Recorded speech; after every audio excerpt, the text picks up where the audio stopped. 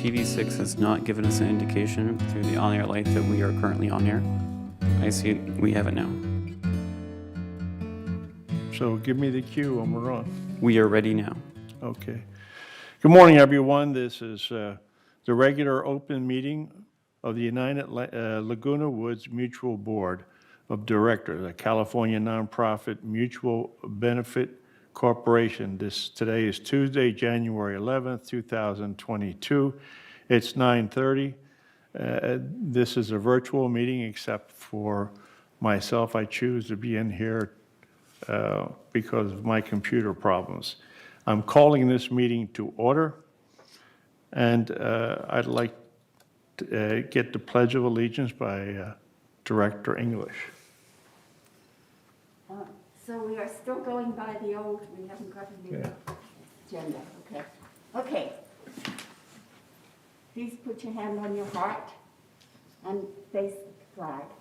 I pledge allegiance to the flag of the United States of America and to the republic for which it stands, one nation, under God, indivisible, with liberty and justice for all. Thank you. Thank you, Director English.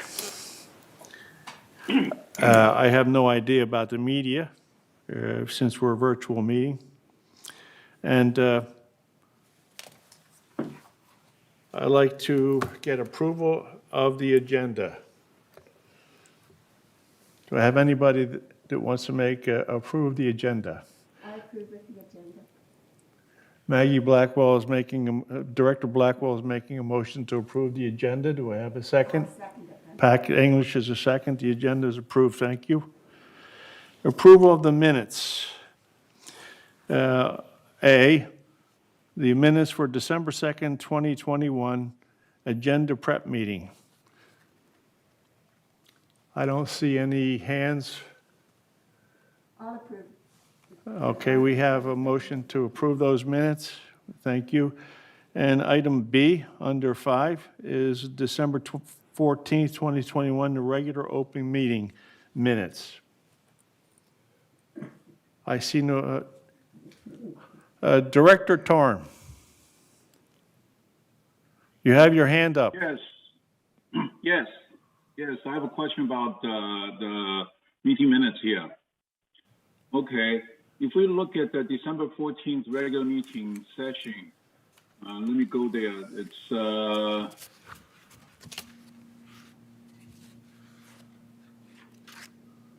wait a second. I'm trying to get there as soon as I can. For Resolution 01-2181, United Laguna Woods Mutual Committee appointments. Okay.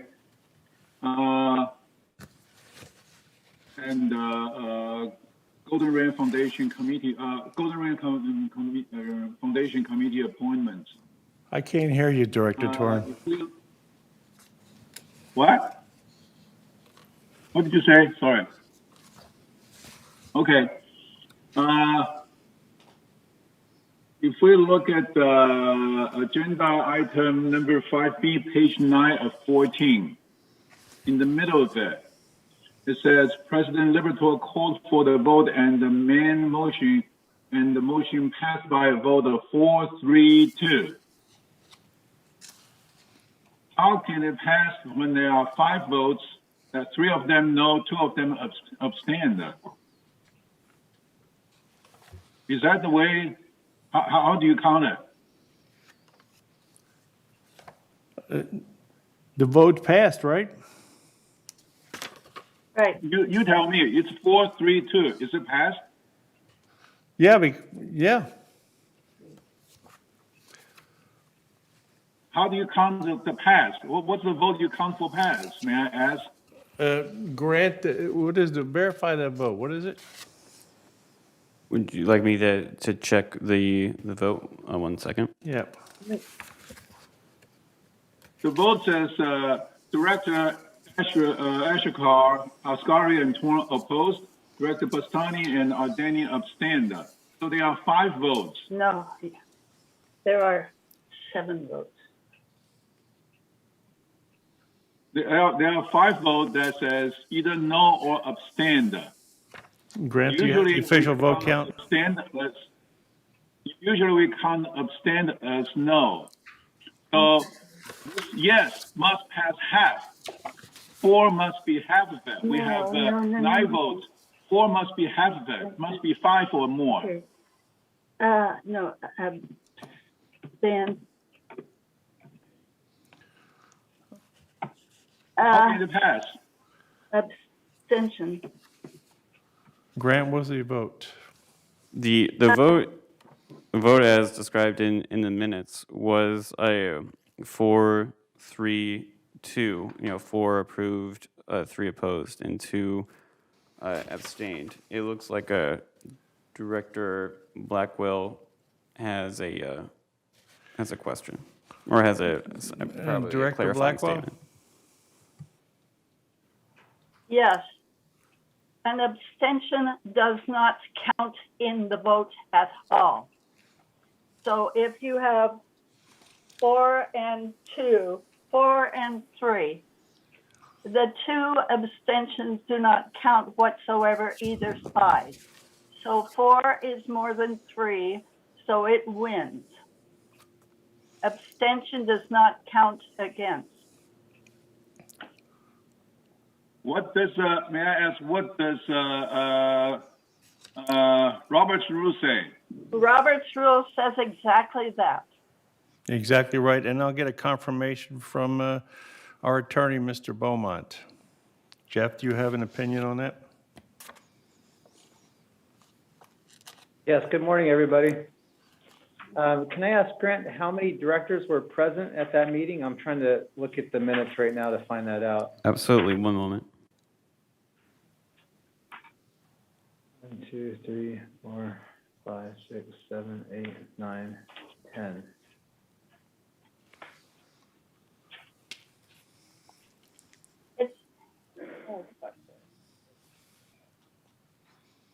Yeah, I think we had 10, didn't we? Yeah, Anthony is the chair, so he doesn't vote. The It looks like- the no, the chair chair can can vote. vote. You don't know the rules. Be quiet. Yeah, the chair can definitely vote. And I'm looking at this 4-3-2 vote. And my concern is that 4 approvals is not a majority of the quorum of the board. Correct. So I don't, Mr. Torn, if you could just let us talk through this. Page. Out of order. 79. You're out of order. You're not recognized to speak. Don't speak. Go ahead, Jeff. So my question is it looks like there's 4 approvals, 3 against, and 2 abstentions. So on its face, it passes.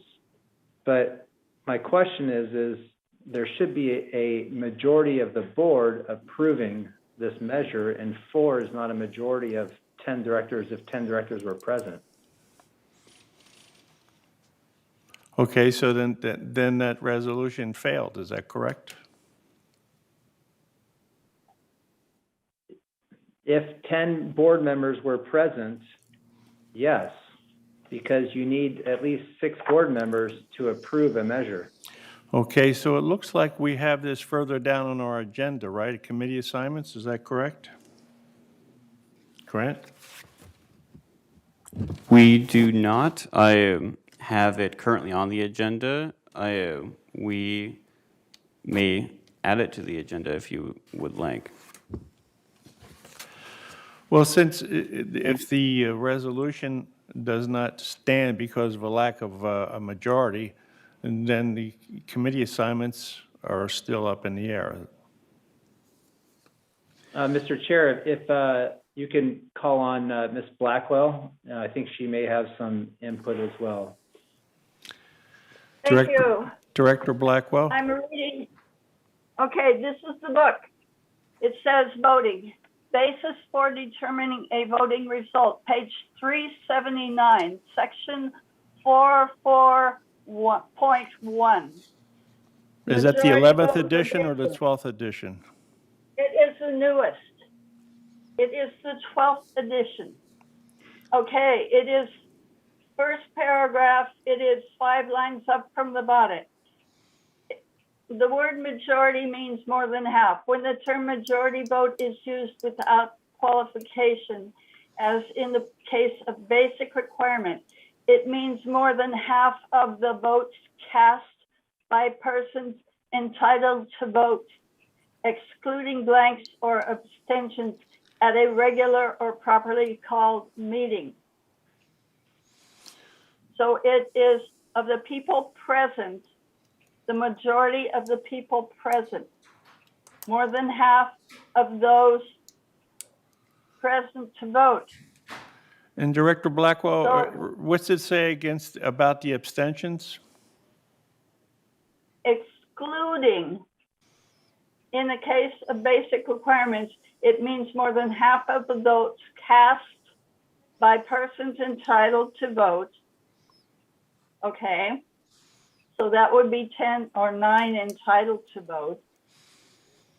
More than half of the votes cast by persons entitled to vote, excluding blanks or abstentions at a regular or properly called meeting. So in For other words, example, the 2 abstentions don't count. You throw them out. Is that correct? that's right. That is correct. I can support that as well. I'm just curious about whether or not there were 10 board members present during this vote, or if directors had left and there were less than 10 at this time. Well, it seems to me, I was here at that time, and we did have, with this Zoom thing, I believe, according to Grant, we had what, 9, Grant? We did have 10. The reason why the vote adds up to 9 in this instance is because the chair did not vote for this action, and then we had 2 abstentions as well. Okay. Director Ascari.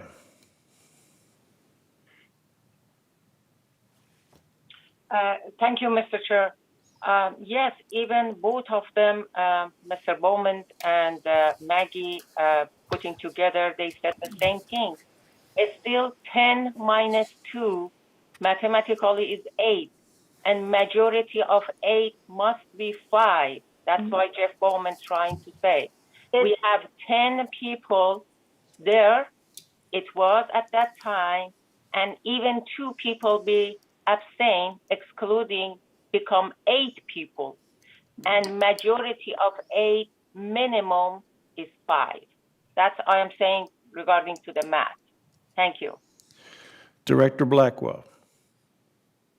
Once again, it says it means half of the votes cast by persons entitled to vote, excluding blanks or abstentions. Thank you, So Director if we Blackwell. take off the blanks, if we take off the blanks or abstentions, if 9 people voted as it says, or yes, then we take off the extensions, which is right here. If you don't believe me, it's right here on page 379. You take off those 7, more than half of the votes cast by persons entitled to vote, excluding blanks or extensions. That takes it down to 7. Then the majority of 7 is 4. Read the first paragraph. You haven't been recognized, Please. Director I am reading Ascari. it. Director Ascari, don't talk unless you've been recognized. My hand's been up before Maggie, and I haven't been Maggie. You never took. You're out of order. You never took your hand down. Jeff, what do you I have put my to say hands about up. Blackwell? Yeah, Mr. Chair, if I could try to resolve this. Maggie, I hear what you're reading, but it keeps referring to those entitled to vote, not those that voted, but those entitled to vote. Anytime there's a vote of the board, the vote result is calculated by the number of board members present, not the ones that actually vote. It's all those board members present and entitled to vote. The board members that were entitled to vote were 8 board members, actually 10 board members. And so we needed at least 6 majority to pass this measure. even if you take away the 2 abstentions, that's 8. And then if there's 8 entitled to vote, you would need at least 5 to pass this motion. I don't think this motion carried. Okay, based on our, It doesn't say majority, it says more than half of the votes cast, except extensions. But then it refers also to those directors entitled to vote, and there were 10 directors entitled to vote. No, they were not present. all right, were Maggie, you're out 9. of order. You're out of order. Director Casey. Now, since Anthony did not vote at the meeting, maybe because he thought he didn't need to, but could he vote now? I mean, is that a possibility, you know? This will need to be brought back up before the board, either added to this agenda or to future agenda, on a future meeting agenda. Okay, so I agree with Jeff. We can't redo something that's already done. And I do believe it had to be brought up again at another meeting. So I'm going to open it up to the floor. Do we want to try to amend the agenda for this, or do you want to bring it up at the next meeting in February?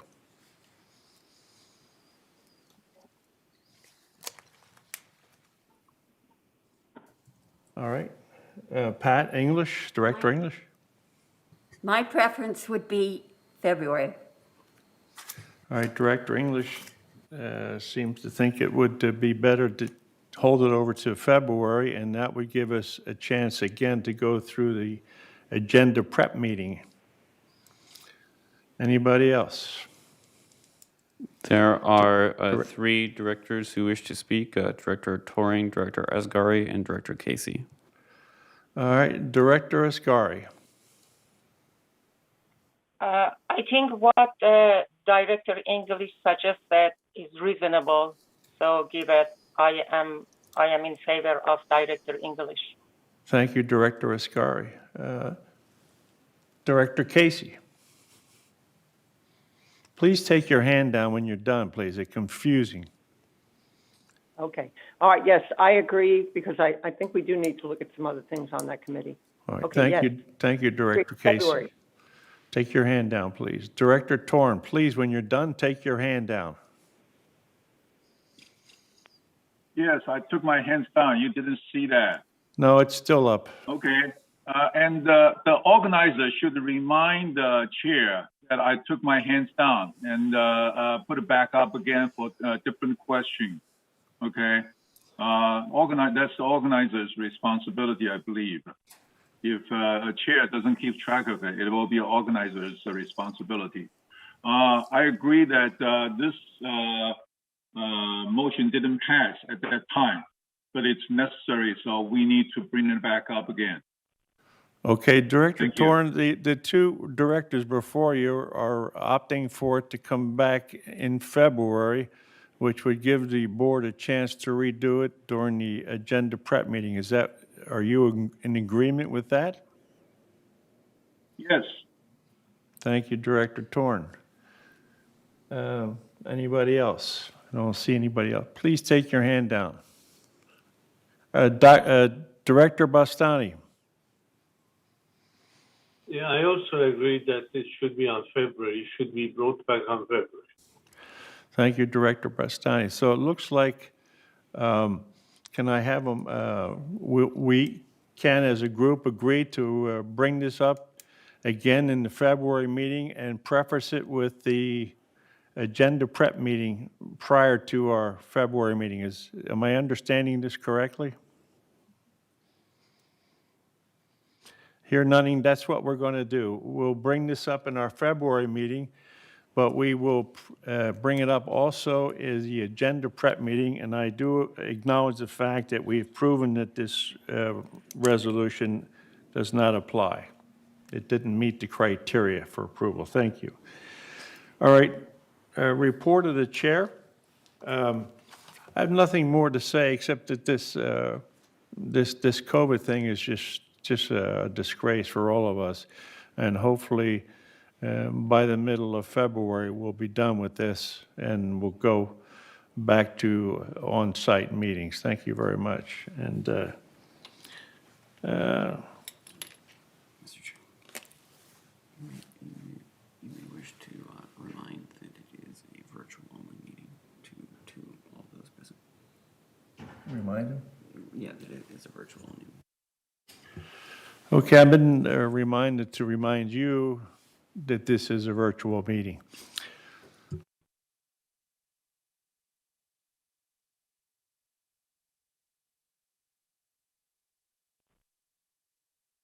It's black hole. All right, do we have item number 7, VMS report? We don't have a VMS report. I don't see anybody on the monitor. We'll just 1 second.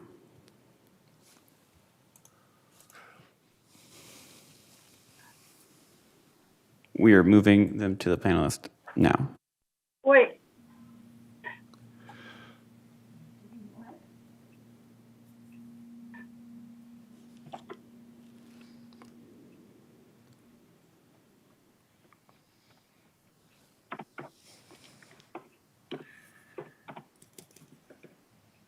Good morning.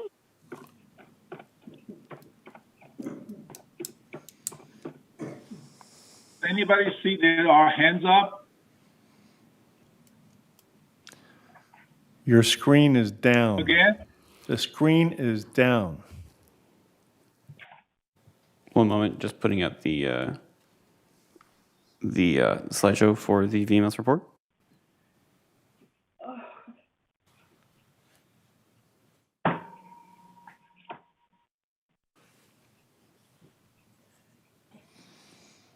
Does organizer know they are hands up?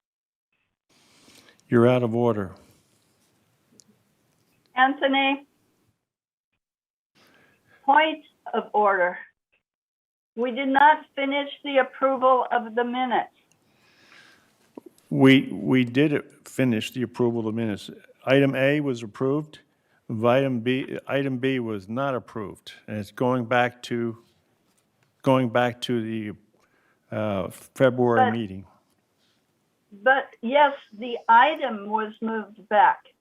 I have a correction to the minutes. It was,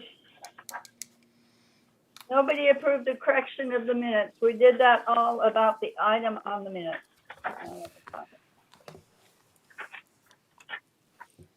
On item 5B, page 3 of 14 of the minutes, if I may be allowed. Well, item B has been ruled disqualified. No, item B on page 3 of 14, number 5B, page 3 of 14. But Director says- Blackwell, we just all agreed that the resolution failed for lack of votes. I'm not talking about the resolution. I'm talking about the COO report, which is number 10, which is agenda item 5B. If you're looking at the agenda package, I'm trying to tell you where to go. 5B You is, look at the 5B is, page 3 of 14. Item 10. well, Yeah, we- I support all right, let's, Blackwell. There is an amendment on the 5B. 5B Right. passed with an amendment. all right, you're out of order, Doc. You don't have the floor. No. Okay, thank you. What we did was remove the item and say that needed to be heard. That was not 5B. That was a different number. The COO report, it's not important. On the second dot of the COO report, it says, new resident orientations available for all mutual. I would like to add the word members at the end of that. That's it. And then I would move that the amended minutes be passed. Well, I quite frankly, number 5 on my agenda is approval of the minutes. Meeting minutes for. Exactly. Well, if 5B has been ruled out of order, it's done. 5B for me is report of the open session on December 14th. It's,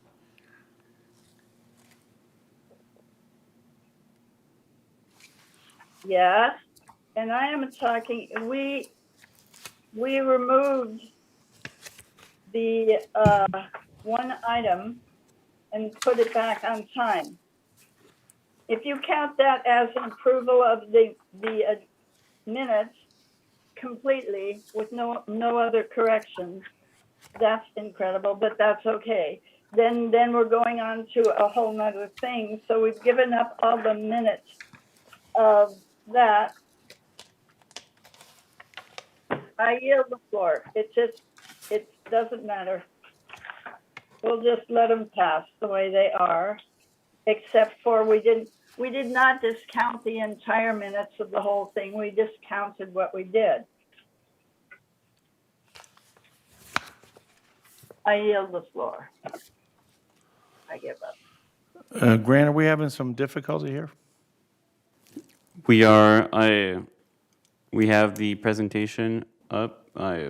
So if I understand correctly, I for have my hands clarification, up. for clarification, hand did up. we have a approval of the minutes of December 14th, 2021? Because we did not take a vote on that. Well, December 14th is the committee assignments, right? For clarification, talking about the whole minutes for December 14th regular open session. December 14th has, That was what had the motion for the committee appointments, which has been, right, that was Resolution 01-2182. however, I do not believe, perhaps what Director Blackwell was stating was that we didn't have a motion to approve the minutes for December 14th, 2021. So the minutes, item A, 5A is approved, correct? That's correct. 5B was decided that it was an illegal vote. It wasn't, the vote didn't carry. The vote on, yes, If I may interject, this is Jeff Bowman, I apologize, but we need to call for a motion to approve the minutes for the December 14th, 2021 regular open session as amended. And the amendment is to amend item 11 on the committee assignments to say that President Liberatore called for the vote and the main motion, and the motion did not pass by a vote 4-3-2. That's the proposed amendment. If someone wants to call for a motion to approve those minutes as amended, and it's seconded, then we can further discuss and then call for a vote. Yes, because I raised the question, so I will call for the amendment of removing that assignment passing, and that's my amendment. And also, I want to say that, Chair, please perform your chair duty, conduct the meeting. Do not assume everything you don't understand is out of order. I don't need to be corrected by you, Director Torn. Now, all right, taking the you very advice much for of, understanding. you're out of order, you don't have the floor, pull your hand down. Director Blackwell, you have the floor.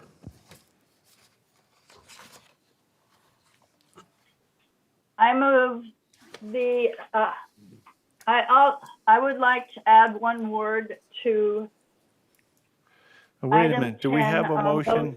Did Director Torn put a motion on the floor? he did. Do we have a second for Director Torn's motion? I second it. We have a second. Could you please, Grant, could you I didn't understand his motion. Could you repeat it, please? His motion, Director Torring's motion, was to accept the minutes with the amendment that legal counsel has suggested to amend the vote on the committee appointments to reflect that the motion did not pass. All right, so we have a second. Director Escar, do we have any discussion on this item? Any discussion? See no discussion, so accept the amendment. And since it's a minutes, we don't need a vote, but if you want to vote, let's vote. I don't see any hands raised, so the minutes as amended have been approved. Thank you. All right, now let's go on to the VMS board. Thank you. You're out of order. VMS board update, do we have something on that, Grant? We do. One moment, please.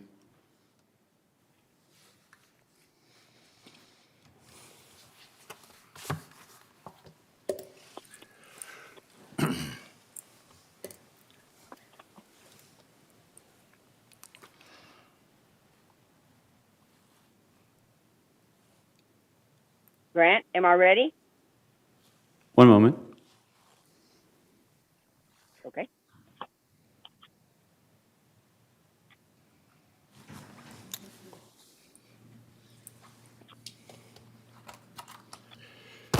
Can you hear me now? We can hear you. Sound like a telephone commercial. Good morning, Honorable Chairman and United Board members. It's my pleasure to provide an update from the VMS Board of Directors. Today's January 11th, 2022. That's hard to get used to. Could you go to the next slide, please, Grant? First, I'd like to review with you the current VMS Board of Directors. We've broken it down so everybody can be aware and remind ourselves of who we have in position. For GRF, we have Diane Phelps, who happens to be the second vice chairman. We have Judith Troutman, and we have Lillian Isaacs. From Third Mutual, we have Rosemarie DeLorenzo, Raquel Unger, Wei Ming Tao, who is the first vice chair, and of course, let's don't forget Rosemarie DeLorenzo, who is our chairperson at this time. From United, I hope you know, we have Cynthia Rupert, Norman Combe, and Manuel Robledo. I'm not real good with names. So I want everybody to be aware of who's in place, and it also shows their terms of expiration so that you can be aware of when it's time to up and renew the board. Next slide, please. Any questions? We can hold till the end if that's okay. Next slide, please. With Jeff Parker's leaving, we would like to welcome a new CEO or general manager, Ms. Siobhan Foster. She is going to begin February 3rd, 2022. She was appointed by an overwhelming majority from the three boards, GRF, United, and Third. And we know that Siobhan has been our COO and very effective for 4 years now. And it's an honor to have her serve as our CEO, general manager. We have seen with Siobhan a proven ability to improve systems and policies and procedures. She's been instituting efficiencies and working to save anything possible with a keen understanding of the intricacies and the expectations of managing the services that we provide to the village residents. She is exceptionally well qualified for this position, and she plans on focusing sharply on the continuous service and improvement currently with village residents. Next slide, please, Grant. In addition, we have a new general services director starting January 17th, 2022. A panel was held, VMS, the mutuals, GRF, to interview different candidates. The top candidate was interviewed by the CEO and then the department heads. The selected candidate has extensive budget, purchasing, and fleet management experience. So fit right in, and he is scheduled to start January 17th, 2022. Next slide, please, Grant. Next, let us discuss the Mnc Department Restructuring. This restructuring is designed to provide enhanced customer service resulting from appropriate management and oversight to support a timely project delivery, which we know has been an issue for a while. We were expecting improved accountability for the service requests, responses, support for the budget development and monitoring these department expenses, and management the resources necessary to identify and implement process improvements. Also, it enhances timely response and implementation of board policies and directives and promotes strategic succession planning. Next. Here is a overview of the Mnc Department Administration as it is currently working. We have an Mnc Director, Manuel Gomez, that is overseeing 2 assistant directors. We have Ian Barnett is the Assistant Director for Maintenance, and Bart Mieja, I'm not sure about that one, I'm terrible, Assistant Director for Facilities and Engineering. Broken down under each of those positions are a Projects Division Manager, Guy West, a Manor Alterations Manager, which is going to be Roby Doncost, and we have right now damage restoration, a vacant position. For maintenance, we have Ko Shida, which is the new Maintenance Operations Manager, and a Maintenance Services Manager is currently vacant. If you'll notice, there are a breakdown of the number of positions and budgets available. So under the facilities engineering area, and we have 33 full-time positions. There is a $3.3 million operating budget and $9.2 million for contract services. If we look over on the maintenance side, we have 139 full-time positions, a $16.2 million operating budget, and a $6.1 million contract services. Next slide, please. Okay, let's talk about what we're going to try to do to make everybody happy with the key performance indicators. Starting in December, we have new reporting. The focus of the reports are going to be measurable actions, process improvements, cost savings by the project, and then quantifiable corrective actions and outcomes for these identifiable problems. And then focus on critical customer-facing decisions, beginning with community services, resales, those 2 areas. Okay, next slide, please.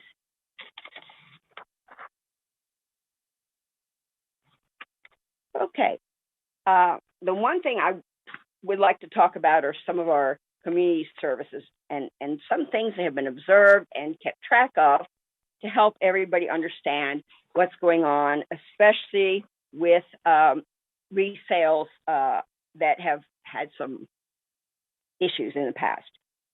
For your information, 174 more escrow packages were received in 2021 over 2019. And if you'll notice, we are not really counting 2020 because of the COVID issues and the skewing of the numbers. So we had a 27% increase in the packages received. And then in 2021, we had 817 packages received, but in 2019, there were 643, thus the 27%.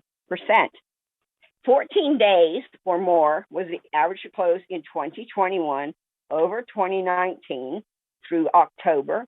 Unfortunately, that was a 70% increase in the days. So it took 20 days in 2019 and 34 days in 2021. However, that will change. The workflow bottlenecks are due to be processed and worked through, and there's mainly the bottleneck because of the upsurge in the number of packages submitted. Next slide, please. Okay, so there are a couple of enhancements underway.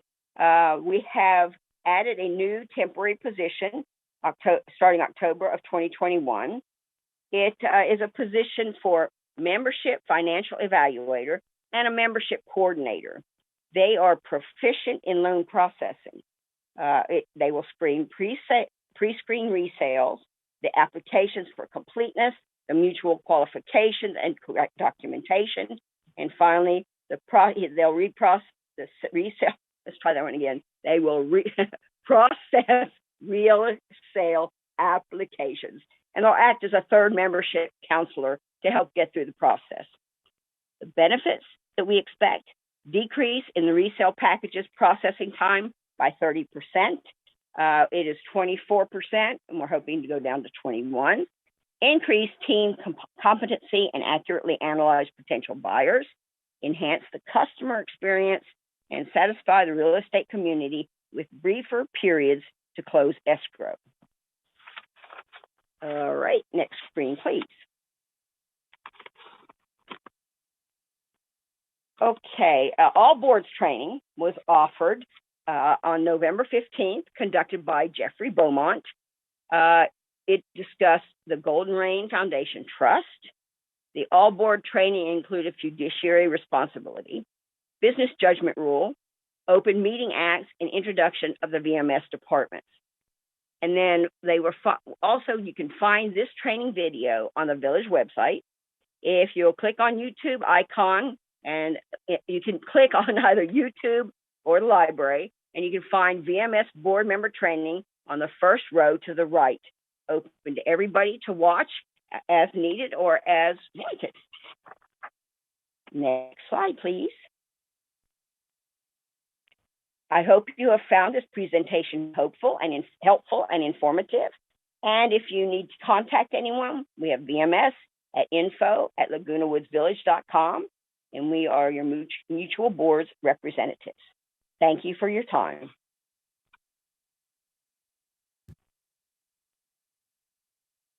Thank you for that detailed report. And now we'll move on to number 8.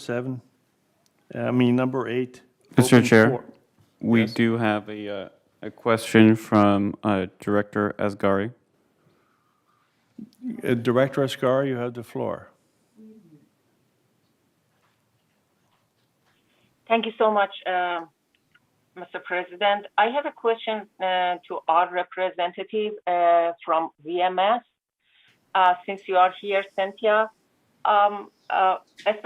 please send a special thanks to Siobhan that quickly take action and make these meetings as a virtual. However, I have a question. I received an email that in the email says, the email sent by Siobhan, that GRF and both mutual. Oh, hello, Siobhan, you are here. And the email that we received from you, Siobhan, said that GRF and United and third board decided that this be a virtual meeting. When you use the board, that means we decided. I didn't know. I don't know about other members. Maybe president or vice president knows. Maybe you can write down that one that way. But using the word board, that means we voted, but we didn't vote it. I wanted just to bring that one attention, and a special thanks that you're taking care of the staff and all of us. Thank you so much. Thank you. Thank you, Director Asghari. Director Torn. Yes, I have a question about the VMS presentation. Okay, first, could you send the presentation to us? In the past, we have every meeting we have these presentations, but we've never received any presentation to us, document to us. We would like to take a look at that, okay, and also as a record of what's happening. The second thing is something you mentioned. There's enhancement underway. Membership financial evaluation and membership coordinator.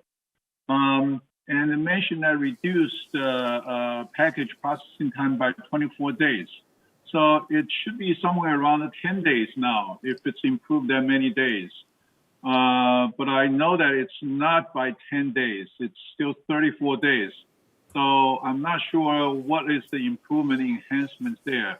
Could you elaborate a little bit more on that and help understand that the days are, the package processing time is indeed improved significantly. Thank you very much. Director Rupert, are Andre, you for the still, month of are you December, still? the reduction was 4 days. We are moving in the right direction. This is a new position, so that is our ultimate goal.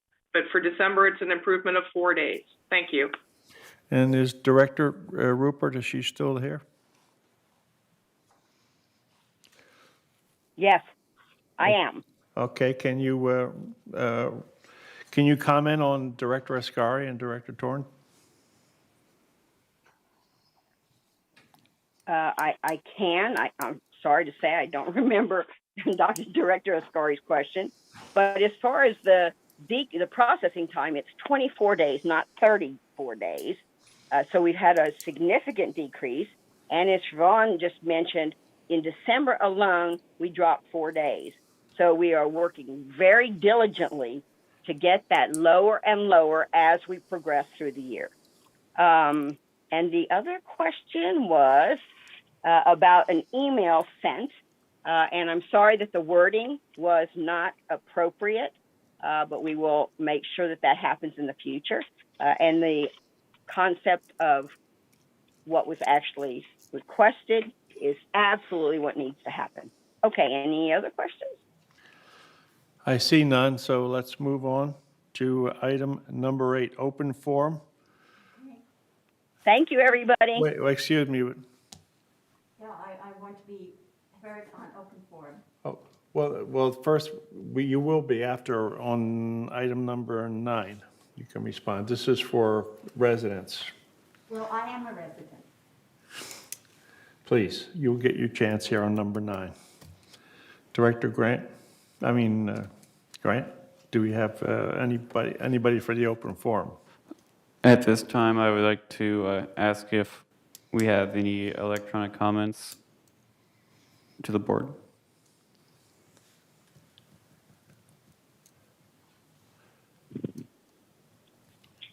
Yes, I do have some email comments. United Board of Directors. Catherine Bryans, 293B. United Board of Directors. As a former United Director, I have a good idea of how boards are conducted. Your conduct is disgusting, juvenile, and egocentric. The grade school behavior is making stock shareholders concerned about the leadership of United Mutual. May I suggest to the President he has the power to recess a meeting for a 5, 10, or 15 minutes timeout. No need to shout over your board members. United is a billion-dollar corporation, and it's time to act as professionals. If you cannot do that, we will find people who will. Kathy, I won't waste my time addressing the rude, disrespectful, and disgusting behavior displayed by some United board members. The behavior is on display and recorded for all to see as part of the public record. I do want to comment on statements made at the December board meeting by Directors Liberatore and Casey.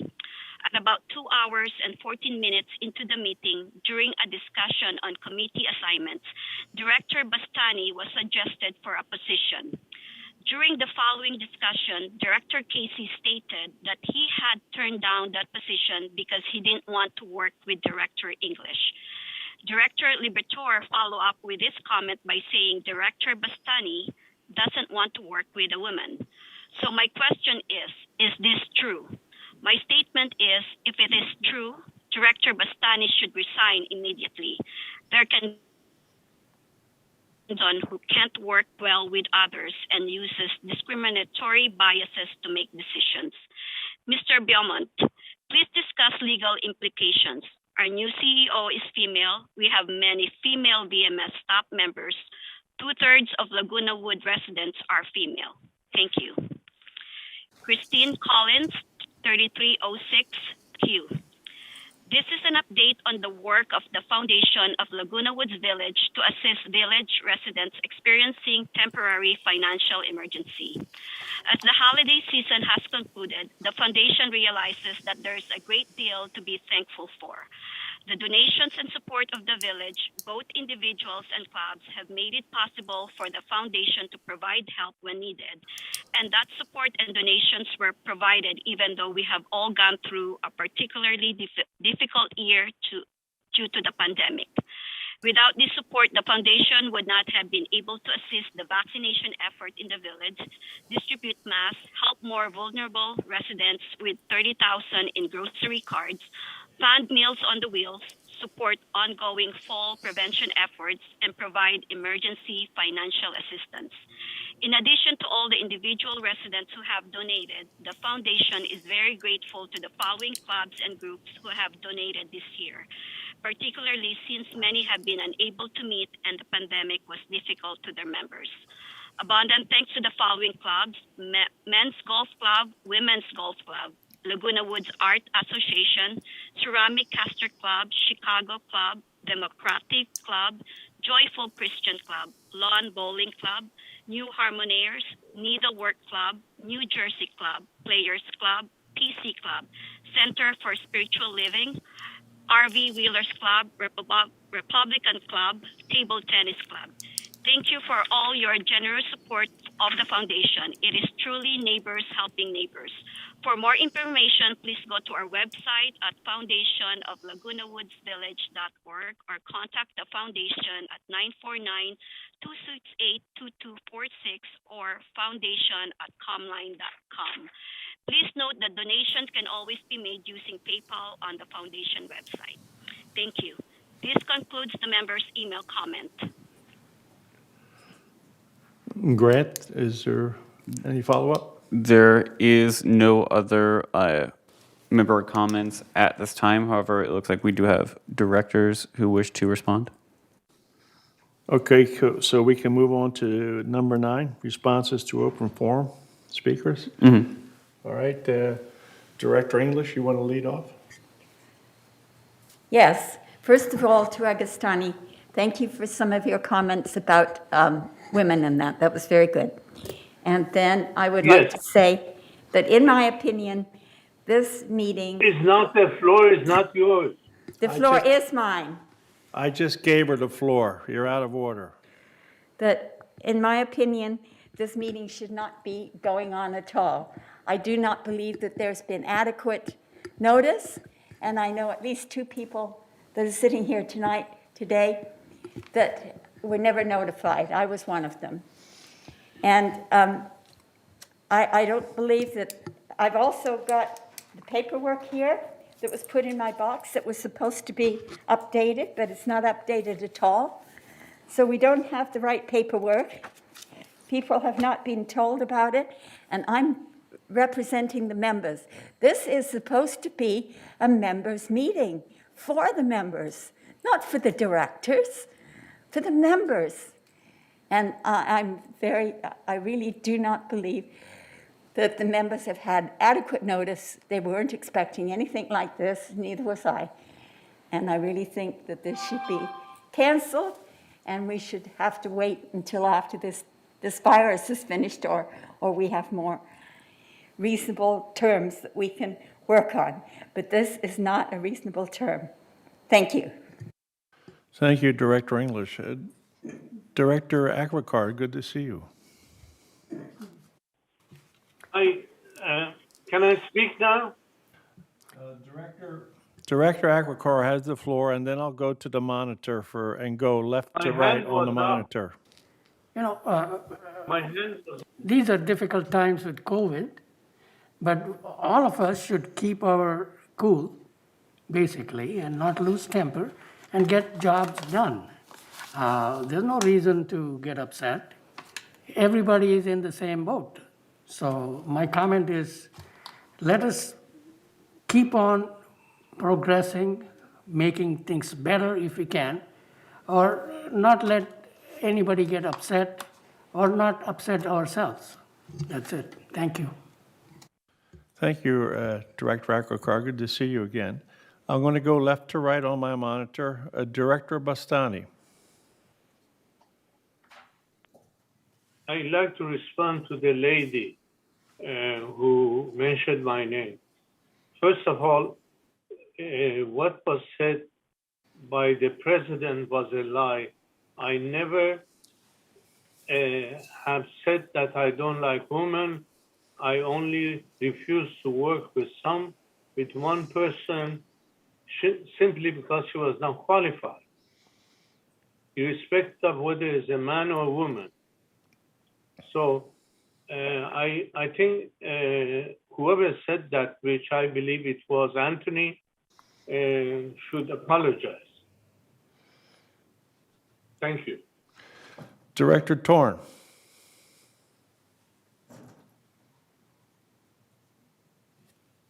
Yes, I think I would suggest that our chair conduct the meeting more professionally, and don't just because you don't understand. Sometimes, like just the last meeting minutes, the chair doesn't understand the question, and anybody asks questions will be called out of order.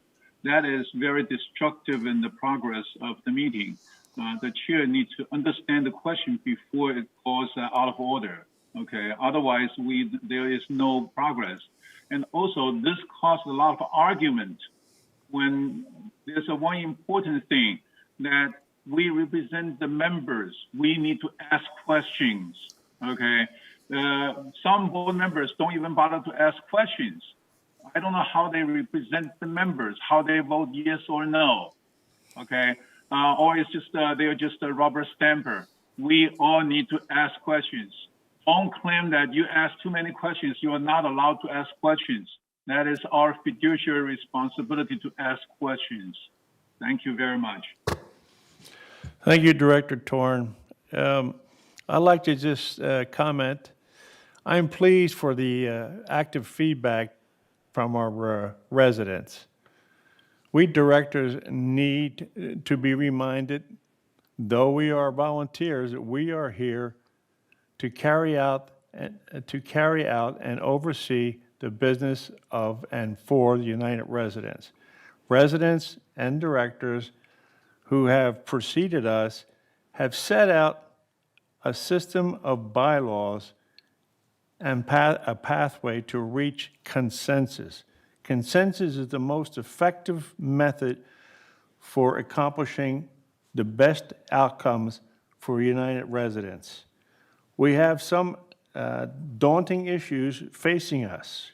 COVID for sure, insurance for sure, and the mounting cost of doing business in Orange County.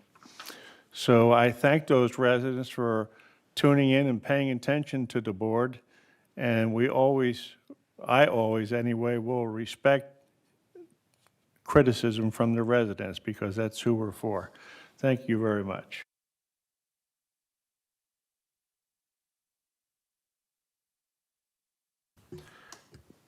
We're going to go on to number 10, United Board appointments.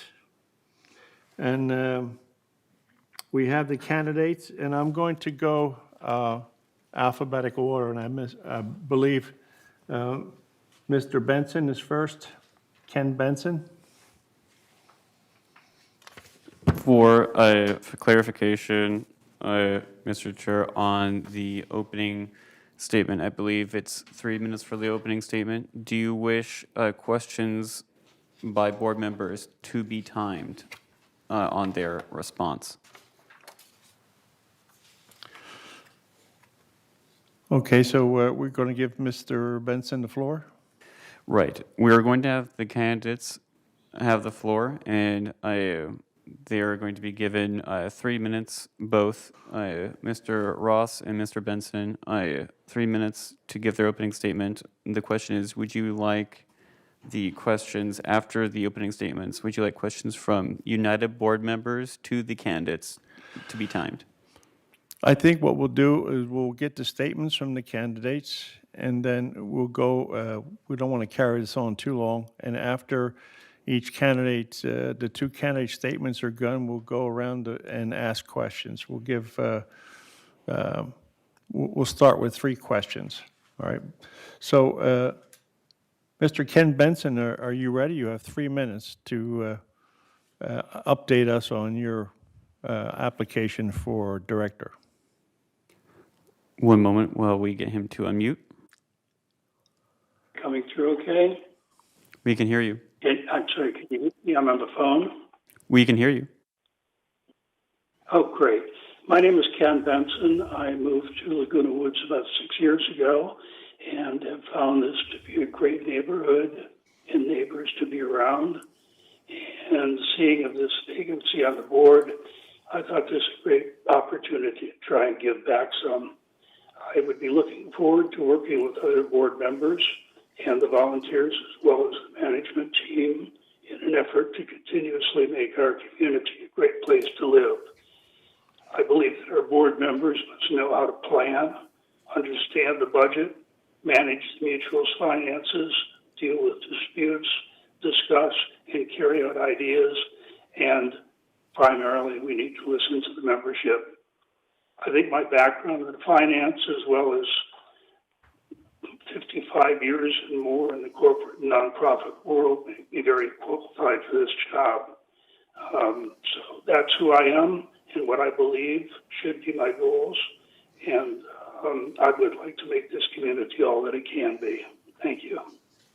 Thank you, Mr. Benson, and stay tuned. We'll open up for questions later on. Now I'd like to hear from Director Lenny Ross.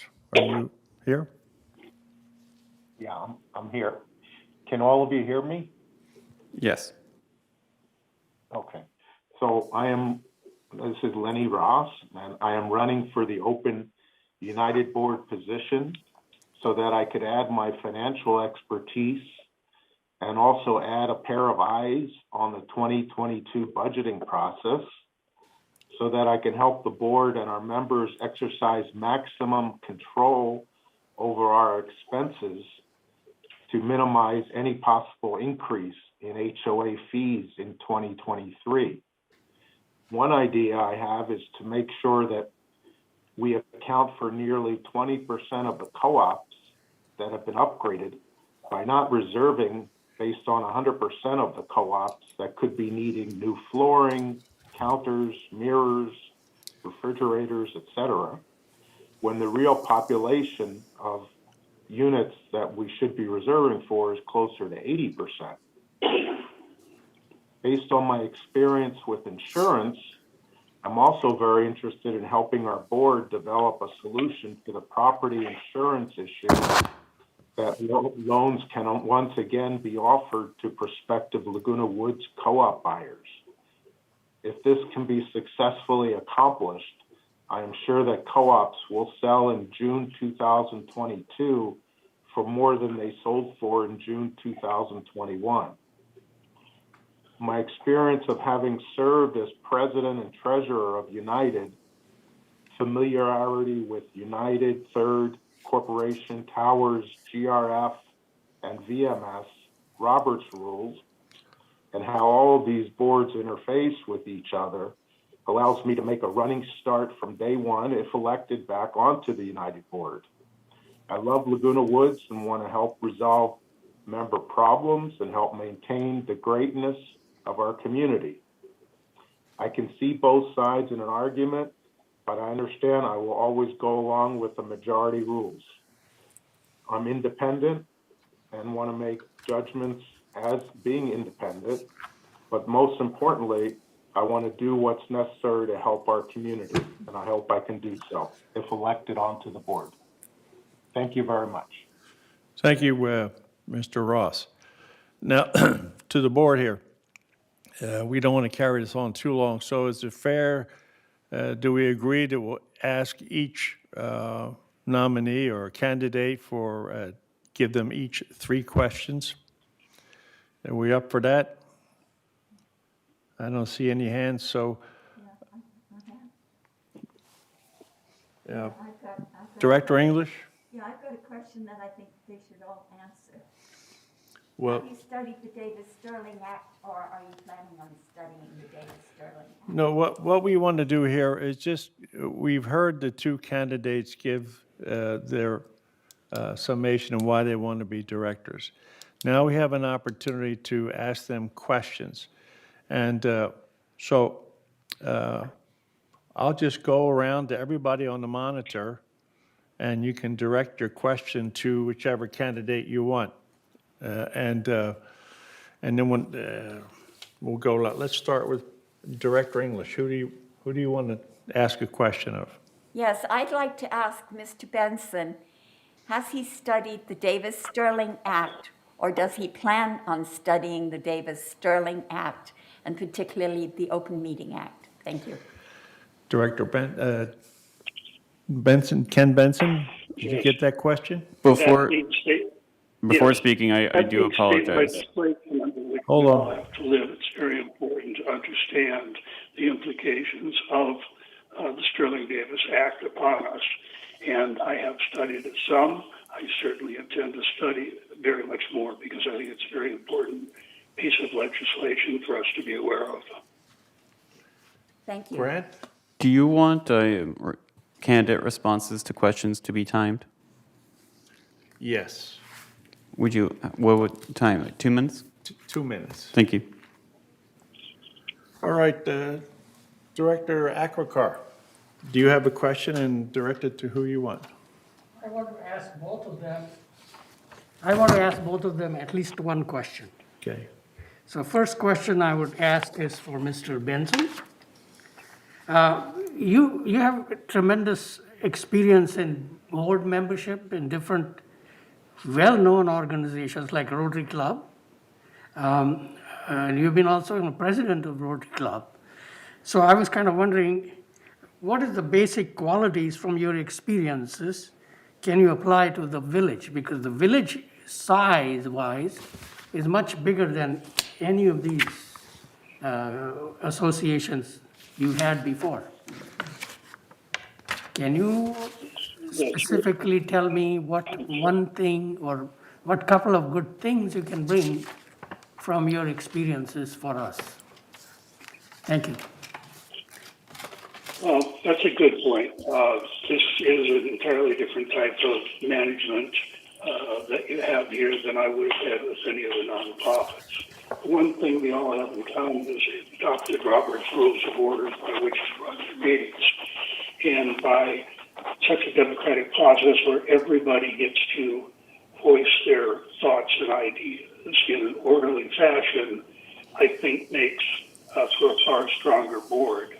As far as what we would look at doing, every problem is the same. You have to figure out what your problem is you're dealing with, what the process is going to be to go through to learn as much as you can, and then put a plan in place that is going to end up with the result that you want.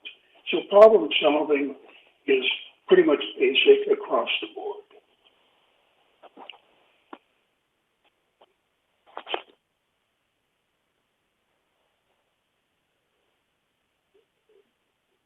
My next question is for candidate Ross.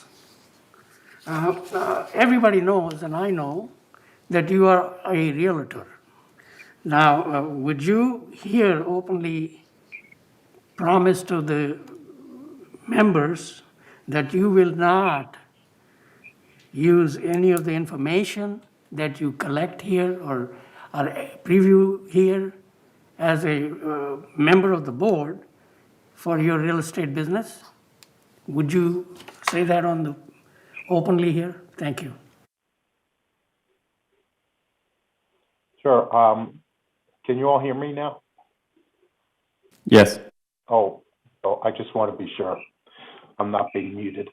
Yeah, I am a realtor, and I've been a realtor for about 6 years, and I would pledge to not use any of the information that I gain from the board, and I will make sure that I recuse myself in case there are any motions brought up that would affect the real estate that I practice. So I think that I would be fair, and I think that I would not let that interfere with this position. Thank you. Thank you. Mr. Chair, please make sure your microphone's on. Please make sure your microphone is on. Please make sure your microphone is on. Oh, I'm sorry. Yeah, now I'm going to go to the monitor, and I'm going to start at the top left-hand corner, go to the right, and then go down to two. I have 3 more rows. So I'm going to start off with Director Lee. Director Lee, do you have any questions for the candidates? Yes, I have a question for Mr. Ross. You said that you have served as a president and the treasurer for the United Board. My question is, what year did you serve for the United Board? And also, what was the difference how the United Board conducted their meetings when you were the member of the board compared to today?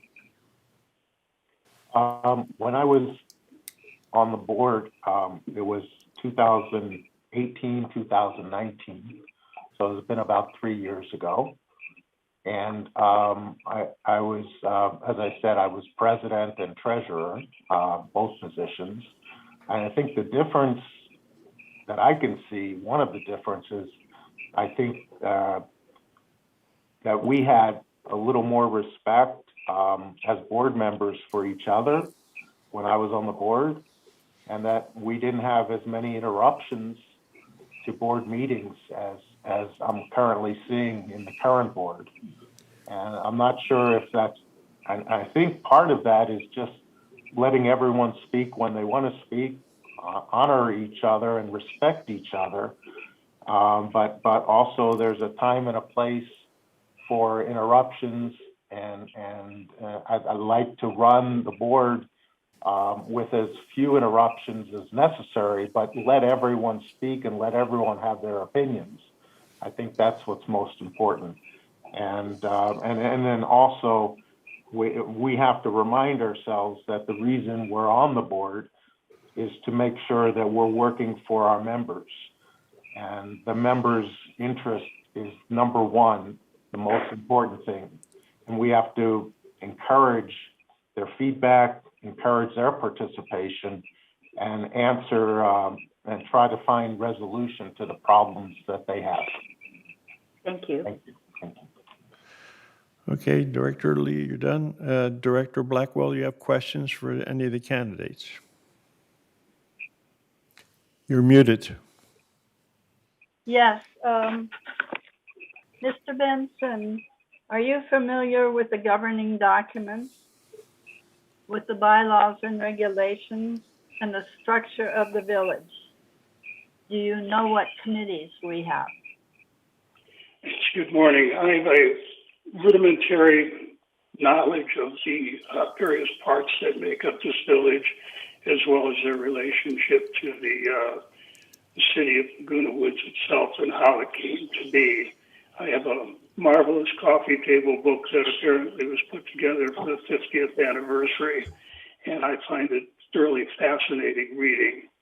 I've also had the great opportunity of living close to the library and historical building, so I spend a good amount of time down there when it's too hot or too wet to walk outside.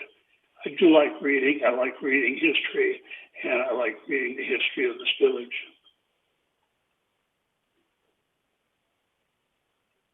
All right.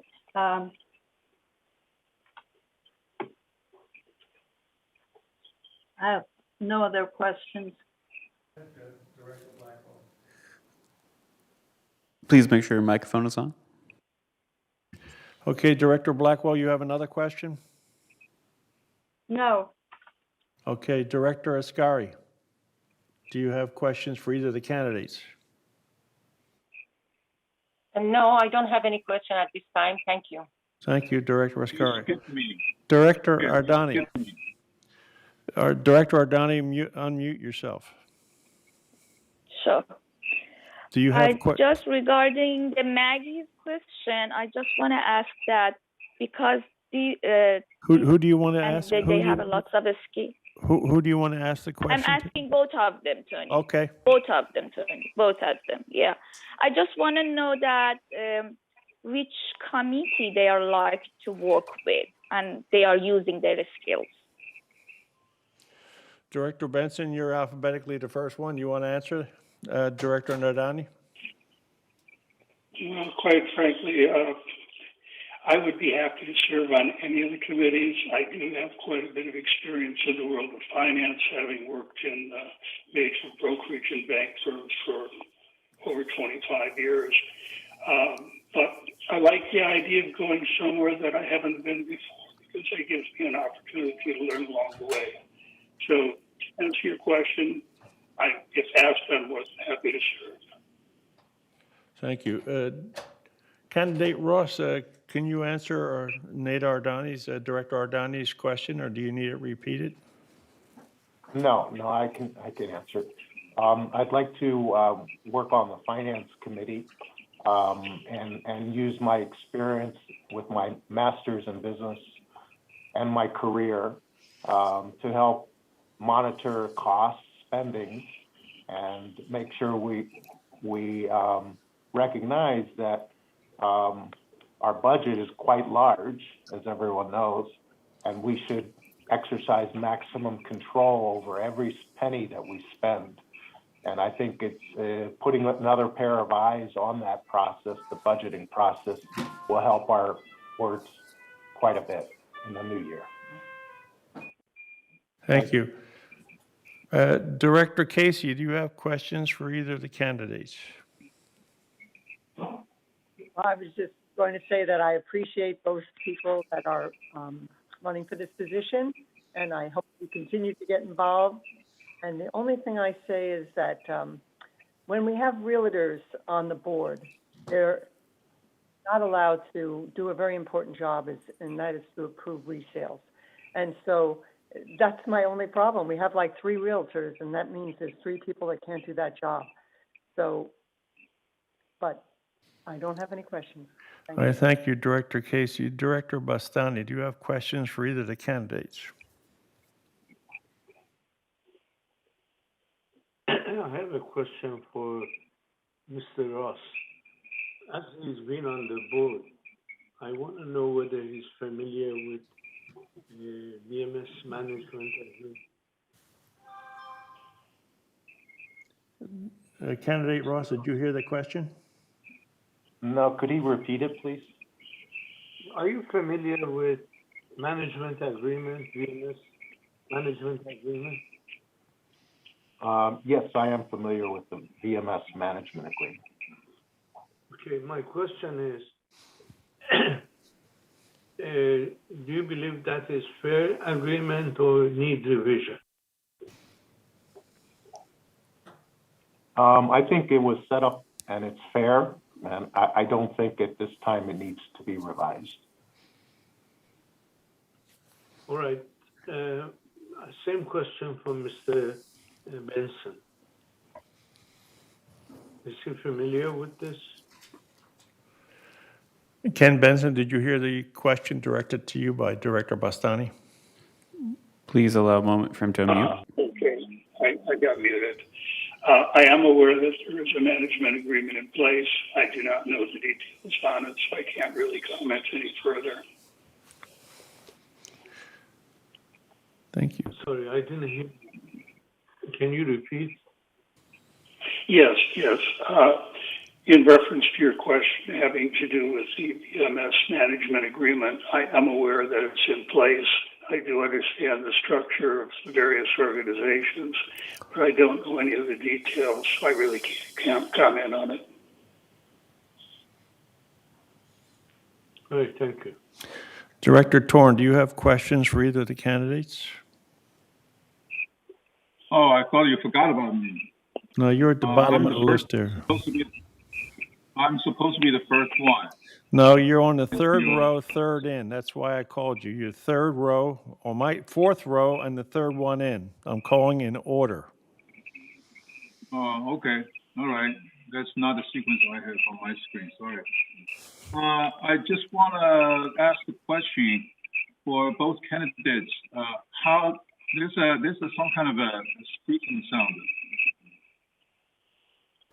Okay. All right. I just curious, what kind of a difference would you like to make to get on the board? Can you help us out, express what you're interested in and what you want to change and what you want to do? Thank you.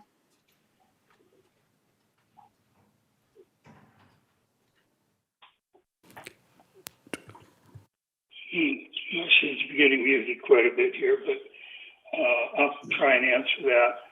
I would like to work on the board to help move things forward in a manner that everybody is happy with. I want to see everybody have a chance to express their thoughts and opinions and ideas, and I want to see it done in a fashion that respects everybody else's opportunities to do the same.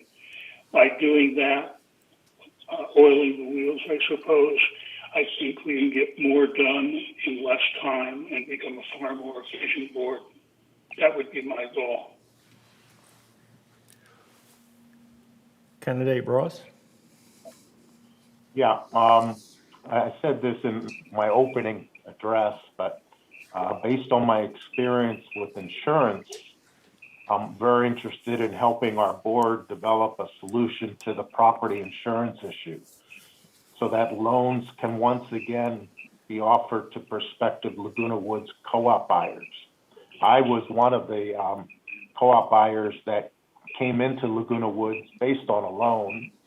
And if the current position is that we don't loan to Laguna Woods buyers in the future, then I would not have been able to move into Laguna Woods. And there's about 25% of the people that usually apply for loans when they move into United. And those people now have to either look elsewhere or look at moving into a condo. And I think if we want to, I think this is an incredibly important issue because a lot of our properties will either go up in value or down in value based on the positive outcome of this issue. So I'm hoping to spend quite a bit of time to help us get over the hurdle and find a resolution to this issue. Thank you. Okay, everybody's had a chance to ask questions. Now, Grant, do you want to, we can go to voting on these now? Do you want to take over, Grant? Would you like to go to a vote? Or would you like to give candidates, have them give closing statements? All right, for the directors, we'll give each, and we'll go alphabetically, each candidate a closing statement for 2 minutes. Let's start with Ken Benson. Ken, would you have 2 minutes for a closing statement? Thank you very much. First of all, I find this somewhat humorous that the other candidate here is Mr. Ross, having previously voted for him. So were I not running, he would be my favorite candidate. I am, so that's the difference. I would like to work to make the opportunity to work with the board to ensure our village is everything that it possibly can be. Over 55, almost 60 years of working, I've collected a lot of information in a whole lot of different places. And because of the nature of my jobs, one of the main things that I've learned is how to get along with people.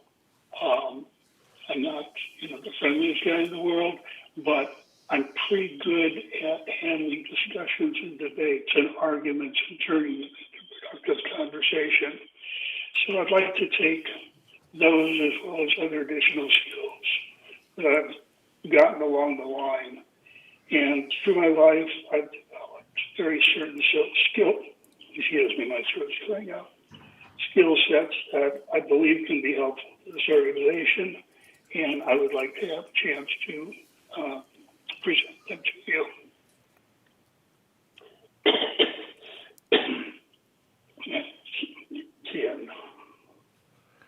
Thank you, Mr. Benson. Mr. Ross, you have 2 minutes for a closing statement. Okay. Thank you very much to our board members and our members for giving me the opportunity to run for this position. And I'm hoping that I get your nod and get back onto the board so I can contribute to our community. I think my experience of having served as president and treasurer of United, and my familiarity with United and Third Corporation, Towers, GRF, VMS, Roberts Rules, and how all these boards interface with each other allows me to make a quick and running start from the day I'm elected back onto the board. I love the community. I've lived here for 6 years and want to help resolve member problems and maintain the greatness of our community. I'm good at working with people and good at working with board members, and I look forward to working with all of you should I be given the chance to come back to the board. Thank you very much. Okay, with, the two candidates have used up their final brace for us. And now, Grant, do you want to take the election? Absolutely. So for the directors that are attending via Zoom, please vote through a direct message to the conference organizer. You can see that by going to the chat function that it should be at the bottom of your screen. And if you open that up, there is a direction where it says to, and it says it should be default to hosts and panelists. What you want to do is you want to click on that caret there, and then you want to scroll down to the name that says conference organizer. Grant, Yes? Grant, I don't see that on my MacBook. The last one on there is Shaban. I don't see, I can't scroll down any further to see that particular. Although I see somebody, oh, wait, maybe I do have it now. Yeah, I've got it. Thank you. Thank you. All right. All right.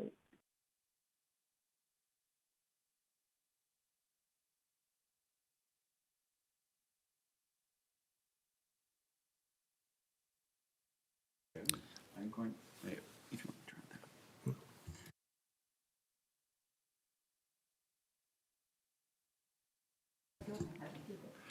I'd like to thank the two candidates for taking the time and the interest to apply here to serve the residents of United Mutual. And again, I can't thank you enough for taking the time and energy to get you involved here with the board.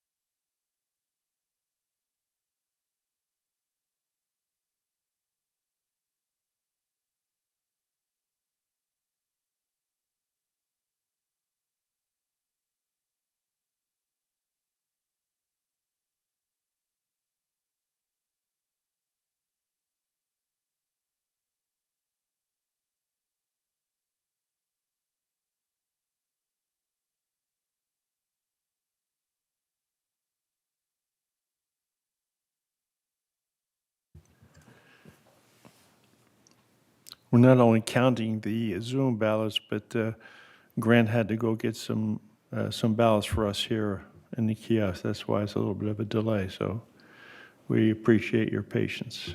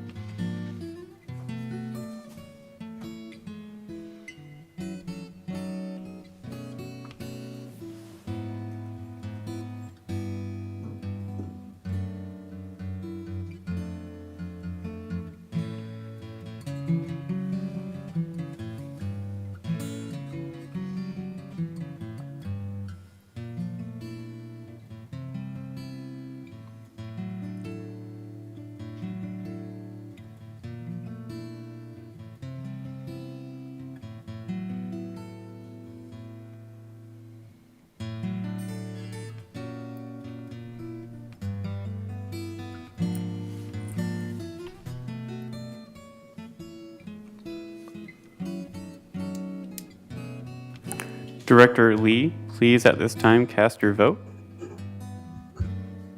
If you would like for me to repeat instructions, I certainly can.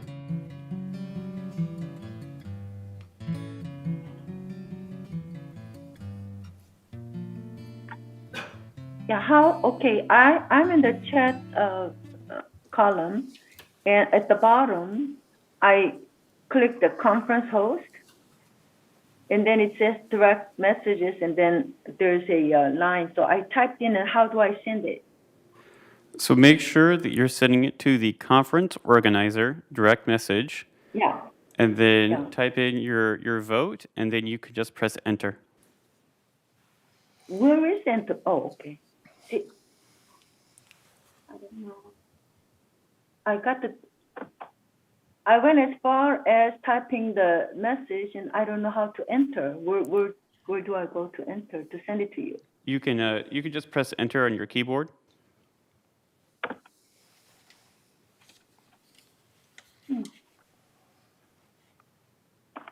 Did you get it?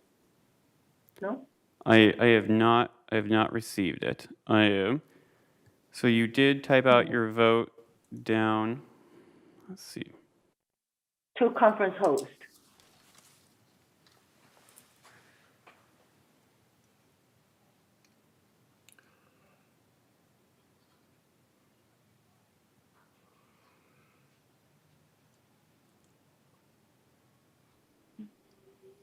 Oh, okay. To press enter key, do you see?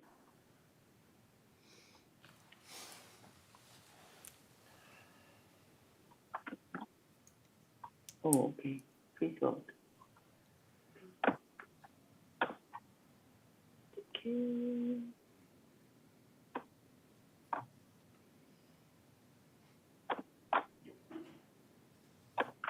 Grant, why don't you send a private message to Director Lee, and she can respond that directly to you? I have sent her a message. Okay.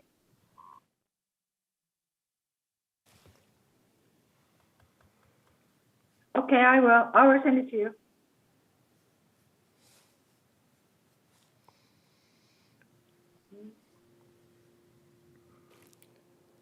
Then you may reply to that message, and then with your vote, and press enter. Let me see. Okay.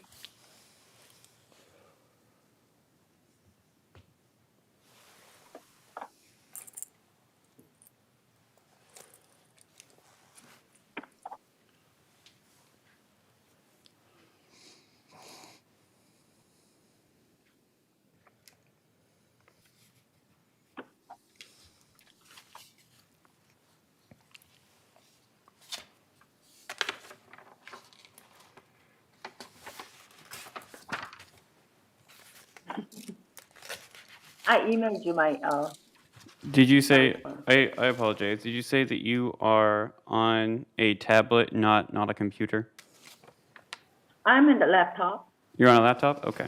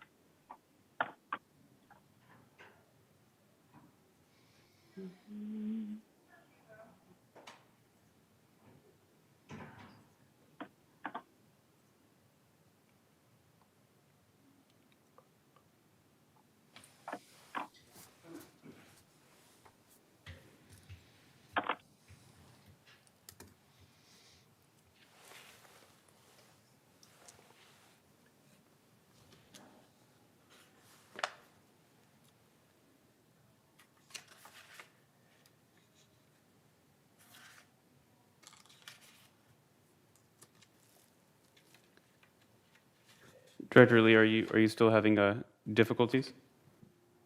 Yeah, but I send it to your private email. Yeah, I do. To my email, I will check my email. Yeah.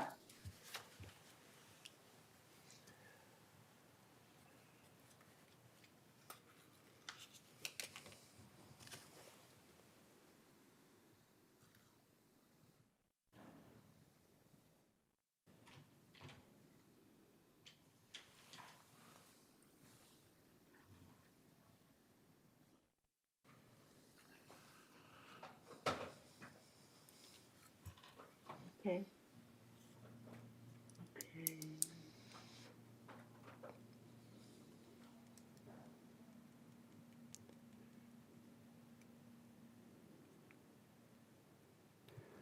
I do not see the email sent. If you'd like to resend it to my email.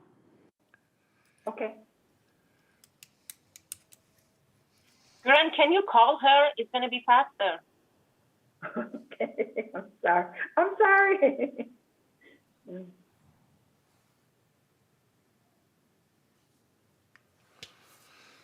Okay, got it.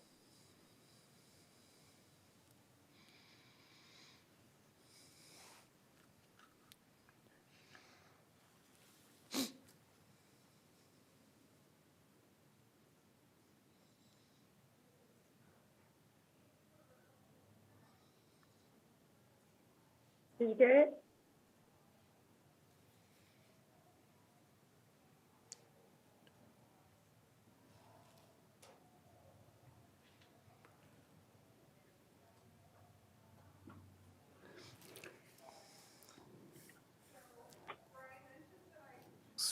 Still waiting. One moment.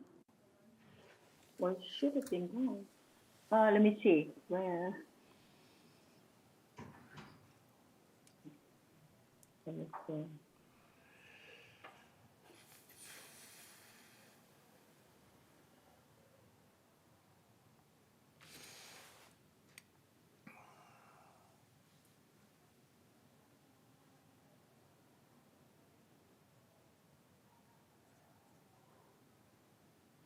Why don't you go ahead with the other members? Meantime, I will resend it, okay?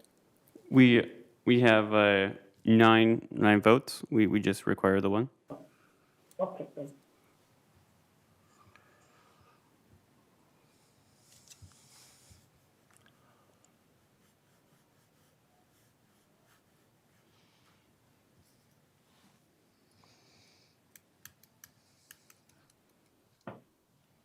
Grant, if you call her, it'll be much faster, like.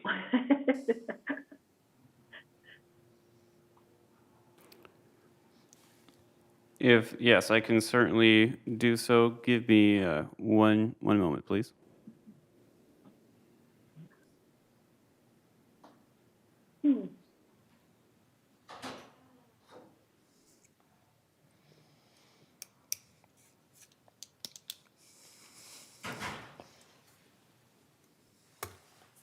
Sorry, guys.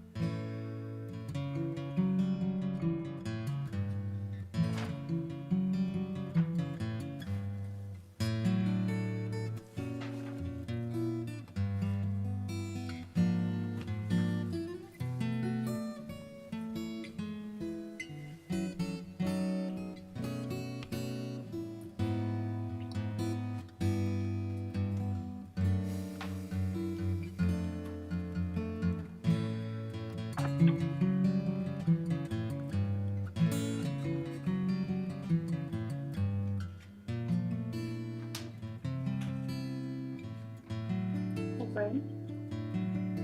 Yeah, I'm voting for Lenny. Well,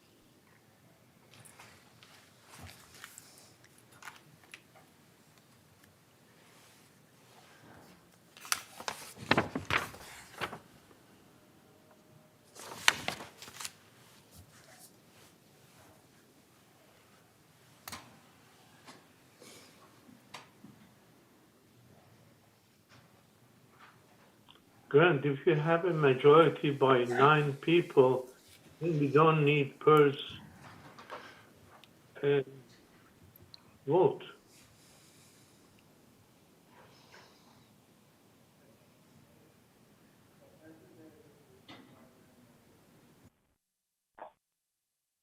Grant already got my vote. Chair, we heard your vote too. I think that Grant for sure heard your vote.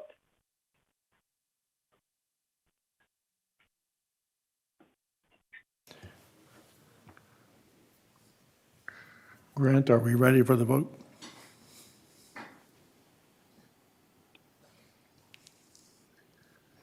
Yes. The results are, there are 8 votes for Lenny Ross, 2 votes for Ken Benson. So eight, 8 for Lenny Ross? That's correct. And There's 2 for Benson. And 2 for Benson. Okay, so Lenny Ross. Lenny. Lenny Ross, welcome aboard. You're a director, and you can stay on as remote. And Mr. Benson, thank you so much for contributing to us here, and I hope that you will stay in tune with us and get with the get with what's going on here in United, because we need people with your background to help us out. Thank you.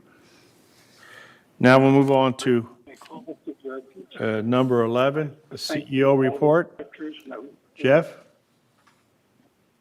Yes, sir. Good morning, board and members. The couple updates I have for you. First, COVID update, which I mentioned on Channel 6 this morning. Obviously, we have seen a real uptick in the, unfortunately, in the COVID numbers throughout the state of California and Orange County. The reported numbers for this last weekend were 22,945 cases. That is a uptick from the previous weekend of 15,000 cases. So you can see that we've seen almost 8,000 more cases in just this last weekend. We're averaging over 6,000 cases a day, which is a pretty high percentage of based on your population. The most important thing that we have tried to keep an eye on and update you on is that in 1 week's time, we went from a hospitalization rate of 545 to the reported weekend hospitalization of 964. So that's a significant increase in hospitalizations in just a 1 week period of time. Also, with regards to ICUs, they've gone up from 104 to 140, so additional 36 ICU situations included in that hospitalization number.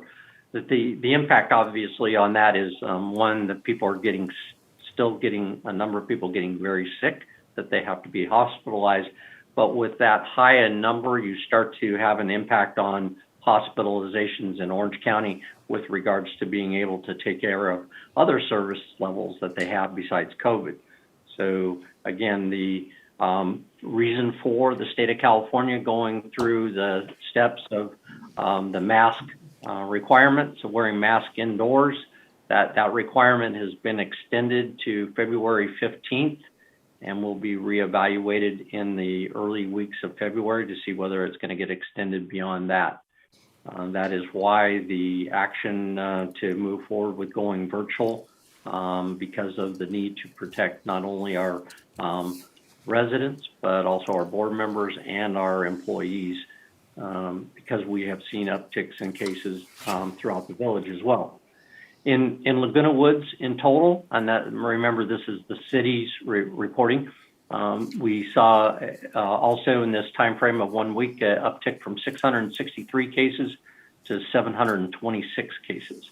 And thankfully, no additional fatalities with regards to that. So again, to our residents, we are going virtual with regards to all our board meetings and committee meetings until such time as the mandate from the state is removed. And we will, obviously that will last for sure until February 15th. And at that time, we'll be able to announce whether or not that's been relaxed or if they're going to continue to have that mandate move forward with regards to the masking requirements as we know it. The other thing I wanted to that's related to going virtual with the meetings is we did have a planned meeting with regards to a discussion about our bus service and a opportunity that we were looking at with regards to partnering with AgeWell as part of our bus service. That was scheduled for Friday the 14th at Clubhouse 2. That's being rescheduled as a virtual meeting on the 21st, which is the following Friday at 9:30 in the morning. It will also be televised live, virtual. Part of it will be also televised as we do our board meetings with regards to TV6. So people will be able to comment virtually if they go on to the virtual meeting. Also, they'll be able to watch it on TV6 and submit letters ahead of time or submit emails after they're watching that with regards to questions. And then our anticipation is to ultimately have a meeting in which we would have actual people in the building. And that would, whether that's in Clubhouse 5 or Clubhouse 2, will to be determined by the health environment that we have. And that will be scheduled sometime in mid to late February, again, depending on the requirements and obligations that we have under the state law and Orange County Authority. So that's the update on COVID and our upcoming meeting that I wanted to indicate. We also have a short presentation on the solid waste transition timeline that we're going through. As you know, we have been impacted by a state law that was put in place and the obligation for the city of Laguna Woods to implement that state law. And of course, it directly affects us at the village here.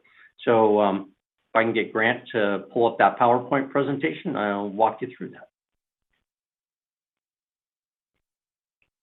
You can go on to page 2, Grant. All right, real quick here, the organics recycling is what we're really focused on. And this is a obligation that came out of a state legislation that was passed, 1383, that requires organics to be recycled separately from just regular trash. As if in the past, you could put organics in your regular trash can, and no longer can you do that. And the reason for this is, again, to get organics out of the landfills and into some kind of separate recycling plant. So with regards to this, it all kicked off on January 1st.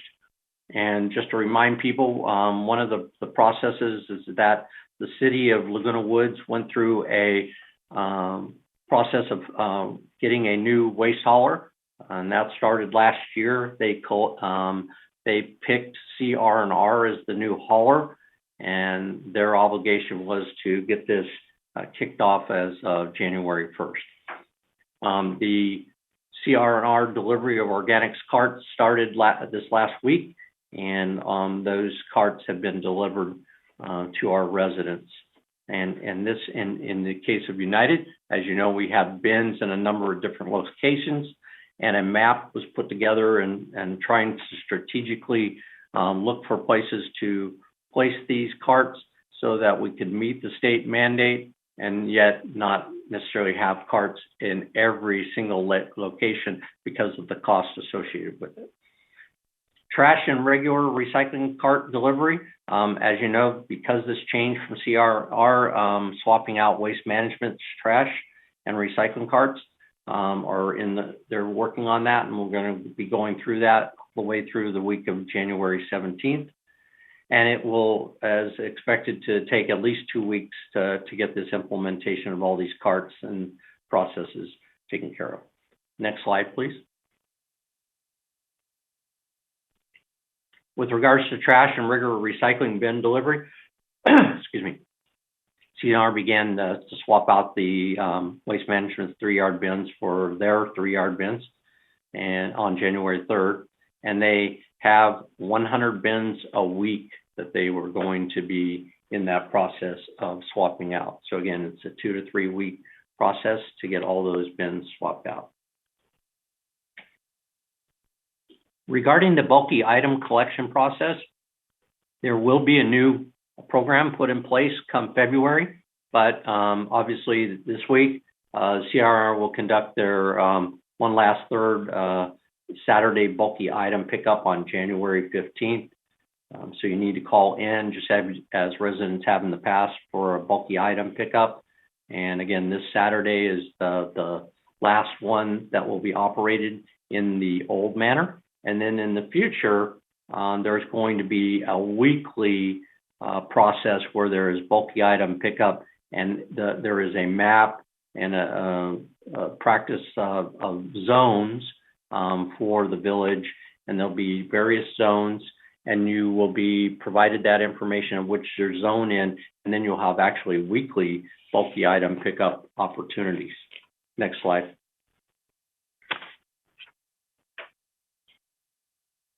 So back to the organics for a minute. This is wanted to just give a visual of what you can put in to the recycling items with regards to organics. So the yes to food, obviously that's the number one organic element, as you can see in the list. Yes to pet food, as indicated there. Yes to soiled paper, coffee filters, napkins, plates, tea bags, towels, a number of things there. And then also yes to greenery. And the reason for that and putting that in is that not only do people have flowers and house plants and stuff like that they can throw into the organics, but the thing I wanted to mention was you may have a neighbor that's living in a community outside of Laguna Woods, and they may have specifically a green waste container, and they're being told, hey, you can throw your organics into a green waste container. Well, as you know, we don't have specific green waste containers. We do our collection of our green stuff in the sense of our landscaping. All that goes to our mulching system that we have with our landscaping department. Right now, we're not in the capacity to add food waste to that. So we do have to recycle our organics separately. But if you happen to have a flower or a house plant, you can add that to the organics. Next slide, please. So what can't you do? So these are the no's. No cardboard, glass, metal, aluminum, pet waste, plastics, or polystripe. Those are the items that cannot be put in this organic can. They either have to be in the recyclable or they need to be in the regular trash. So that's important. Next slide. Organics, recycling, and the cart use, how-tos. Before being placed in the organic cart, organic waste may be bagged in a get that word right, or paper bags, or they can wrap in newspaper. So you don't have to just have a liquid. You can put it in a can and then pour that into the organic cart. That is acceptable. There is also through CR&R, they are going to make available for sale a little cart that they have that you can put in your house, a small container that you can buy from them. But you don't have to. You can use paper bags, you can wrap it in newspaper, and then you can just throw that into the organics recycling container. The final comment was obviously, please close the lid. That has to do with all of our composting and any of our organic, you want to keep the lid closed. Next page, please. So contact information. If you have a related question on your trash, we want to make sure everybody understands that with regards to this new rollout of everything, we need United residents to not call resident services We're not in the position to handle the phone calls, and we thought it more directly responsible of CR&R and the city to address this. So the CR&R and the city has established a call center for all those trash and recycling and organic questions and concerns. And that telephone number is right there. You can call CR&R at 949-625-6735. You can also email the company at lagunawoods-recycles@crrmail.com. And also the city has their email at cityoflagunawoods.org/WLWVorganics.com. So those are 3 ways you can, if you need additional questions answered, or if you have a specific question, you can give them a call and they will be responding to all the information with regards to our operations here. Next slide.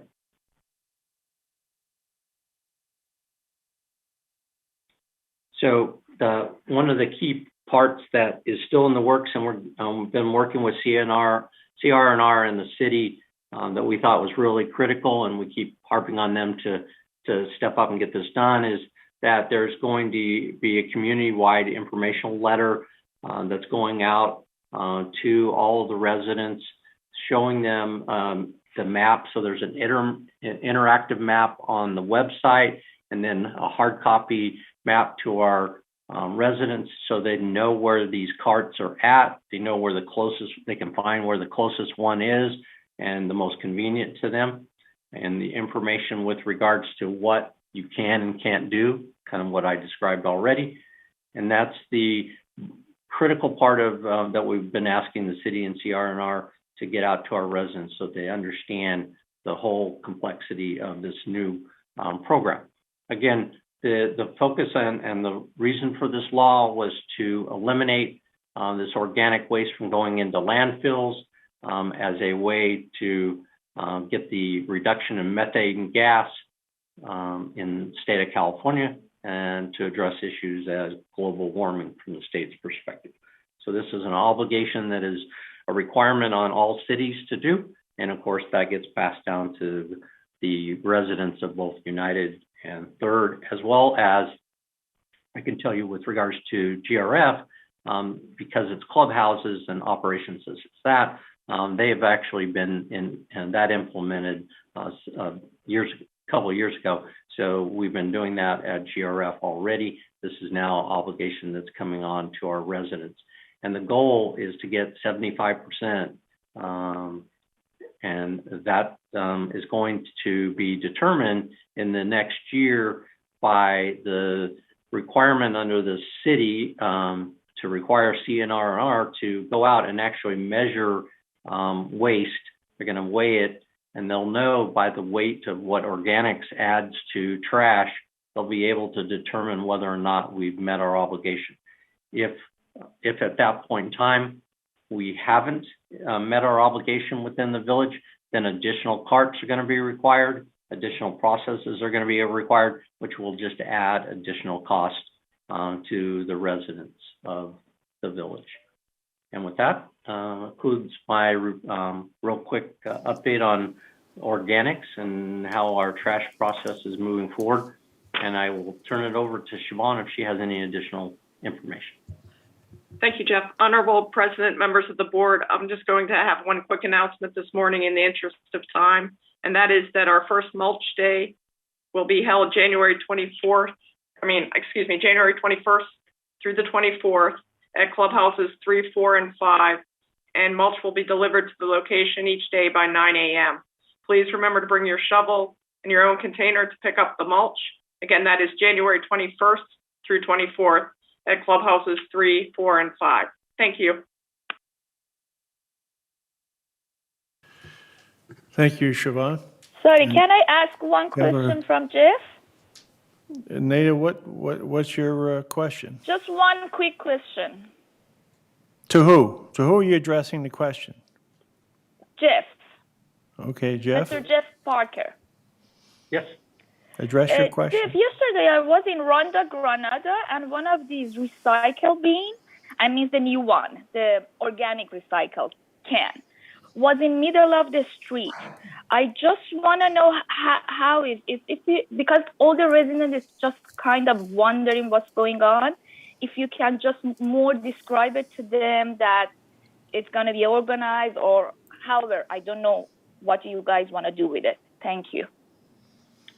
So in a scenario like that, there's really two things I'd recommend. Number one, make sure that the resident calls the number that I just mentioned, CRNR at 949-625-6735, because it sounds like it was potentially placed in the wrong. They can also, in that one particular area, if there's a follow-up, if they can want to send an email to us here at Laguna Woods Village, then we'll work with our general services to follow up with CR&R and make sure it's in the right place. You mean it's not going to next to the other trash can that we have? It should. That's why I'm not sure, Nada, without specifics, we would want to coordinate to make sure it was in the right place. Okay, thank you. Director Torn, you have a question for our staff? Yes, for CFO Jeff. We frequently heard residents complain about situations in the community. Is it possible that you VMS send someone just specifically walk around and check if there's any problems rather than require residents to report these issues? I'm sure these issues are, if you can proactively find a problem, it will be to your credit. If people start complaining about it, that will increase the work request and that kind of issue. So is it possible to send somebody to walk around and check and maybe even receive some kind of request right on the spot? Thank you. That will definitely help out. It's a good point, Andre, and we do have staff that are doing that right now as the implementation is going on. And Director Lee, do you have a question for staff? Yes, I have a question to Jeff. Now, you were talking about the small container that each household can buy. Now, when would this be available, and where they can they buy it, and what is the cost? I don't have the exact cost in front of me, but again, that would be the 949-625-6735 or the email address. This would be through CR&R. They're the hauler themselves that they're going to make that available for sale. Okay. I don't have the actual price. My follow-up question is, can we, I can't imagine all these residents calling that number. Can we work with the CR&R and put out the outlines, very simple outline, very informative outline on the Channel 6 for residents to see it, to get the information? Is it possible? Yes, that is possible. We've been talking about making arrangements for CR&R to be on Channel 6 to go through. That would be great. Go through all of this, and the letter that's going to be sent out to the residents will be very helpful in explaining some of the details and diagram what they can and can't. I agree. Can I make a quick comment? I think our group, Jeff, you're doing a good job. This is a statewide requirement, and I think we are one step ahead. Thank you. Director Ascari. Thank you. I want to just add regarding to this matter, January 21 at 9:30. I was informed that there is a virtual meeting. Is it correct, Mr. Jeff? So people can go there and ask their questions or they concern what can go to the bins or not. Again, it's going to be January 21 at 9:30, and it is a virtual meeting regarding to this matter. This is the email that we received, Mr. Parker, yesterday. So the meeting on the 21st, that is for the transportation information meeting, not trash. Not for the trash, because it was one email. It was, but it was a headline transportation informational meeting rescheduled. Okay, okay. Thank you for correction. And also, one quick question. You said that we can put plants or those plants that is died or something, they can put it there. Is the dirt with that can go to that bins or not? We should take the dirt off, and what is about that? Can I just put a waste that I don't want to just dump it there? That's a good question. I would think that would it be advisable that it just be the plant, but I'm sure there's going to be some dirt with it, and in that case, it would be acceptable. Okay, thank you so much. Director Torn, you have another comment? Yes, I have a follow-up question on about VMS that I asked about. CMS maybe have a person walking around and solve these problems right on the spot rather than wait until they report. Because sometimes I walk around, I receive a lot of requests that are not in the radar of VMS. So my question on this one is, you mentioned that you are implementing that process at this point.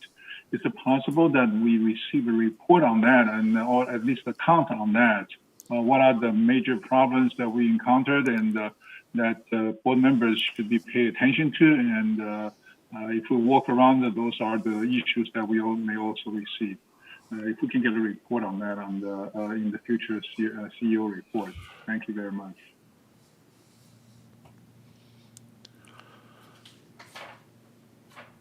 Okay, if there's no further comments. This is a question But for Jeff. you haven't been recognized. Now, you just had your turn. What do you want?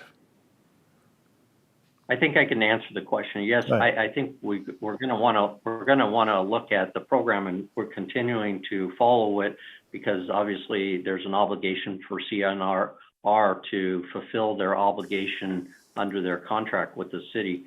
So we'll be updating that, and certainly in February, you have the bulky item program is going to change, and so we'll be evaluating how that's working. So that should be able to give an update to the boards on how everything's folding out. Thank you, Jeff. Director Ascari. Mr. Parker, I just checked the email, and in the email says January 14 is for transportation meeting, and January 21 is for the waste. I want to just residents knows. I mean, I am just giving what I read about that. January 14 virtual meeting is about transportation, and January 21 about it. You can correct us if we are wrong in that email. So I'm not sure what email you're referencing. I do know that we sent a blast out.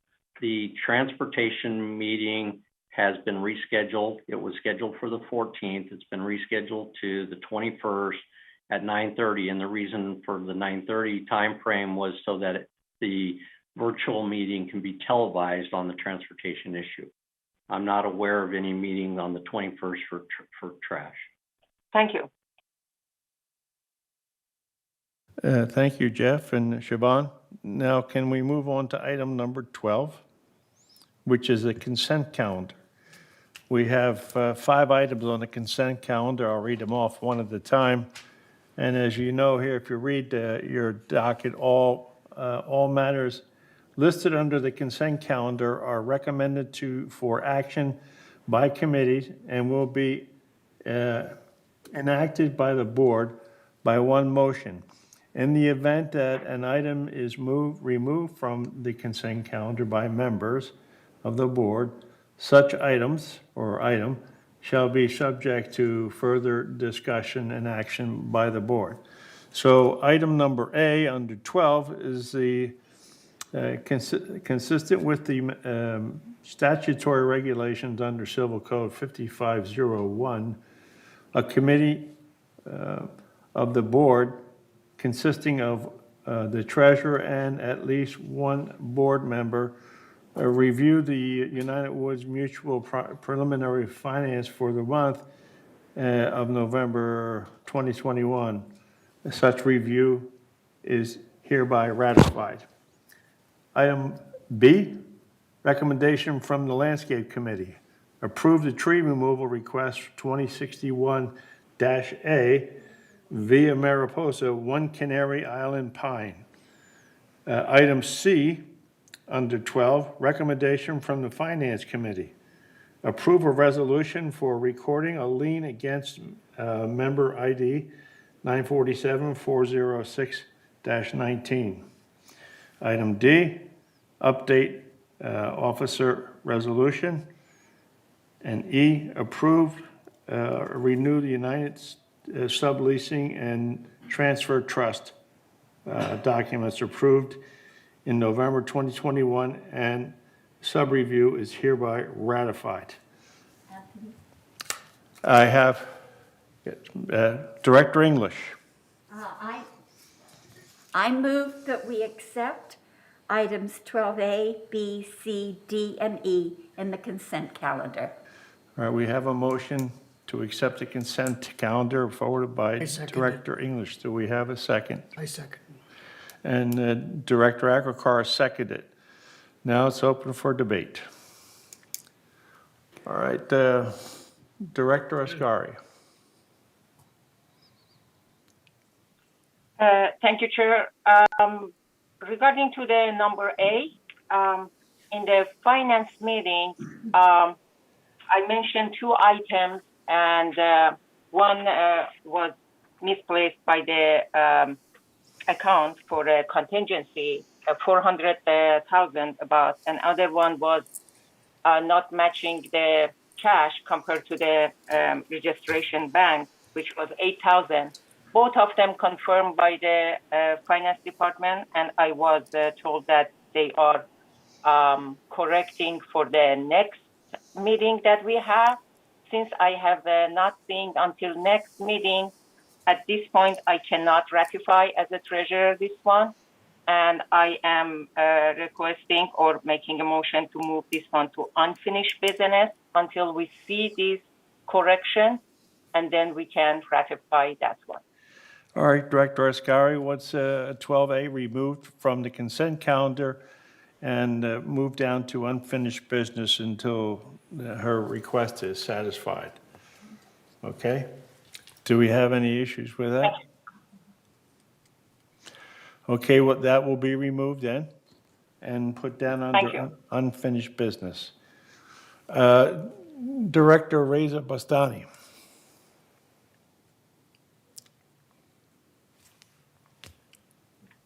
Regarding item E, this came up in the agenda meeting, and I asked them to revise it to say, instead of approve, to say discuss, but it's not been put in here as discussed. So I don't know what happened. Why did it change? Why? Can you? Well, Director Bastani, this is the consent calendar. Are you requesting that it be removed from the consent calendar? Yeah, this was discussed in the agenda prep meeting. It was supposed to go from consent calendar to unfinished business, and the wording was supposed to change from approved to discuss. Okay, so Director Bastani wants item 12A removed from the consent calendar and go into unfinished business. Now, I'd like to have a motion to approve the consent calendar as amended. That is B, C, and D are okay, and A and B are to go to the unfinished business. Do I have a move for that? Yes. Clarify that we're talking about A and E move to A and E. A and E are be taken and put in unfinished business. So I need a motion to approve the consent calendar as amended, B, C, and D. I make the motion. I second it. All right, it's motion and seconded. Any further discussion? None. Then the consent calendar 12A has been amended to include exclude item A, item E to be unfinished business, and B, C, and D as written are accepted in the consent calendar. Okay, unfinished business. Let's talk about the A, which is coming down from 12A is now 13A, correct? And that's consistent with the statutory obligations under Civil Code 5501, a subcommittee of the board consisting of the treasurer and at least one other board member reviewed the United Laguna Woods Mutual preliminary financials for the month in November. All right, let's discuss it. Mr. Chair, there is no discussion. We are waiting for new information from VMS staff for next finance committee, and then we can ratify. I was informed that they already did it, but because we receive on paper and information in finance committee, which is later in the February, and then in January, sorry. So there is no discussion. Ascar, you want to recommend this on for further discussion in the next meeting, or? So I recommended this be under unfinished, and I am sure by next month we can ratify that one. All right, so There's you no want it problem. under unfinished business and go to the February meeting. Is that correct? Correct. And there is no discussion. I am guessing, I cannot talk for other, but I am guessing there is no discussion. I was informed, and it is correct. Just we need it for the next month. We check it and ratify, and that's all. I would second her motion. All right, the motion is forwarded by Director Ascari and seconded by Director English. Any more discussion? Okay, so it'll be on our January business. Okay, and February business. And Mr. Chair, do you mean let's the go February to, unfinished business? 12E. February. Thank you. And 12E, approved and review the subleasing, the review of United Subleasing Transfer of Trust and documents approved on November 2021. Such review is hereby ratified. All right, so now that comes off the consent calendar and is now 13B. Director Bastani, do you want to give us some your viewpoint on this?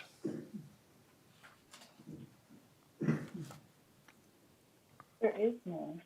We have to see what exactly is involved before we can comment on it. Right.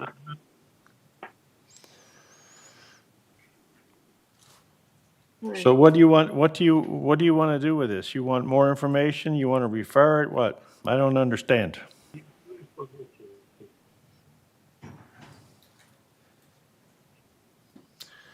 Director Blackwell.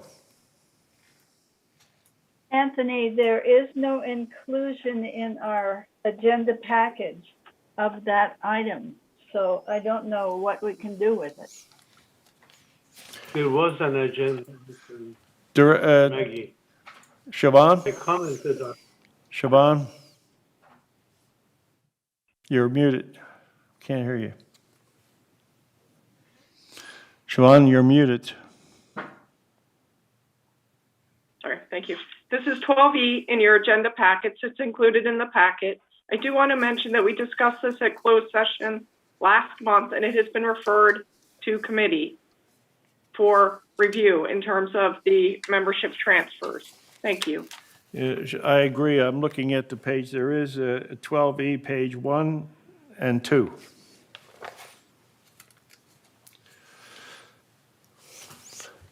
Director Casey, yeah, unmute yourself. Yeah, I was just going to say, does that have to do with the GRF resolution that was made in the December meeting, or is that something different? No, last month we discussed the membership transfer process, and it was referred to the governing documents committee. Okay. So this then has come out of governing documents, Siobhan? No, that matter is going to governing documents. This is a monthly review of transfers.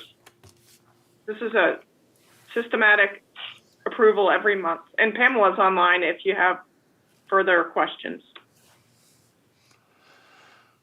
Okay, Pamela, will you grace us with your intelligent information on this stuff, please? Mr. President, my hand is up. Well, I want to ask staff first. You've had your talk. I'll come back to you. I want to get some more information to help us make a decision. Staff, Pamela Bashline, are you on, Lord? Yes, I am. Good morning, directors. This particular item is, as Siobhan mentioned, a systematic process where the board designated staff to approve simple trust transfers only. These are people who are currently members and they want to put their membership in a trust. There's no other qualification needed. They're existing members. There's no material difference in the ownership between Montauk Kettle and their trust. So those are the only ones that staff reviews. And the board also designated staff to approve first-time subleases. There's, again, no review of the lessee. We're looking primarily at the reason that the owner is subleasing now because of new legislation regarding unreasonable restraints, quote unquote. There is a much higher volume of people who buy today and they're subleasing it to someone else. Maybe a relative, but oftentimes a disinterested third party.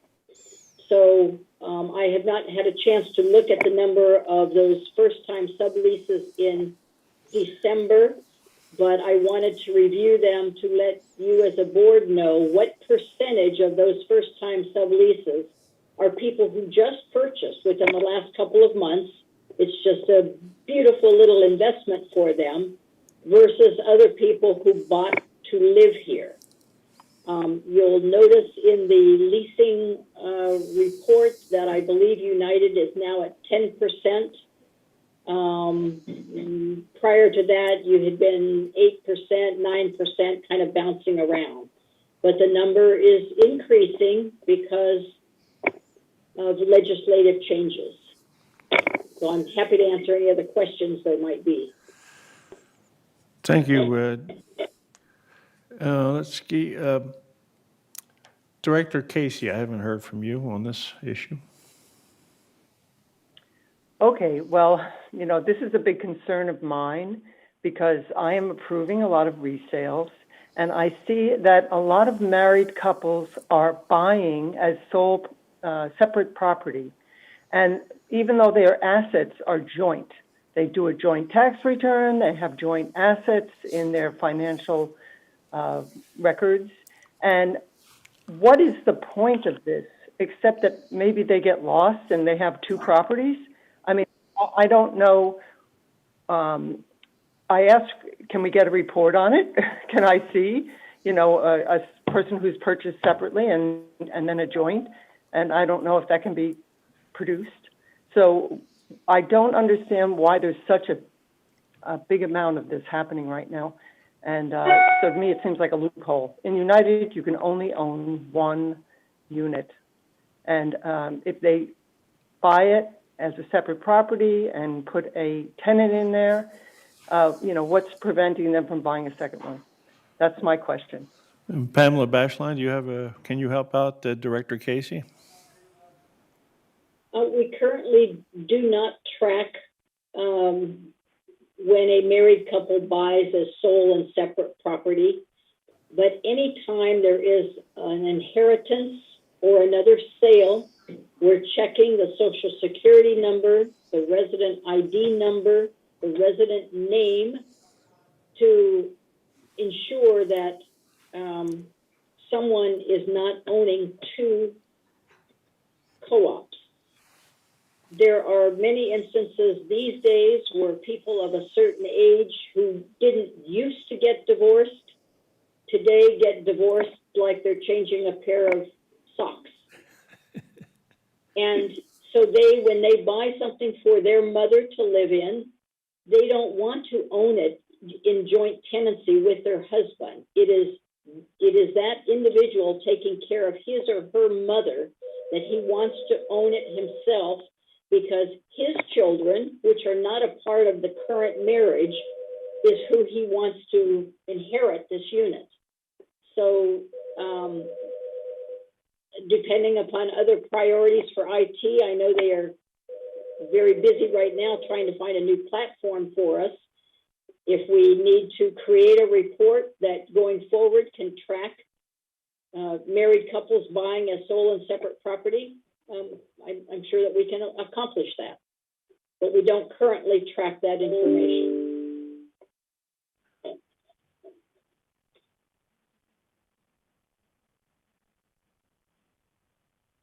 Please make sure your microphone is on.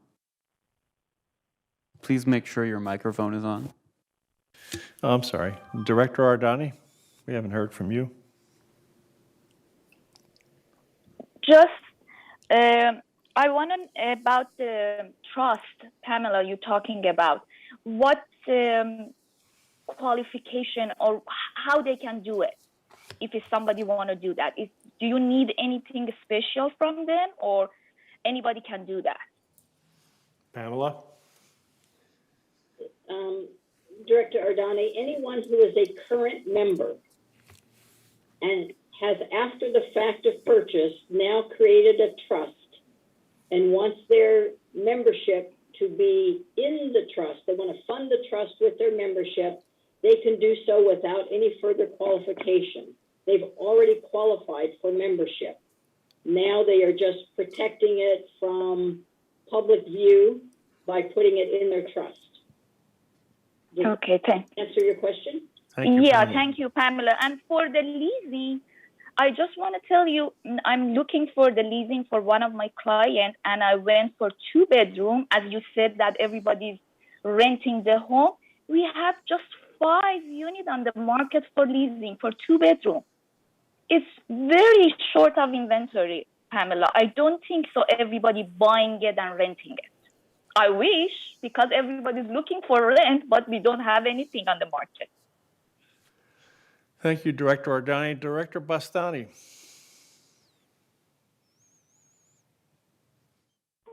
Thank you. I don't have any problem with this as long as we observe the bylaws and we don't change the bylaws. That's the only concern I have. As long as we stick to the bylaws and the precedences that there's been there, I don't have any problem with transfers. Thank you. Thank you, Director Bastani. Okay, Board, what do we want to do? Do we want to approve this, or do you want to send it back to committee?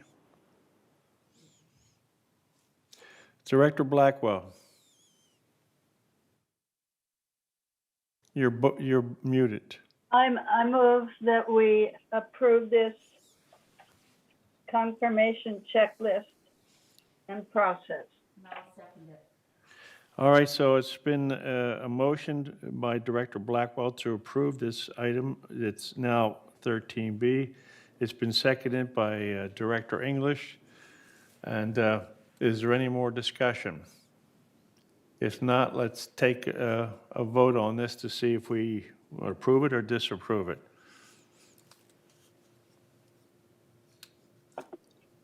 So vote on your the monitor there. I can take a roll call vote if Can we take the... Go ahead. Grant, what are you saying? Grant, you're out of order. Grant, what are you saying? Would you like me to take a roll call vote? Yes. All right. Yes, well, we've already discussed it. We're going for a vote. Roll call vote. You're out of order. Roll call vote. I want to know what I'm voting for. Go ahead. I want to know what I'm voting for. The vote currently is to approve the review of the United subleasing and transfer of trust documents approved in November 2021, and such review is hereby ratified.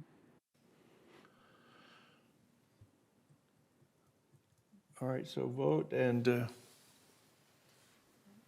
Mr. President, can you ask if there is opposition? Because I think everybody agree with that, what Maggie said. All right, I just suggest. if there are, I don't see any negative hands. Pat, do you agree with this? Yes, I do. Director Akrakar agrees. So here we all agree. If there's no negative votes, then the motion passes. Before we move on, just as a clarification, from Pamela, if we could, was it November or December for the checklist? I didn't understand what you're saying. The checklist in the packet are for December transactions. Thank you for that clarification.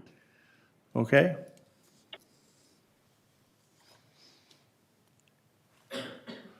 Are we good to go, Grant? Yes. Okay. So that's the only items now we on unfinished business. So let's go to item number 14, new business.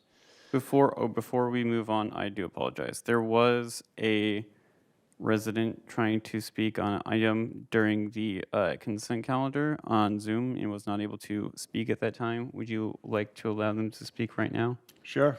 Okay. I will move Richard Rader over.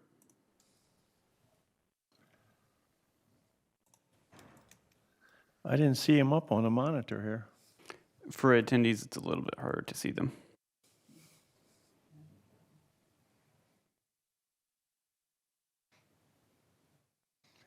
You may begin. I still don't see his name on the monitor. He's down at the bottom. Oh, here he is. I see him at the bottom now. And he's muted.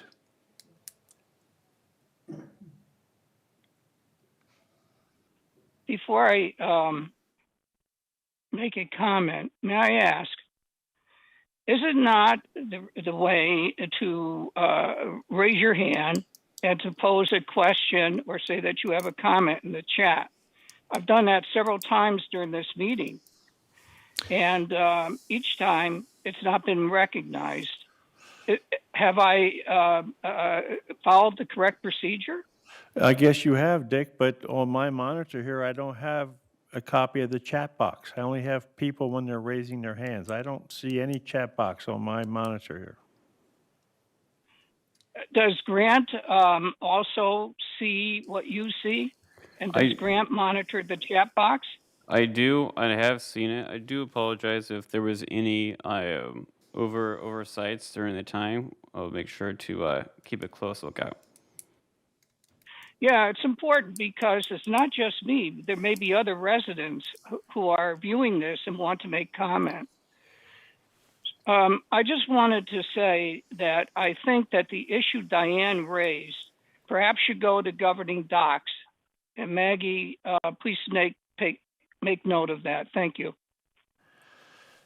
Thank you, Mr. Rader. Now, going on to item 14, new business, sub-item A, discuss and consider amendment to the clutter policy. Do we have any comments from directors on the clutter policy? And that's item 12A. No, I'm sorry, it's item 14A, looking it up now.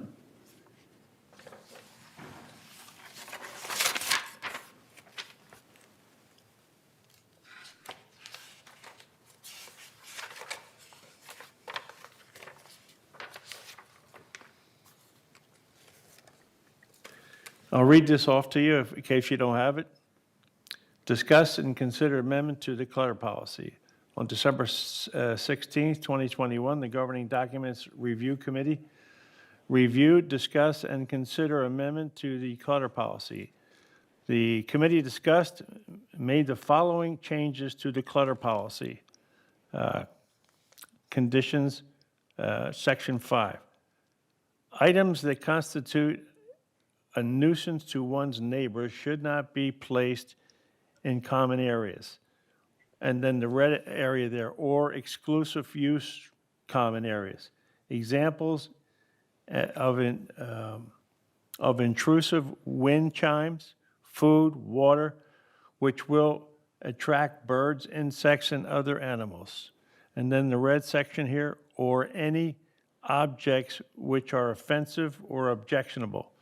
City of Laguna Woods Municipal Code, Section 5.20.070. Residents are encouraged to resolve amicably differences and disputes involving such items. And I made the motion to make these changes and forward it to the matter to legal counsel for review and approval without objection. The motion passed. Do we have any issues with that? We have directors Blackwell, Bastani, Asghari, and Torre who wish to make All right, I'm comments. going to start up here on the top to the left with Director Blackwell. Thank you. This just moves these items into exclusive use common areas. So things that are a nuisance like wind chimes and objectionable things should not be in exclusive, shouldn't be on your patio either. I mean, if they're going to annoy people, if they're on the common area, they will certainly annoy them if they're on the patio above. So that's why we're adding in exclusive use common areas. That's a technicality. We're Okay. adding in Director Bastani, are you done, Director Blackwell? any objects which are offensive or objectionable. So it's something that they would object to anyway, and that goes to compliance for determination. It isn't just somebody complains and it goes through the compliance session. So the member is protected because he can say, look, this doesn't fit or whatever. And the complainer is also protected through anonymity as usual. And that's it. And Jeff agrees with this. It's appropriate. And in the package, he has documentation in the white pages to show that this is okay and legal. It's not a big extension. It's just a little one. Thank you. Director Bastani. I'm not quite sure what offensive means here. Are you talking about anti-Semite, things like that? Or what is offensive? It's a very subjective issue. Thank you. Director Asghari.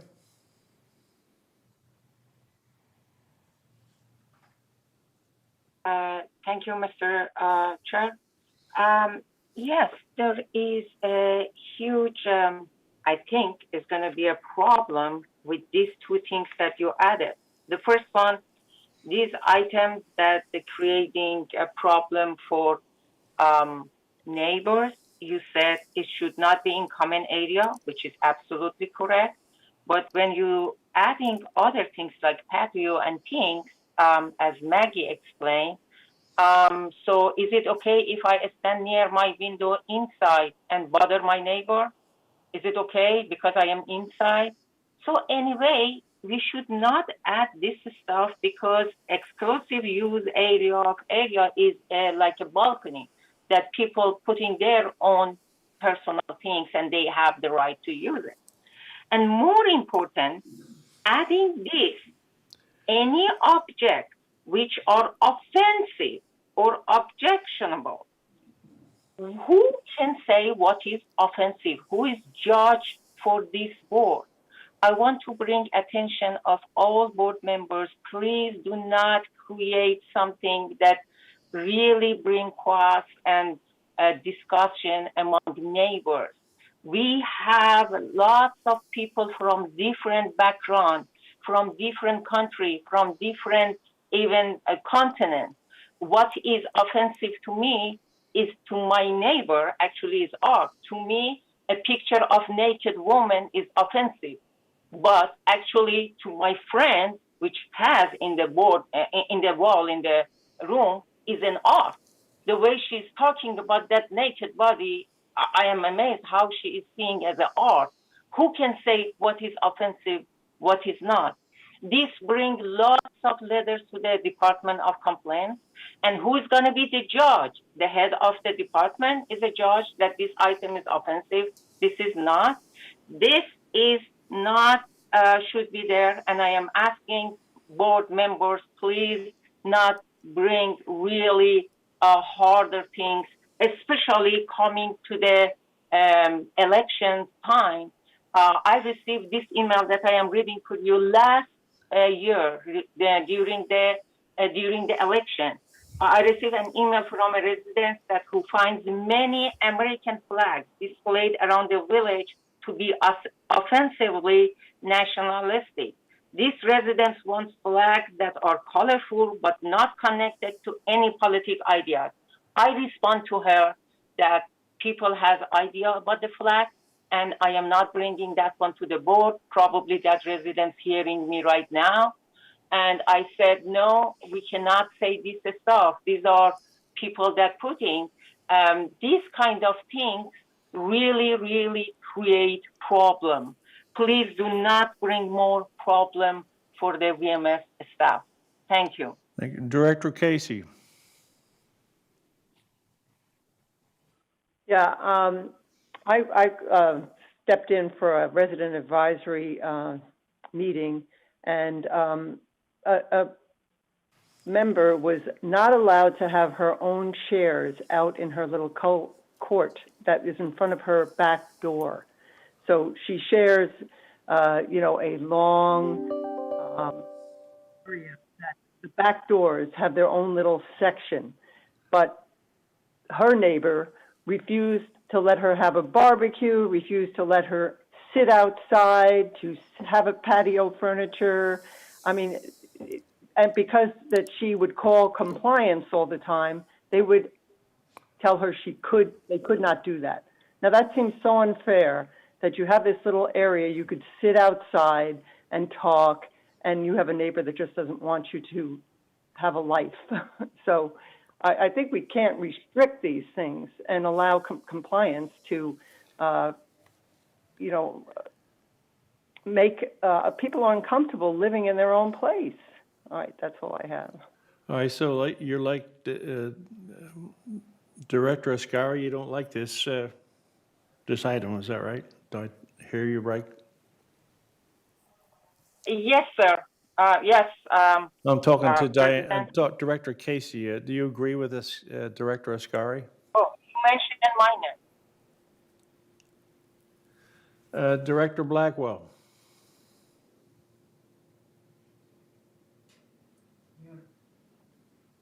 Thank you. Of course, this has to go to compliance, and then compliance takes it to the committee, and the committee decides. And if they say, no, the dog barking is okay, or the wind chimes are okay, they're not intrusive, or the religious statue is okay because it's on the balcony, or whatever, then the discussion ends there.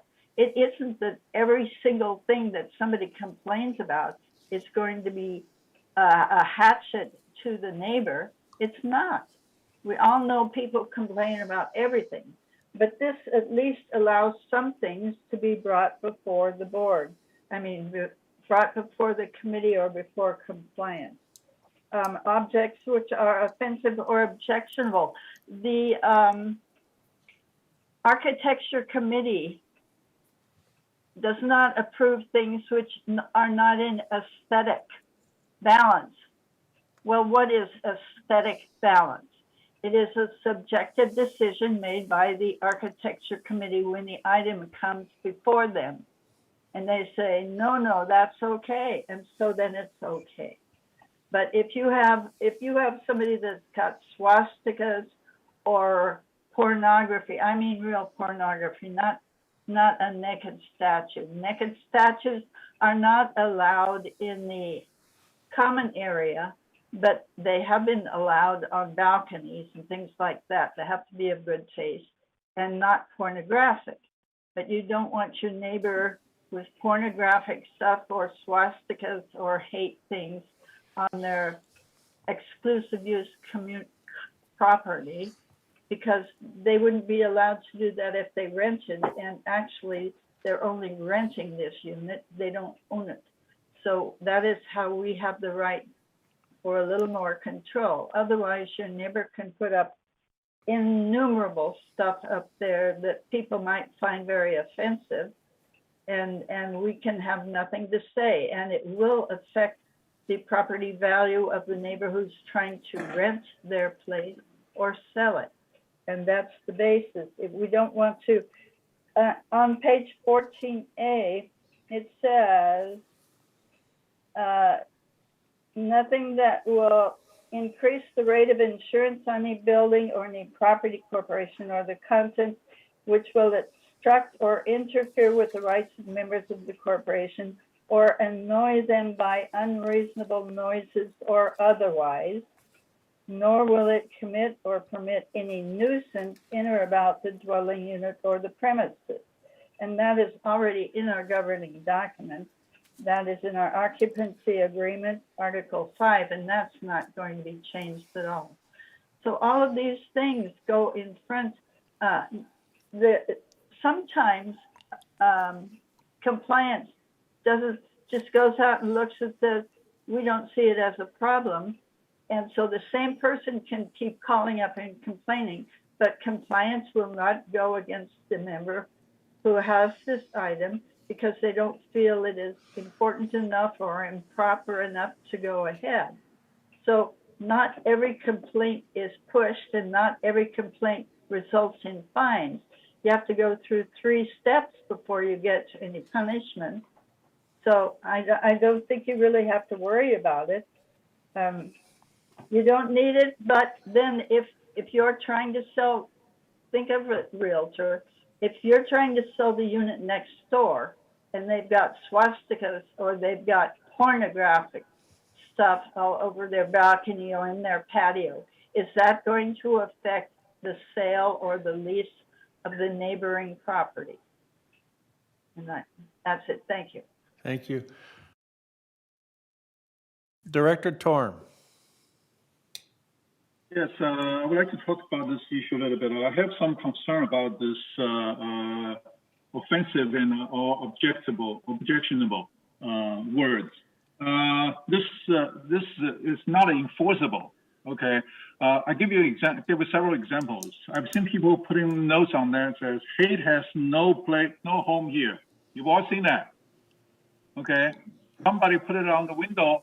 And the next door neighbor complained, go walking by and say, this is offensive to me. Okay, so what are we going to do? Okay, that's a personal taste. Okay, and also we have the issue of Black Lives Matters. Okay, people feel offensive on that. Okay, that's national move. And also from the police, that's a national move. Whether it's right or wrong, that's faith discussion. You cannot object to free speech. Okay, so that kind of thing. So is that a freedom of speech for your share information or share your opinion on things, or is that offensive and objectionable? I don't think that's enforceable. Okay, that's going to be a big problem for us. Okay, of course. It will make lawyers make a lot of money, but that's the issue at this point. But we need to look at it and say, will that cause us more problems? As far as Maggie has mentioned that it will come to the committee to make decisions. From one of my experience, it's not. Okay, let me give you an example. I received a complaint that somebody write a complaint to the compliance department and say, I discriminate women, okay? And then in that same statement, it says, someone has already deleted that statement. I cannot defend that. There is no evidence. Okay, I don't know why I received that kind of a complaint. Okay, compliance supposed to do some investigation according to their SOP. Supposed to do some investigation and present the investigation to the committee for discussion. I don't know if they present the investigation at all at this point. So they just pass it on to the offender.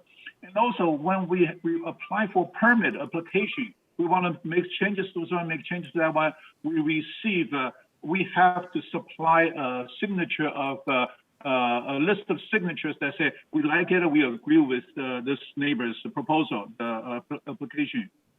But when the complaint comes, one person can make a complaint. Whether this person feel offensive or objectionable or not. So this is going to cause a lot more problems. Okay, and so the compliance needs to do some investigation first before they accuse person, okay, residents or a member, okay. But for offensive, who's making that decision of offensive? And somebody give me an example of what's offensive, okay? Not to the extreme case, but to the controversial case, okay? Like I mentioned, the Black Lives Matter and hate has no home and the defund the police. All these issues are up, free speech up to discussion at this point. There's no need to make it a law and say it's offensive so you don't have free speech anymore. So that's my comment.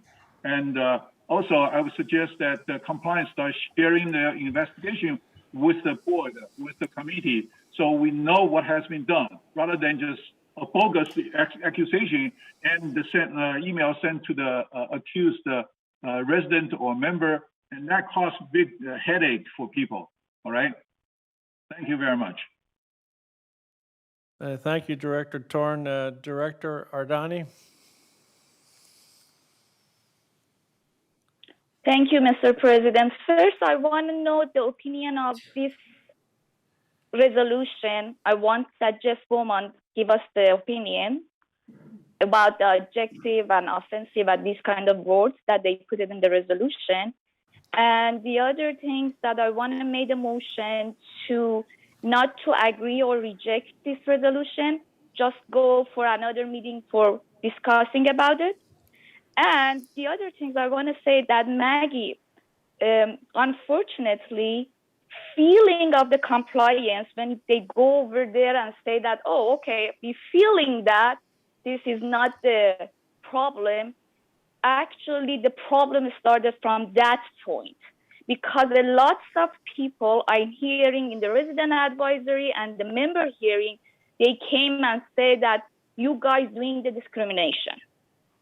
They are accepting, for example, that neighbor putting 5 pots and the other neighbor cannot have even 1. Because of that, I think we should have a rule and we stick with that rule and we do it for everybody, not the feeling. Don't put the feeling in this matter. Thank you.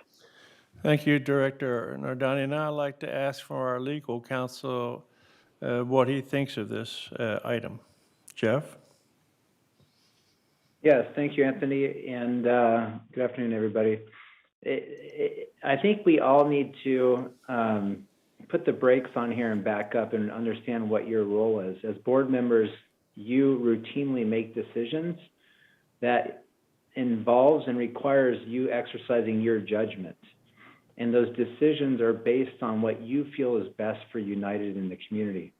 In this case, the terms offensive or objectionable are terms that you're supposed to use in making decisions as to whether or not any given complaint in your mind is objective or is objectionable or offensive to the community.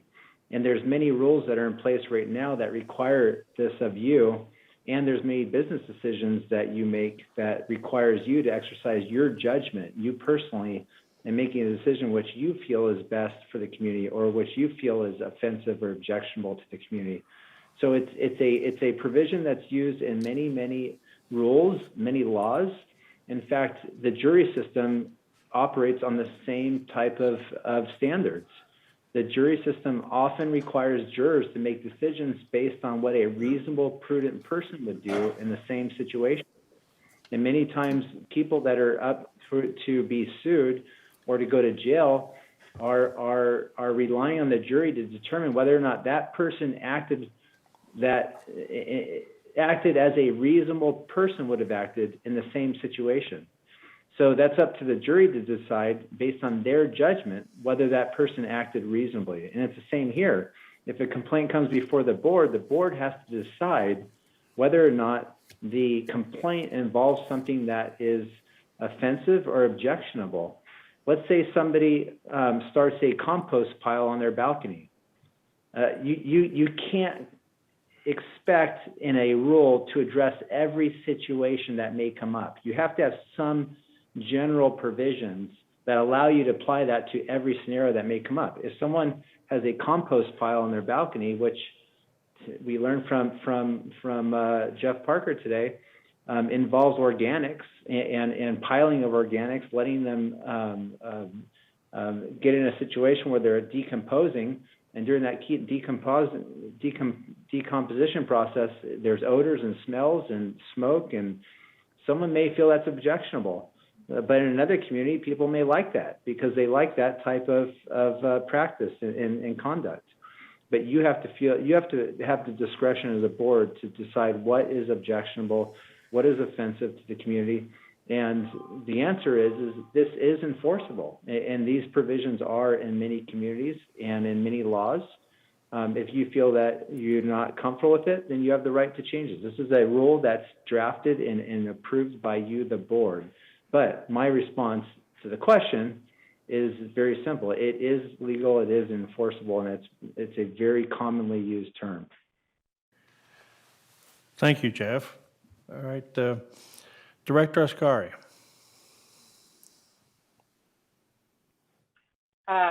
Thank you, Mr. Chair. Two things. First of all, Maggie, you said let's come to the compliance, and they decided what is objective, what is not, what is offensive, what not. We have 6,323. Already this department is full of letters that every day they receive.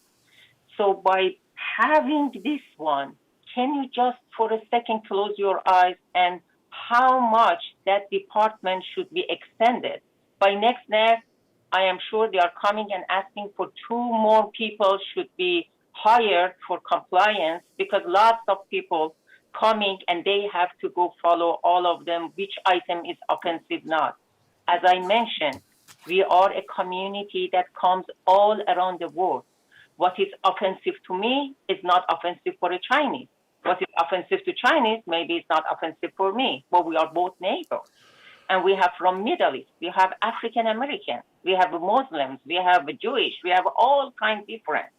And offensive is not. I understand what Mr. Bowman said, but can you imagine how many small claims can go? Not to mention, Mr. Bowman, this is a very good one to be there for, keep you on your toes, that they're defending us, and we appreciate your work because you're always in our side. But lots of small claim is going to come up because some people is not going to be convinced by saying, oh, this is offensive. I think as Mr. Bowman mentioned, that is up to us. We decided to have this one or not. I am saying, let's not bring more complicated things to this retirement place. The election is coming pretty soon again. Can you imagine how many offensive letters can go to their compliance and they are just defending them? Please think in that way. Please not think right now. Think about that time. And not put this stuff, as he said, is up to us. I am asking all directors, please consider this one not to use something that doesn't have a special definition. Regarding to what Mr. Bowman says, we already have nuisance on the top of to one's neighbors. So anything can be under that. If I don't like the smell of the compost, I can write down to complaints and they come and check it.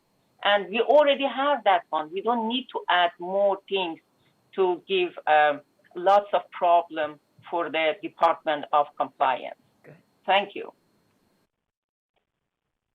Director Ascari, thank you. Director Lee? Hi, I wanted to make a comment. I think we're taking these things too far because now will be in charge of resident advisory. I don't know how many instances the clients residents would come and complain about this issue, but this is a large community of over 6,000, And any large community, we need guidelines. We need guidelines to that we go by. And I think it has nothing to do with prejudice or preference or judgment, because I believe us as a united member, the board of the members, we do have plenty of common sense to deal with each and individual cases. And we do need a guidance. We need to have outlines. And if the outlines sounds a little harsh, maybe we can soften it up. But we must have a guidelines. Otherwise, it will be chaotic. And also, who's going to judge what is offensive? I don't think we need to worry about it because we all practice our common sense. We are all here to look after the best, what is best for the resident.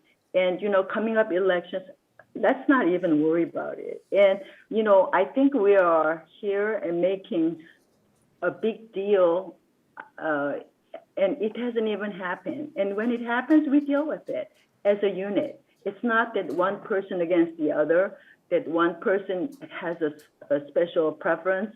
And we recognize this is a multicultural community. And that's one of the things that I like about it. But it has nothing to do with the clutter policy. And if it is, and who's going to judge what is offensive, what is not? We're not gonna, not one person is going to judge based on their personal preference. We are going to judge as a unit. And that's why we're here. We're elected by the residents and they trust our judgment. And we can practice our common sense and what is best for the residents. And I have a confidence doing that. And I am for having a guideline, like Maggie Blackwell. Thank you. Thank you, Director Lee. Director Akar? Mr. President, these changes proposed are common sense changes. We don't need to make these changes. And we are wasting time on things when we don't have time. We are already got way beyond the meeting time. It's 12:30. We shouldn't even look at things like this. Let's move on. But the clutter policy is clear the way it is written to anybody who has common sense, period. Mr. Chair, we do have a resident comment from Tony Thank you, Mando. Director Akar. Yes, Grant, let's have the comment, please. All right, I will move them over right now.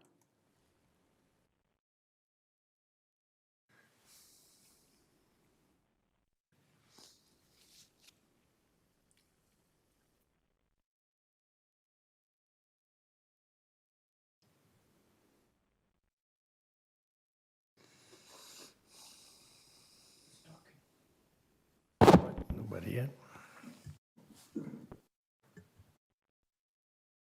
You may speak whenever you're ready.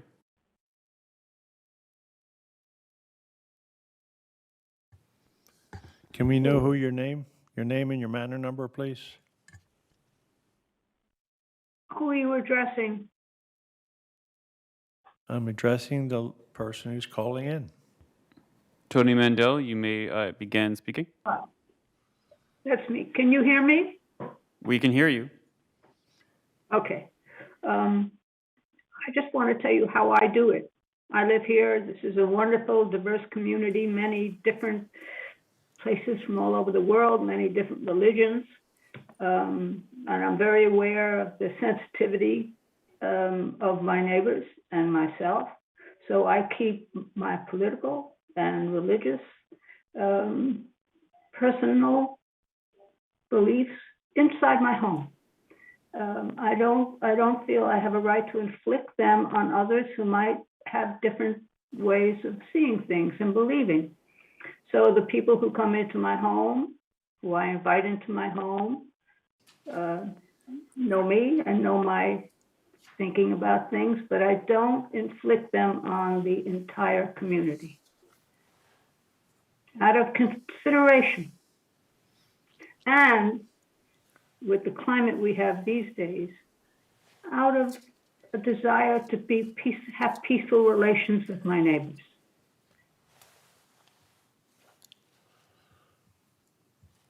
Thank you, Director I'm Mandel. finished. Did you hear me? Go ahead. Did you hear me? Yes, we heard you. Okay. All right, the directors, what do we want to do with 14A? We've had a round-clock discussion on here. We should have a feeling of what we want to do, huh?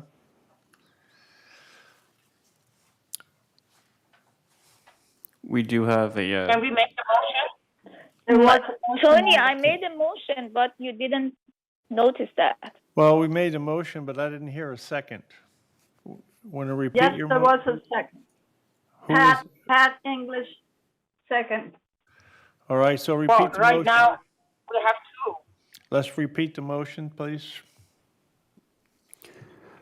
I do believe that. I wanted to have a further discussion about this subject. Was that your motion? I Yes. moved it. I think I moved it, or someone moved it. Sorry. It was seconded, moved and seconded, right, Grant? You said, correct me You're if I'm out of wrong. You want order. to send it back to Director me? Torn, you don't have the floor. For May I have clarification. the floor now? For clarification on the motion, I do believe that Director Ardani made a motion to bring it back to the committee. If I am correct, Director Ardani, is that your motion? I think it came from the governing doc. Am I right, Maggie? Am I right? It came from the governing doc. Yes, it came from governing documents. Okay, I think that we should have it in the board, the people in the board, not just the committee, because it came from that. It doesn't necessarily to go back there. Well, Director Ardani, We have a what- different opinion in the board. if you have a motion, state the motion. I said it, Tony, how many times? I means that it doesn't back to the committee. Grant, I wanted we just talk about it with the board member. So we have a second on it? I do apologize for clarification. So, Director Ardani, you want to make a motion to send it back to the committee for clarification on the motion? No, Grant. No, because it came from committee. I want to have the discussion. We can do it today in the closed meeting. We can do it in another time, and all the board member. We want to talk it between the board member, not the committee. So This you is want not, to this make is not material for closed session. Do you want to make a motion to postpone the vote until the next United Board meeting in February? I think I like the idea. Table it until next time so we can talk about it among ourselves and exchange ideas. Maybe because it's the long conversation between the board meeting. If we have a motion on the floor, we have to dispose of the motion before we do anything else. So if I understand correctly. Okay, is it possible, Grant, is it possible to have the separate meeting between the board members and we talk about that, or everybody wanted to do it for the next board meeting? I agree with both of them. I'm confused now. Do we have a motion or not? Yes, I move that we consider this motion and vote on it today, just like we did. Is there a second? We've already discussed it thoroughly. She's asking that we vote on it. I agree we should vote on it. So we have a motion to what? No, Maggie, I want to have a more discussion about it. I don't want it to vote on it. Because a lot of board members, they don't like these words in the resolution. May I be? Okay. Well, the problem is right now, Thank you. do we have a motion on the floor and is it seconded? There has I do believe that Director O'Donnell has made a motion to postpone this item for more discussion could be picked up at a later United meeting. There has not been a second on that motion, and then Director Blackwell made a motion to vote on it Yes, today. I second it. Okay. I second what Neda said for the next board, if necessary, to talk about that. Okay. All right, I have discussion on that. Well, what's the motion now and who seconded? No, One moment. Neda apparently never made. Come on now, let's get back in order here. What's the motion on the To floor? clarify, the motion on the floor right now is Director O'Donnell made a motion to postpone the approval of the amendment to the Clutter policy for further board discussion, and that was seconded by Director Asghari. All right, that's the motion, seconded by Director Asghari. And let's take a count here. All in favor of the motion on the floor as it's been seconded? People on Zoom vote by Grant, and we'll vote here. There's 3 of us here. Well, if you would like, Mr. Chair, if we could vote via roll call vote for everybody, just for consistency. Yeah, we can do a roll call vote, but let me hear what Director Tarn has to say.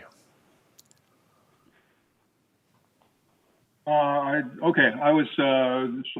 supporting Neda's amendment proposal that we table this item till next week, next meeting, because there's a lot of issues that we need to iron out. And there are a lot of alternatives that can be done. So let's table it until next meeting.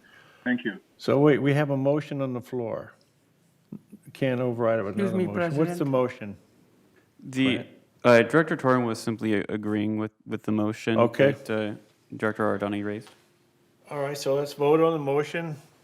Do we agree with the motion? Director Blackwell has a question. Director Blackwell has a question.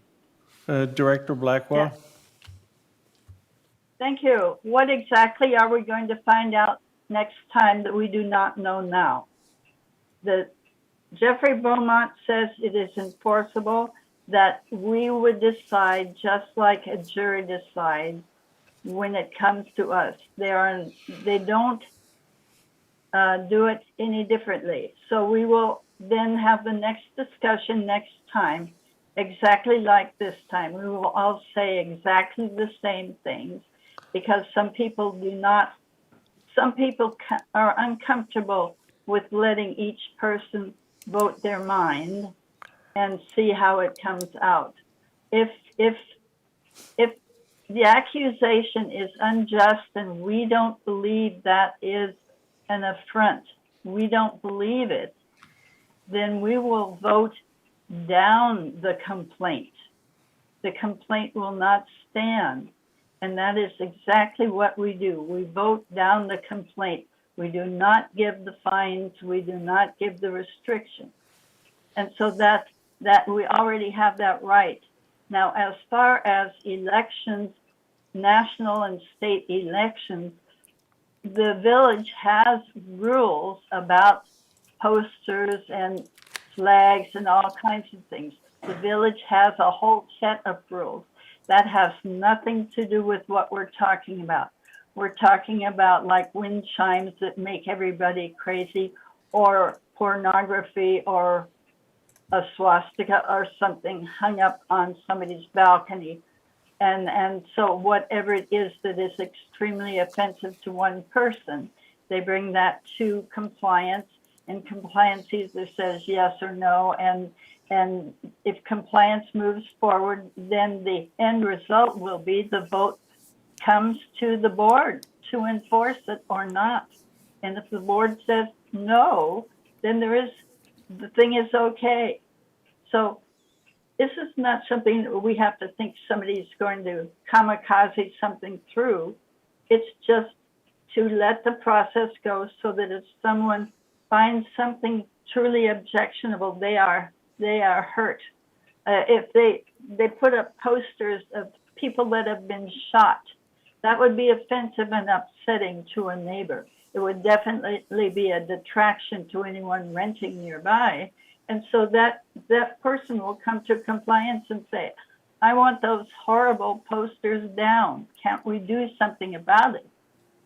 And if compliance brings it up to us, compliance either says yes or no and brings it up. If they say, yes, it's improper, then eventually the board gets to vote on it. Is it improper or not? The answer always comes back to the board for that, like Jeff said. And we as reasonable people, like on the jury, would say, well, this is reasonable, or no, this is unfair. And so we don't lose the right to vote. It comes to us. Thank you. And Director Lee, you had your hand up. Do you have a comment? Yes, I do. We had this discussion, plenty of discussions last month. We have. You're muted, Director Lee. Unmute yourself.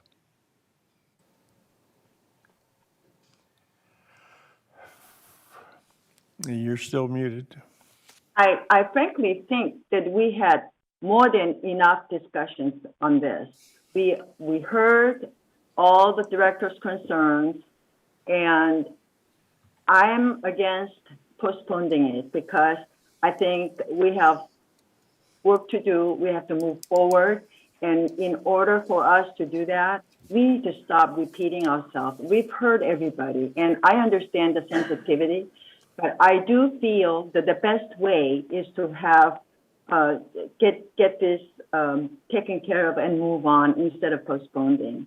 And because, as Maggie said, we're going to have a lot of repetitions, and we already spending way too much time on this. And for the sake of our residents, sake of our community, sake of our board, we need to move on and have a positive outlook and work with common sense, and we give the best care possible to our residents. Thank you.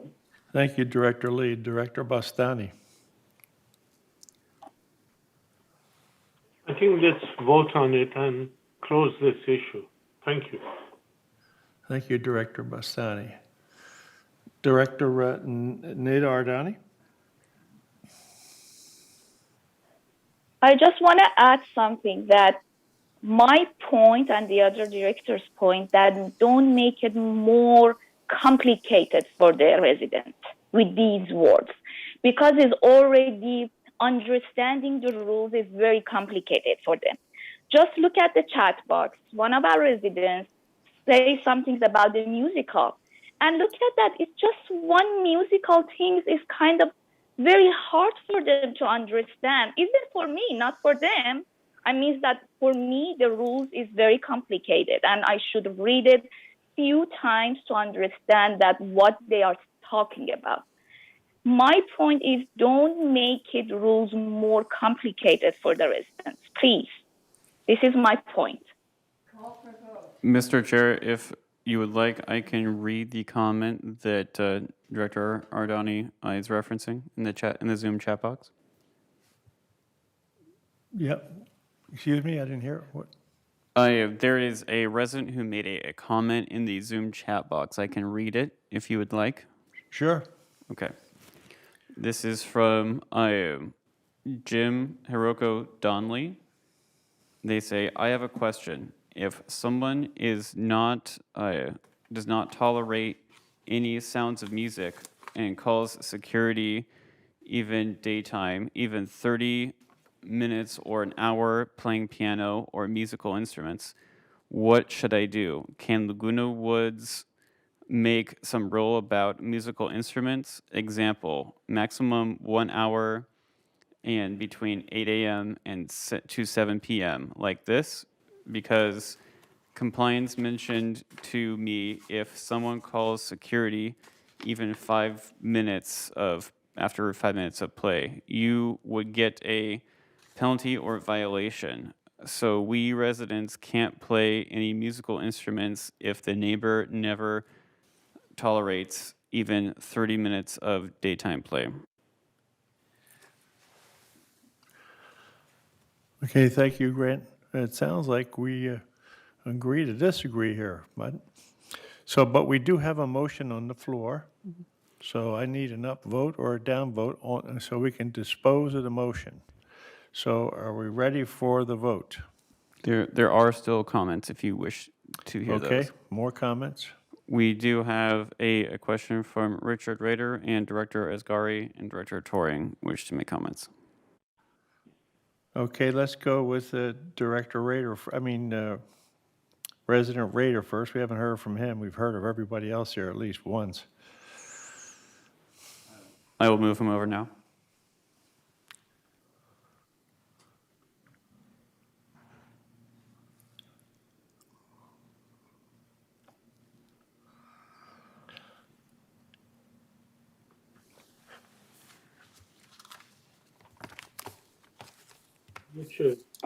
My question really is a follow-up to the one that you just heard, but I want to generalize it. What, if you do not pass this, what can a resident do if something is on a resident's patio or balcony, which is a specialized portion of the common area? And what can they do? How can they make a complaint? Because what this resolution addresses is those areas specifically. Now, I know if somebody plays a musical instrument or a dog is barking, of course, that would be allowed as a complaint. But what if somebody posts something within their window in their residence? That, of course, could be brought as a complaint.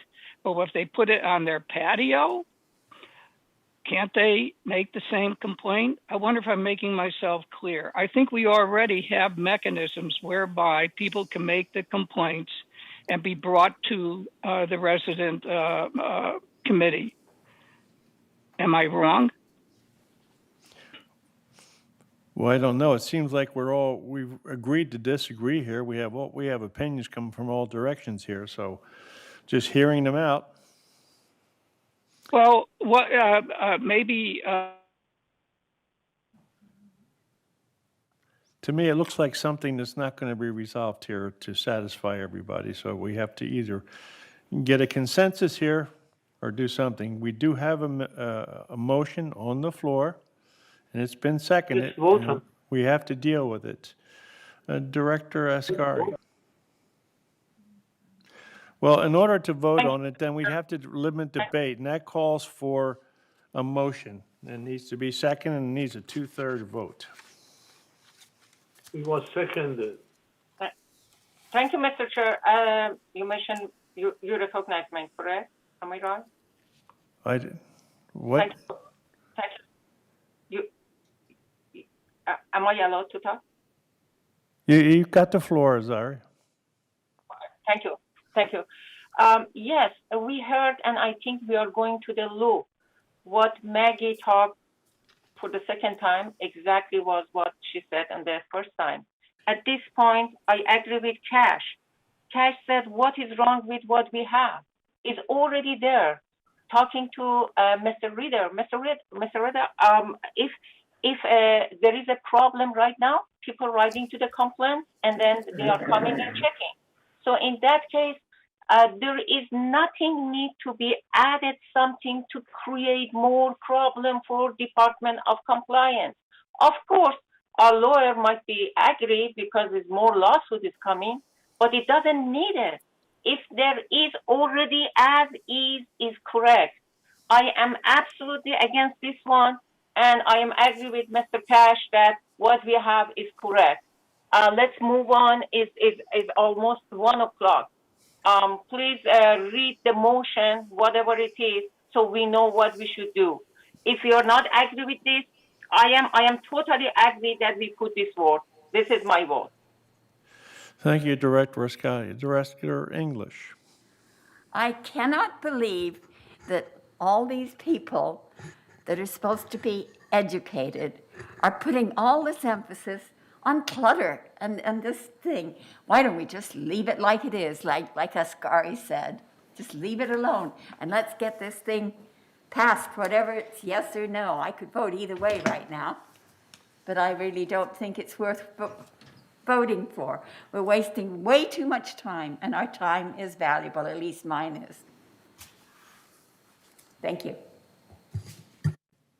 All right, so I make a motion to the previous question, and that's a subsidiary motion, requires a second and 2/3 majority, which will end debate and go to the vote.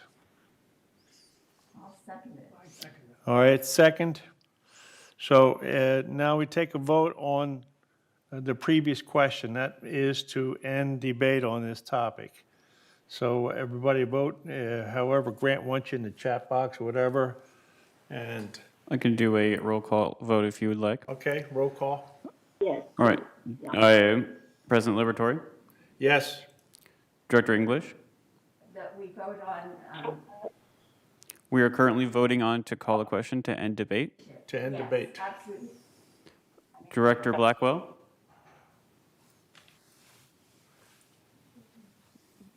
Director Cash over here.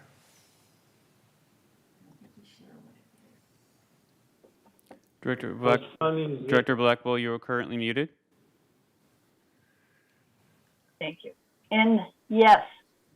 Thank you. Director Bastani, Yes. Director Asghari, Yes. Director Ardani, Yes.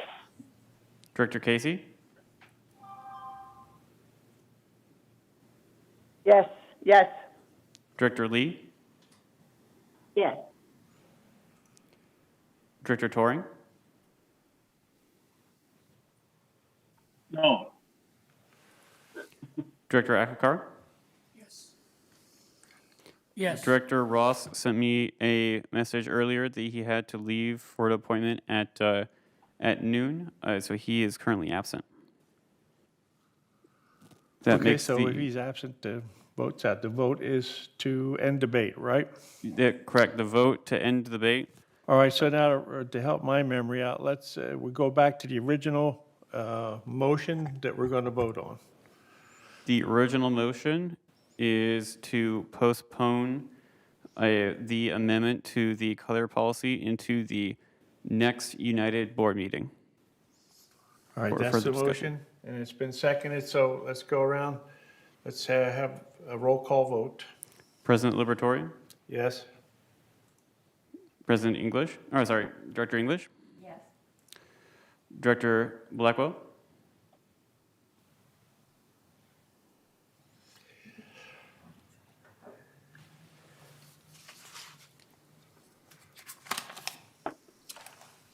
What is the motion? The motion is currently being made is to postpone the amendment to the color policy until the next United meeting for further discussion. No. Director Bastani, No. Director Asghari, Yes. Director Ardani, Yes. Director Casey, Yes. Director Lee, No.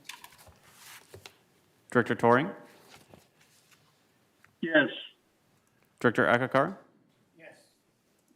Yes.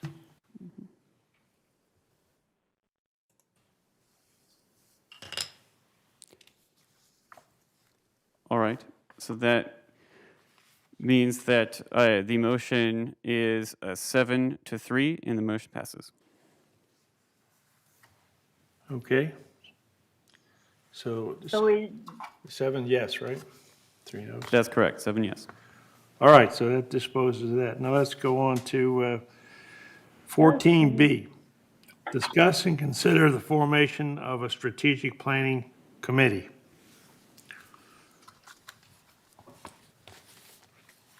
Director English. I was going to leave this till the next question, but this fits in really nicely with what I have to say. We are spending so much money on committees, you wouldn't believe it. And we've got a lot of committees that we really don't need. If we want to start saving money, That's where we have to go, because our highest overhead is our labor and labor expenses that go along with it. Now, we have about 20 things right now, reports that we're supposed to read. We have approximately three staff members at every meeting. Now, please, staff, don't think that this is against you. It's not at all. It's for money and for savings. So if we have 20 reports, and we have 3 people that come in, 3 staff members, that's $60. And if we multiply that by what I think is a fair wage, about $25 an hour, that's $180. A total of this cost is about $4,500. Now, you can double check me if you like. My figures might not be accurate. But that's the kind of money we're spending on each committee. And we've got some really stupid committees around here. Like, for example, purchasing. Purchasing went away a long time ago. We don't need a purchasing committee. Strategic planning, I don't think we need that either, personally. There's a lot of things that we can save a lot of money by going right through our committees and decided, do we really want them? Just like this. Well, we won't talk about that one. Anyway, that's my thought on that. And I think I might have another minute left. And if I do, I'm going to put down this Zoom thing. You've seen all the problems. I don't have to tell them to you. The problems we have with Zoom. And it's nobody to blame. It's just the system. It just will not work for us. We have people who can't hear. We have people we don't see. That's at least the second one. There was Raider, and there was a few weeks ago, there was another one. And we have all kinds of situations like that. And frankly, there are a lot of things that we don't Director hear. English, we're actually discussing the formation of a strategic planning committee. All right, the Strategic Planning Committee, that's what I was talking about. Okay. Or at least the next one. And I was adding everything else to it. Thank you. Thank you, Director English. Do we have any more discussion on this 14B? Consider the formation of strategic planning committee. Director Torn.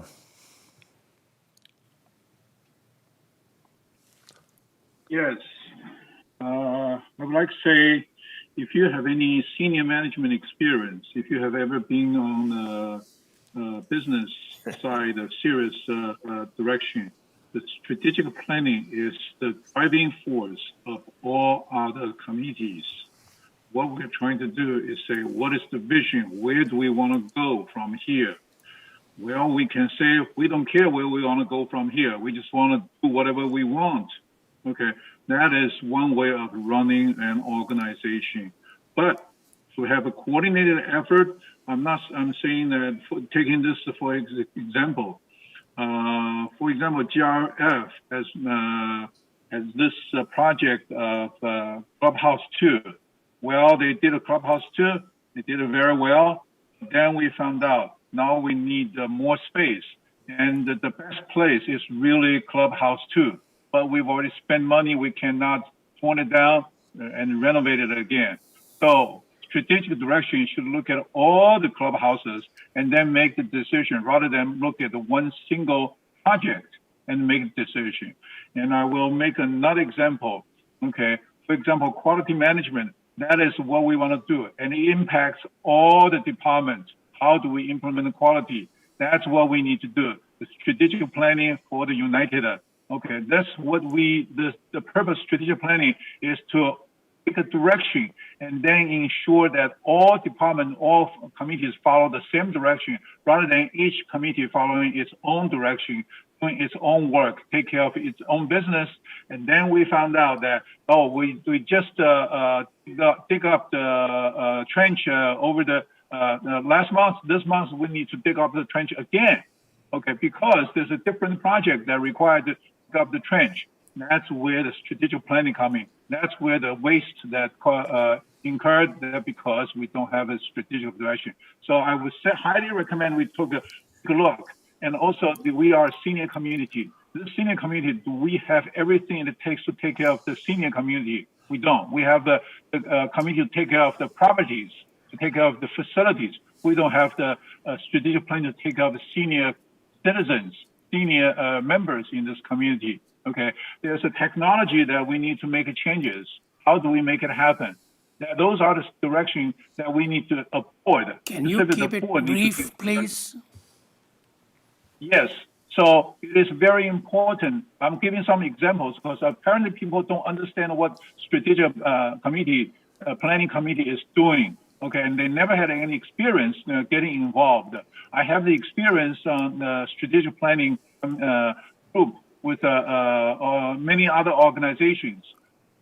It is very important that we need to focus on the strategic direction and then decide what needs to be done, rather than we just do it and we don't care what's the future direction is leading us to. Okay, it is very important, and we don't want GIF to make the strategic direction for us. We want a strategic direction ourselves, and then bring to the VMS board and talk about it. That's what we need. Otherwise, we're just doing work. We're just doing hard work without a direction. Thank you very much. Thank you, Director Torn. Director Casey. Yeah, on this strategic planning, is this an ad hoc committee that we do not have to have staff? You know, that questions come up and we look at, whoever is appointed to this ad hoc committee, discuss things that are happening in the community. That's my question. I know Andre is interested in this. So what is it? Is it an ad hoc that's a temporary thing that no staff is involved? Thank you, Director Casey. Director Ascari.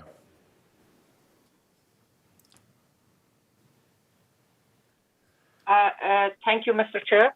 Yes, strategic planning, I agree, is very important, because without that, we don't have a guideline for future. But also, I agree with Diane says, could be this one be and kind of ad hoc, so no staff. So in that case, direct English, when they said that no money be involved from staff be involved. And then when this plan, it works, then present to the board, and if board accepted, present to the VMS or somehow like that. But I highly recommended strategic planning, because no organization at this point that I am talking, at least many of them that in the news or in the background that I am reading, that they don't have a strategic plan. You can't go anywhere without a strategic plan, because in that case, you go through the circle. You don't know what to do without a time. But totally, I agree with with the director, Diane and Pat English. They both had a good point. Thank you. Thank you, Director Ascari. Director Blackwell. Thank you. In the past, that was 2015, 16, 17, 18, and 19, the strategic planning was done by the entire board in a session, in a closed session. It took us 1 or 2 afternoons. If people had not been shouting over other people, it would have been fine. I believe every board member should be at such a hearing, and I don't want any railroading of suggestions from other industries. We are not another industry, so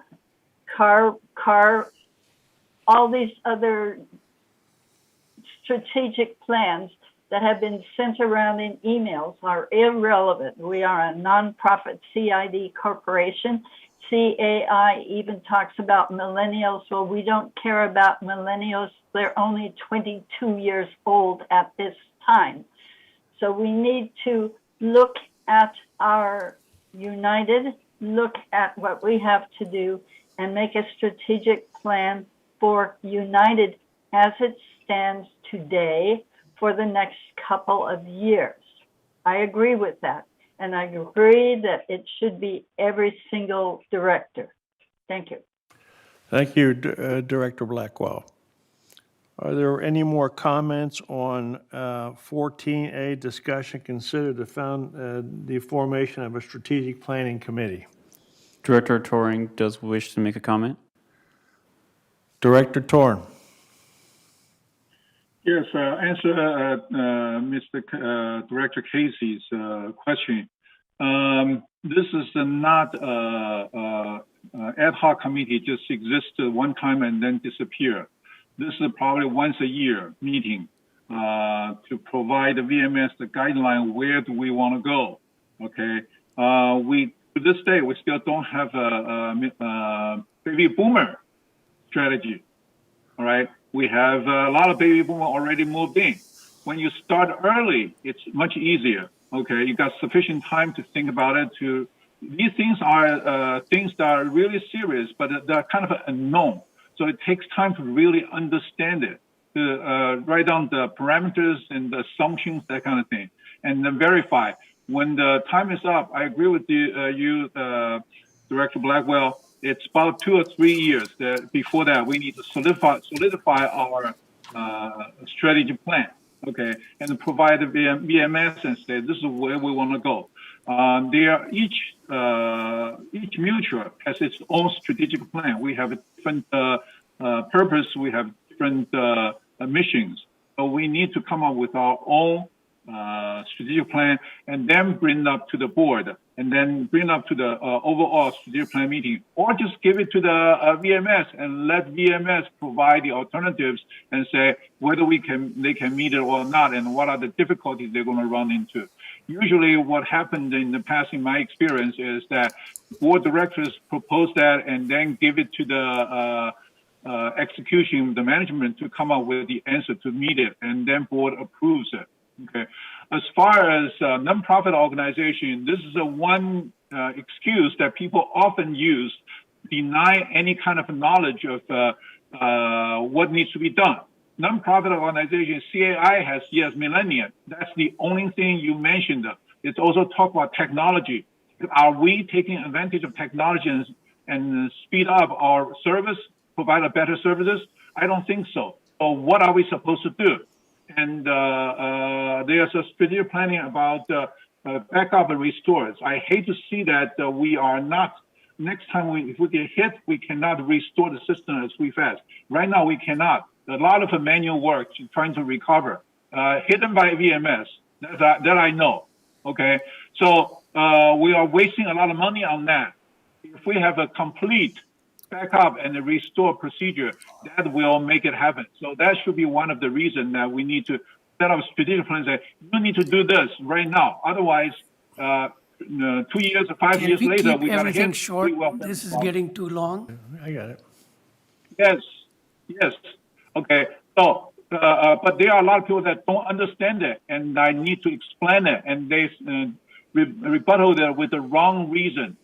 Strategic plan is the basic principle to guide every other project, to all other projects.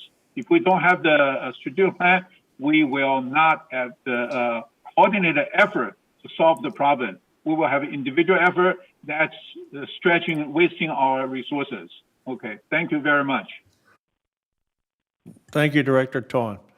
All right, this item for formation of a strategic planning committee. Wait. Director Blackwell. Thank you. This is my second time. I am against having a committee do it. I believe the whole board should do it. So I will vote no on the committee.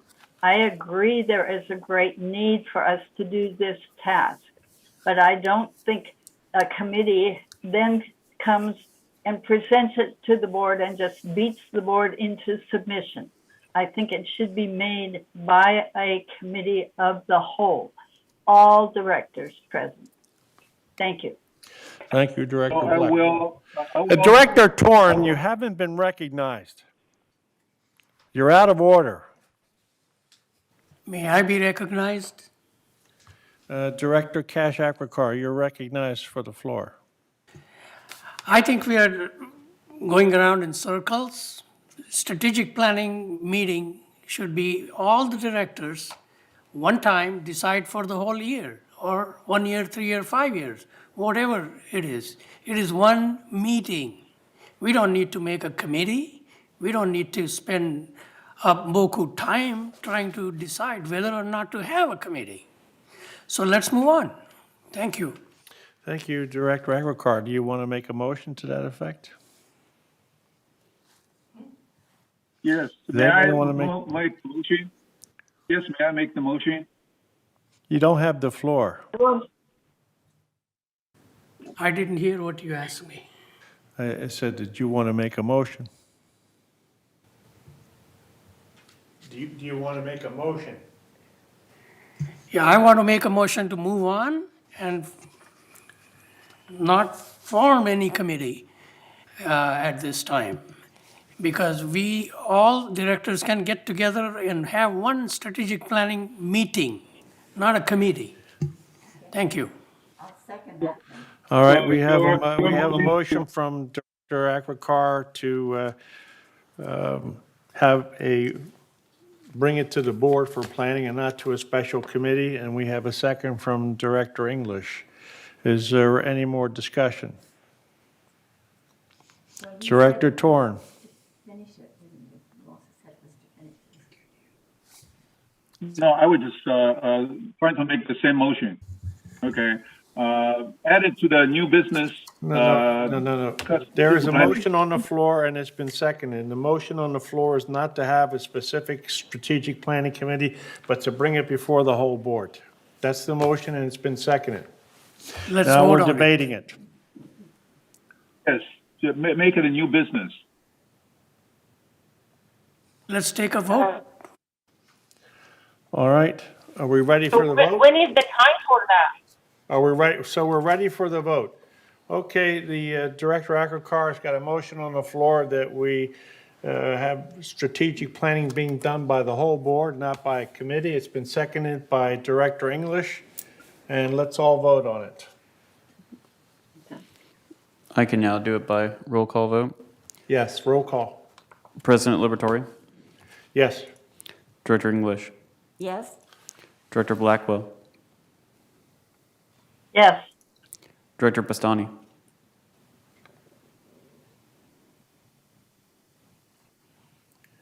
Yes. Director Ascari, Yes. Director Ardani, Yes. Director Casey, Yes. Director Lee, Yes. Director Toring, Yes. Director Akakar. Yes. All right, the vote is unanimous.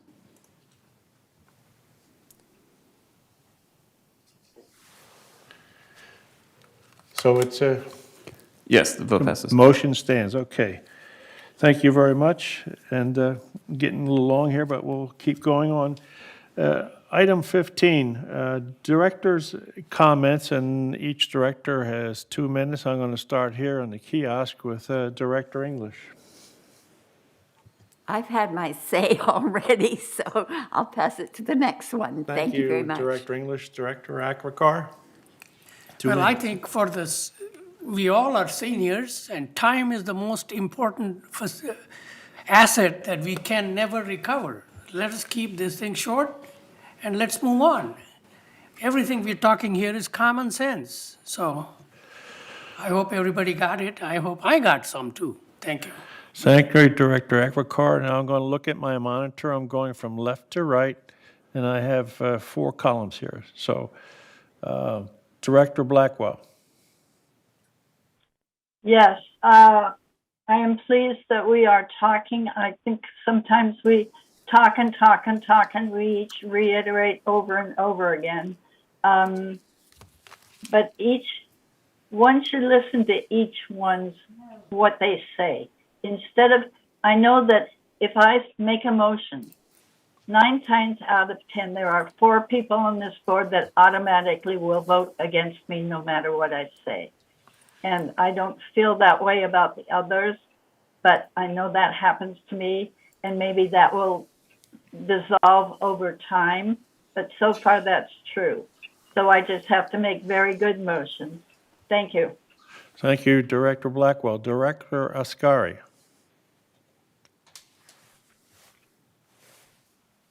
Thank you. The primary reason for any board to have a certain number of members is to ensure that discussion is enriched by several points of view. Should all directors agree on everything all the time?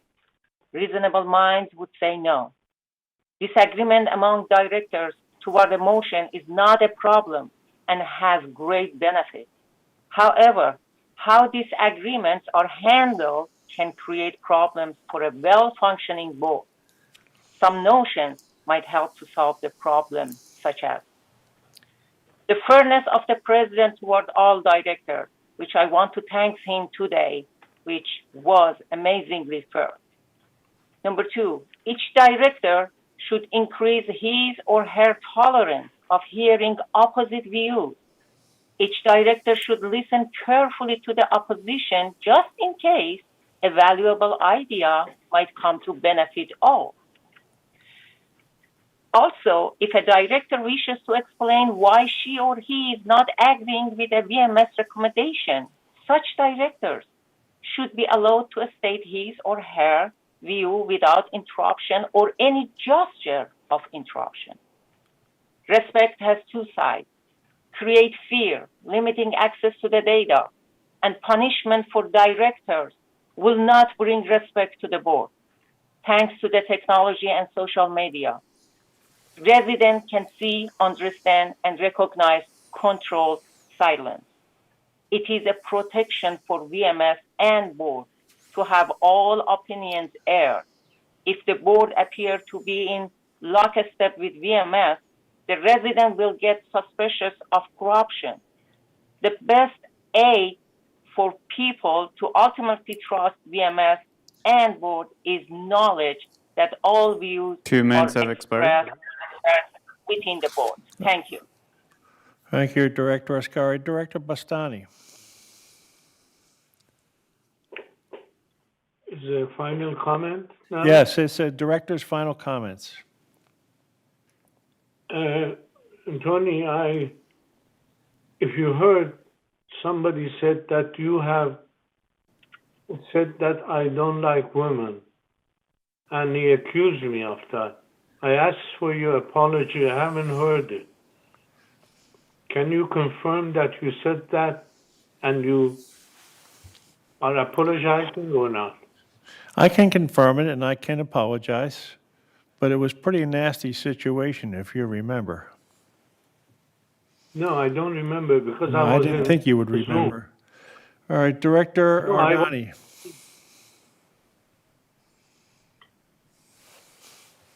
Thank you. It was a very great meeting. And I just want to tell Maggie, personally, I'm not against you. I always like your opinion and suggestion. If I say something against your opinion, I'm just saying, I'm just giving my opinion. That's it.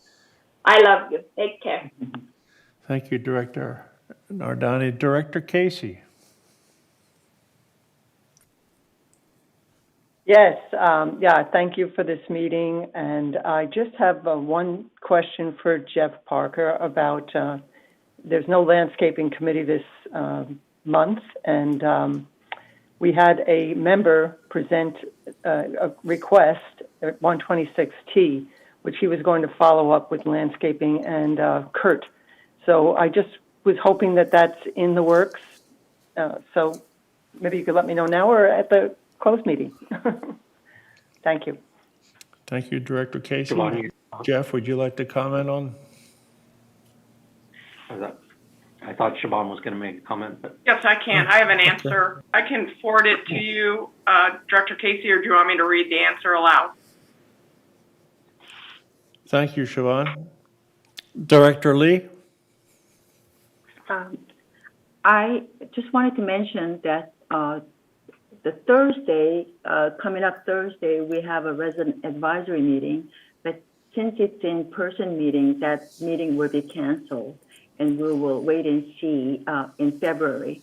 We also have Nancy Lennon, who was working as a member of the board in the past.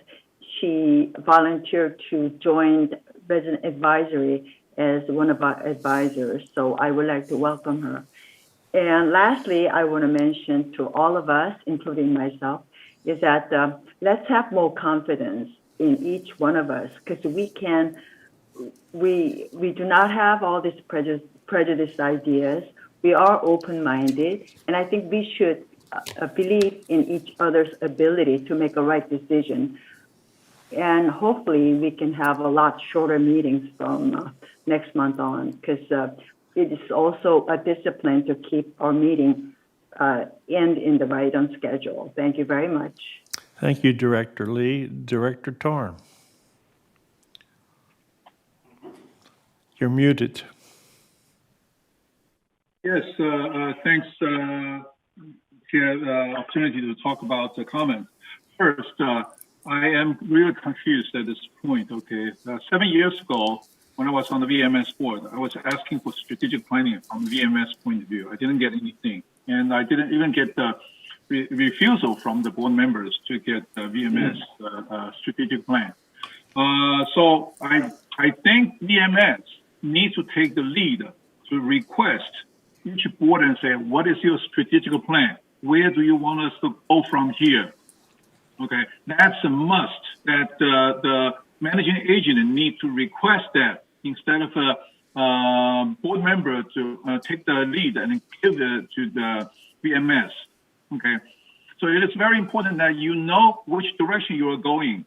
And the only way to know it is to ask us. If you don't know the direction, if you don't request us, then just do it your own merry way. I don't think we are getting where we want to do. Okay, good examples would be the clubhouses and all those quality management and all those malware attacks. Okay. Second thing is that, as they said in politics, we trust in any kind of management. We trust, but we want to verify. We don't just blindly trust you. We don't just be a rubber stamp. Right now, there is no way we can verify. We have requested data that maybe we can help develop some kind of trusting, verify methodology, but it's all being rejected by VMS. So at this point, we only have the VMS words to trust. We don't have anything else to verify whether what you say is really true or not. Okay, what we need, and along with the malware, 2 minutes have expired. All right, your time has expired, Director Torn. All right, for me, I just want to remind you, we're going to take a break. I'm going to recess for lunch here pretty soon. It's 1:30, so, and I'm diabetic. I need some food. Anyway, I want to let you all know that I realize that we have rejected our resolution for committee assignments. However, as the president and chair, I'm allowed to make pro tem assignments. So the committee assignments will stand as we have them right now until we get the agenda prep meeting going before the February schedule, and then in February, we'll vote again on the committee assignments. And that's all I have. So right now, let's take a food break here. It's 1:32 by my watch, and it's going to take me 20 minutes to get some food. So we'll re-adjourn. We're going to be in recess until 2 o'clock. Thank you.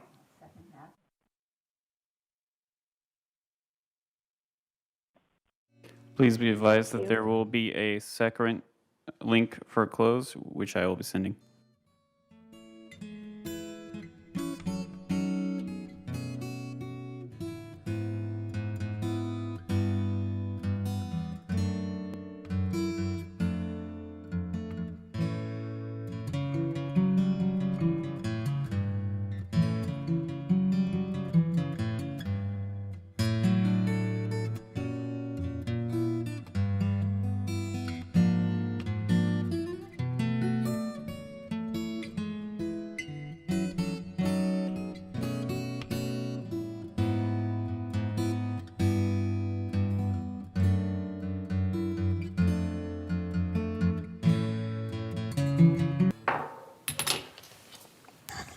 This is a continuation of the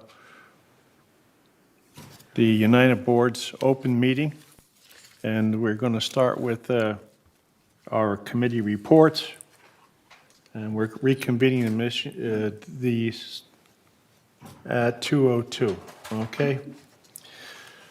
So now waiting for the monitors to light up.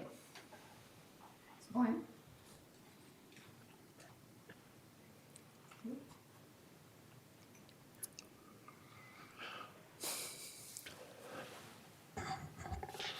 Okay, 1, 2, 3, 4, 5, 6, 7. Okay, we do have a quorum, so we can proceed with the business. And I appreciate the break because I'm diabetic and I needed some food. We're going to start on number 16, committee reports.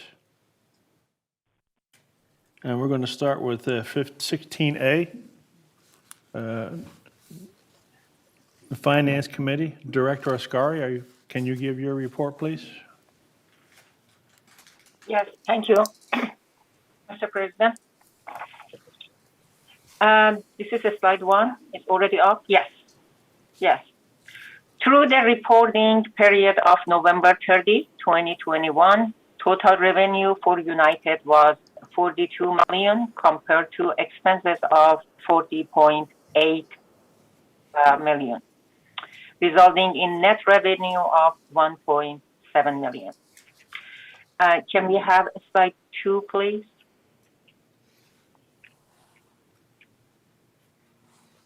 Thank you. Is this the slide 2? Yes. In finance, we keep a close eye on operation portion of our financial results. The operating fund, of course, without depreciation, shows an operating surplus of $40,000 through the reporting period.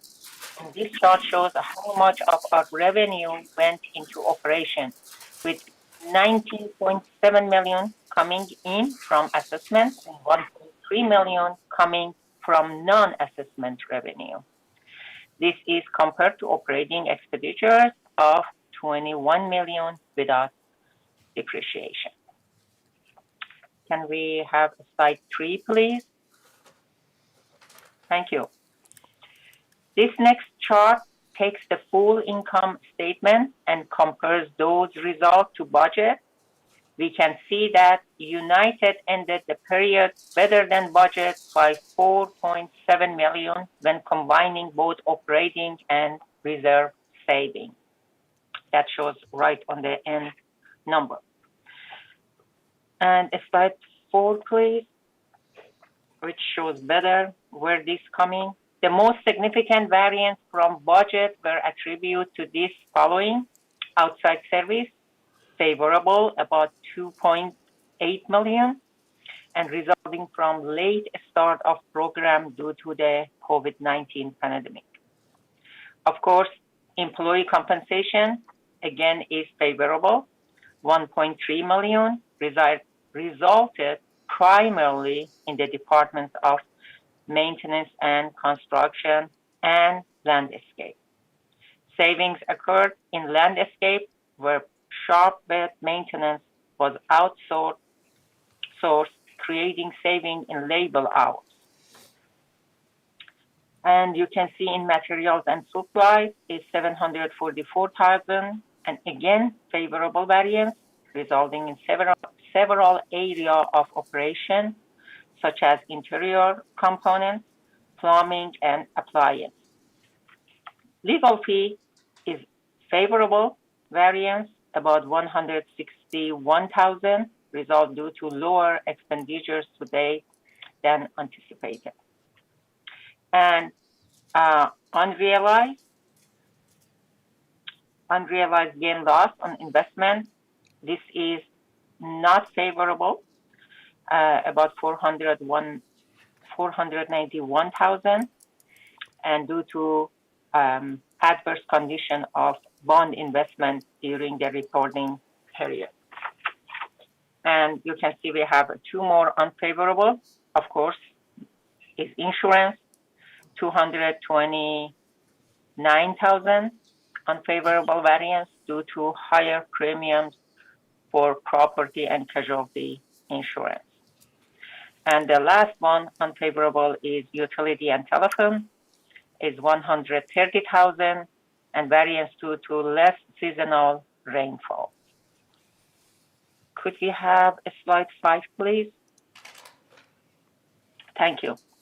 On this pie chart, we show non-assessment revenues earned to date of 1.5 million, excluding the unrealized loss and available for sale investment.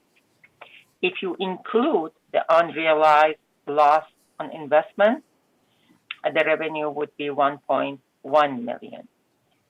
Revenue is organized by category, as you can see, starting with our largest revenue generation category fee and charges to residents, followed by laundry, resale processing fee, investment income, and so forth. And can we have number 6, please? Thank you. On this slide, on this pie chart, we see the expenses to date of 41 million, showing that our largest category of expenses are for employee compensation, property and sale tax, followed by outside services, utilities, insurance, material, and supplies. And on the upper right corner, you can see the breakout of the utility that is in that box. And can we have a slide 7, please?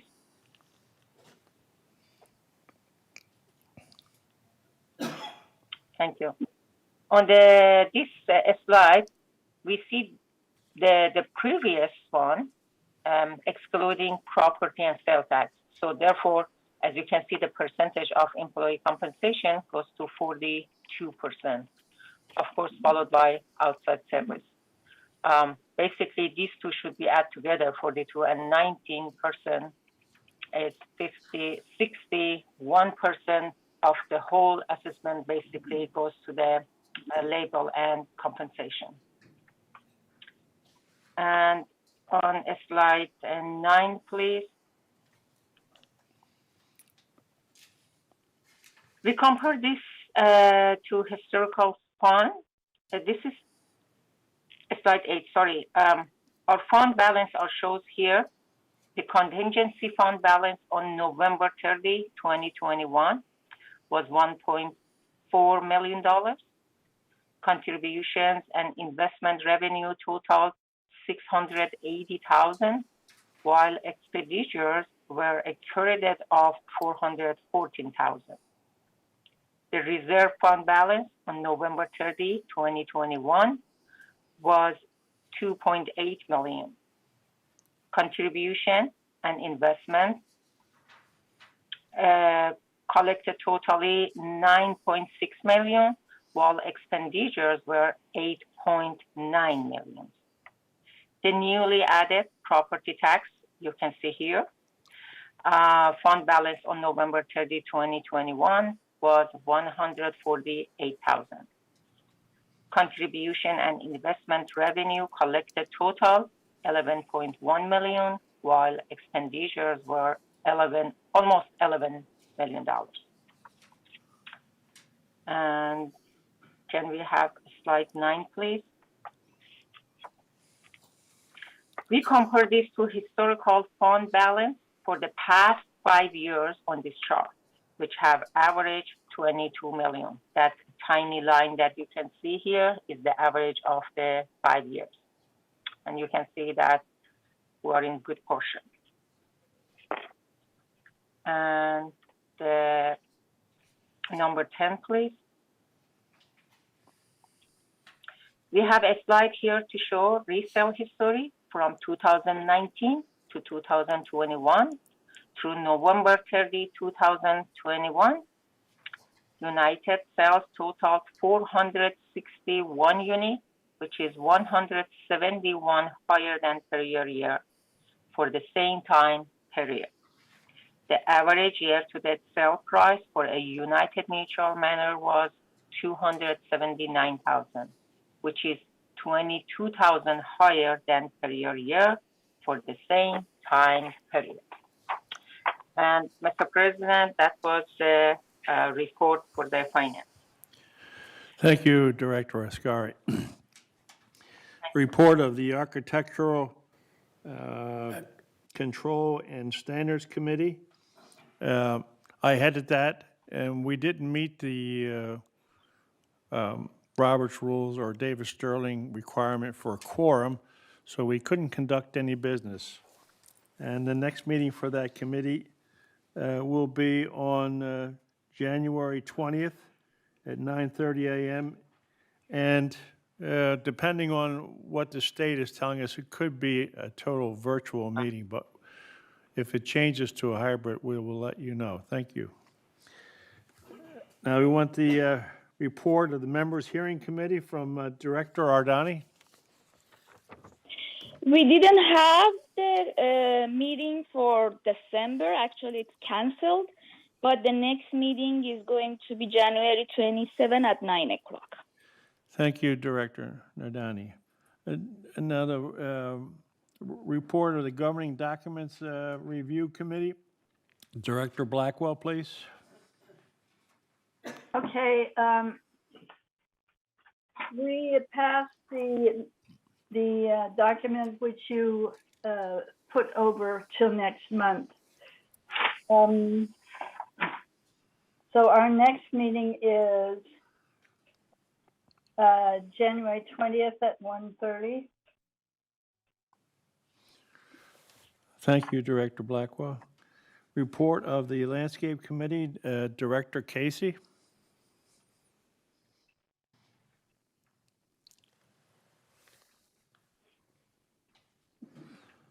I don't see Director Casey here. So we'll move on. Report of the Maintenance and Construction Committee, Director English. Okay, I'm just trying to figure out where we are right now. We're on reports. We're on the Mnc committee Right. report. Your mic, please. This one says December 22nd. Put on your Turn mic. your mic on, please. Pardon? Mike.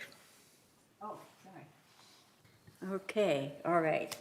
So, anyway, I did discuss with maintenance and construction just where they're at right now, because there's a lot of transferring going on. There are 18 buildings that had bad roofs in 2021, and they redid them with a PVC cool roof system that have 25-year life. And they did 69 buildings, 44 car parks, and 7 laundry rooms, received new exterior paint in 21 as part of the 15-year paint program cycle. The schedule for 2022 is being developed based on the board-approved budget of $1.7 million. 122 buildings were treated with the epoxy lining in 2021 as part of the annual epoxy waistline remediation program. The program extends the services of the life of the existing sewer lines and reduces leaks and backups. Schedule for 2022 is being developed based on the board-approved budget of $2.3 million. And their next meeting will be on February the 23rd, which just happens to be my son's birthday, so I won't forget that one. And that's all I've got for now. Thank you, Director English. Thank you. A report of the United Resident Advisory Committee, Director Lee. Yes, we had a scheduled meeting on December 9th, and nobody had shown up. So I waited about half an hour, and we didn't have the meeting. The January 13th, we have a meeting coming up, which we need to cancel because it's in-person meeting. The next meeting will be February the 10th at 4 o'clock, and we'll see how COVID situation goes. But as of now, the meeting is scheduled for February 10th. Thank you. Thank you. Director Lee. GRF Committee reports. Report of the GRF Finance Committee, Director Ascari. Thank you, Mr. Chair. GRF Finance Committee, we had a meeting on December 15th, one of the big discussion was a proposal for Age Well to operate the village bus system and how impact financially. And in this case, Age Well willing to buy some of our buses. And also, there are a few buses that VMS is going to sell. We were informed that 4 buses, they are going to keep it anyway in the lot for just in case some emergency things. And also, there was a proposal that Age Well give all the service to the bus to the VMS and VMS employees. So in that case, we can charge them and it kind of offset a little bit of the expenses that they are charging us for the operation bus system. So that was a big discussion, and how it goes, we'll see if they're going to start. We monitor to see how this new system is benefit residents. Another discussion was about remove some items from reserve expenditures. And as of November 30th, 2021, there was 10 projects that happened through 2018 to 2021. And this project all done, but their budget were more than actual expenditures. So the total remaining encumbrance was about $764,000 that the board or committee, I should say, decided to return this money to the reserve account. This was to a big discussion in GRF meeting financially, and next meeting is February 16, 2022 at 1:30 p.m. as a virtual. Thank you, Director Ascari. Now, on the GRF Strategic Planning Committee, we didn't have any representation there, and it's due, the next meeting will be on March 4th, 2022. Report of the Community Activities Committee, GRF, Director Blackwell?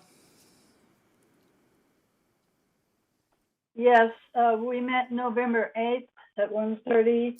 The hot topic is the court's reservation system. Everything else in there seems to be going along okay. The work won't be done on any golf driving range things for a while, but the court system pleases half of the people, or maybe less than half, and this pleases the other half. So they're trying to work out the fine points and see what can be done.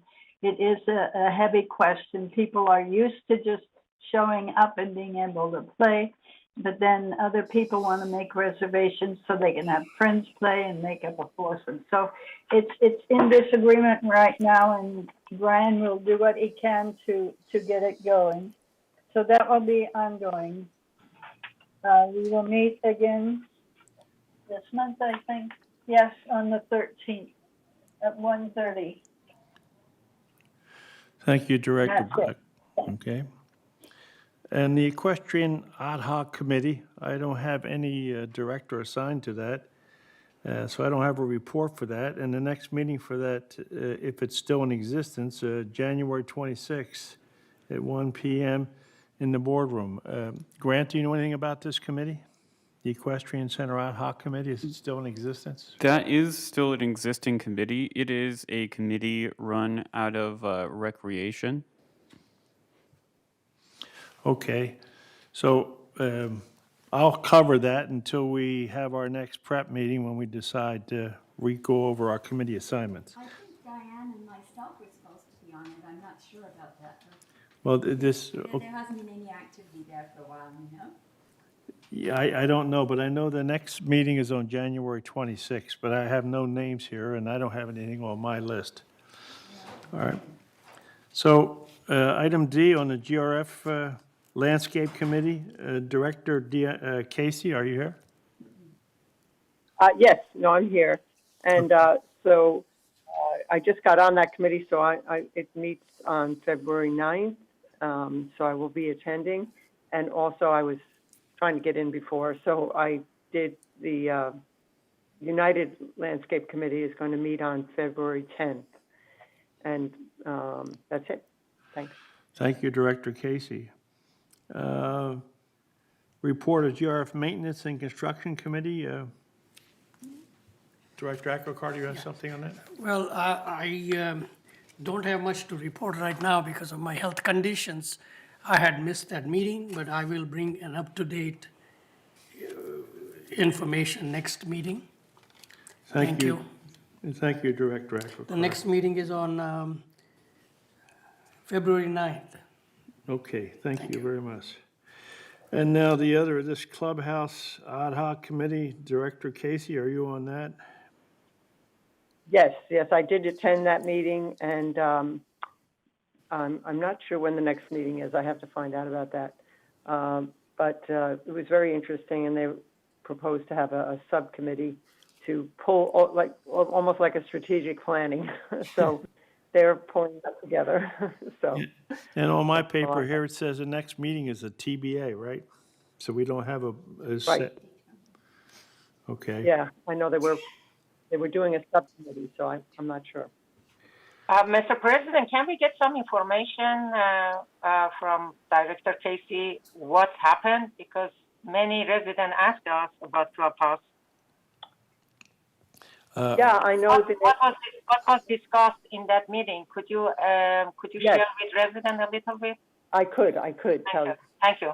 So they have made a determination of all the things that are needed in the clubhouse, which is Clubhouse 3.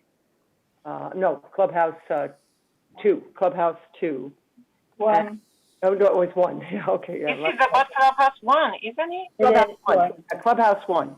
So it's Clubhouse 1. They've made a determination on the things that are required, windows, flooring, different rooms that need adjustments.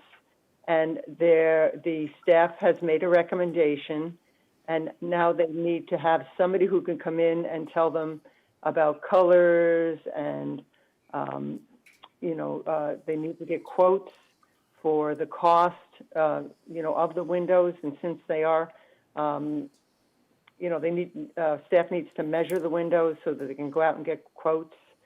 And so it's in that stage right now. That's why they were looking at a subcommittee to pull it all together, so that they're looking at more than just Clubhouse 1, so that's.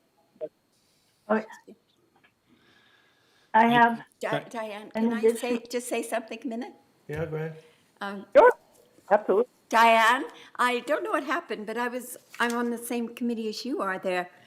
And maybe you're on the subcommittee or I'm on the subcommittee, I'm not sure. But I did go and find the people that did Clubhouse 19 for us. So I've got some information for them. They asked that I did that. Were you there when they did that? Because I don't remember seeing you there. Diane? Oh, she's gone. Yes, I was there. I was there, but I think I was on a Zoom at the time. You were, and I know you were going to dig up some plans for them, and I remember you saying that. Yeah, so I got. Go ahead. Sorry. The subcommittee is going to be formed by Debbie.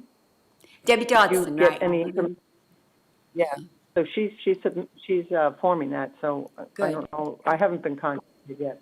I think both of our names are on that. They are, in fact. Yeah. I can see it right here. So yeah. Hopefully that'll turn into something good, I hope. Okay, thank you. Yeah. Thank you. Report on the meeting and Director communications. Toring does have a comment. Who? Director Toring does have a comment on the Clubhouses committee. Director Torn, we're taking committee reports now. This is not up for discussion or debate. Do you understand that? Not for discussion debate, I'm just asking a question.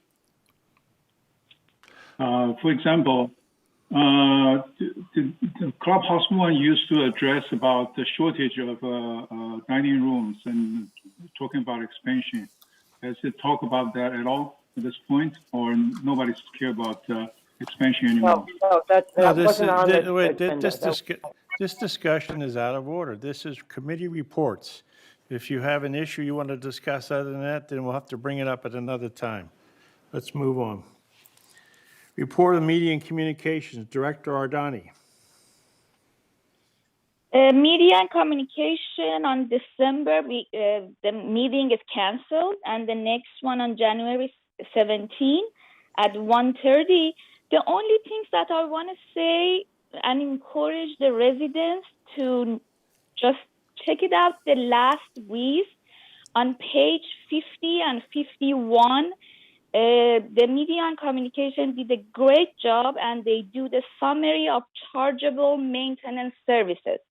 Because when I was in the resident advisory and remember hearing a lot of people ordering something to the maintenance coming and do something for them, and then they have the invoice and they just shocked. They didn't know that this is the chargeable service.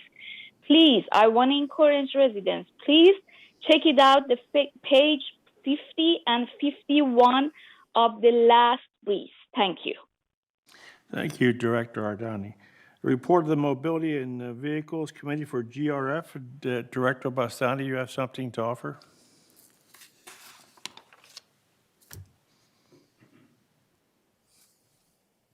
According to the list I have, I'm not in that committee. Maggie Blackwell and Pearl Lee are supposed to be in that committee. Okay, well, I'm sorry about that. That's the way it's reported on my sheet here. So, Director Lee or Director English, do you have something to offer on that? No, Director Blackwell. Maggie Blackwell, do you have something to offer on that?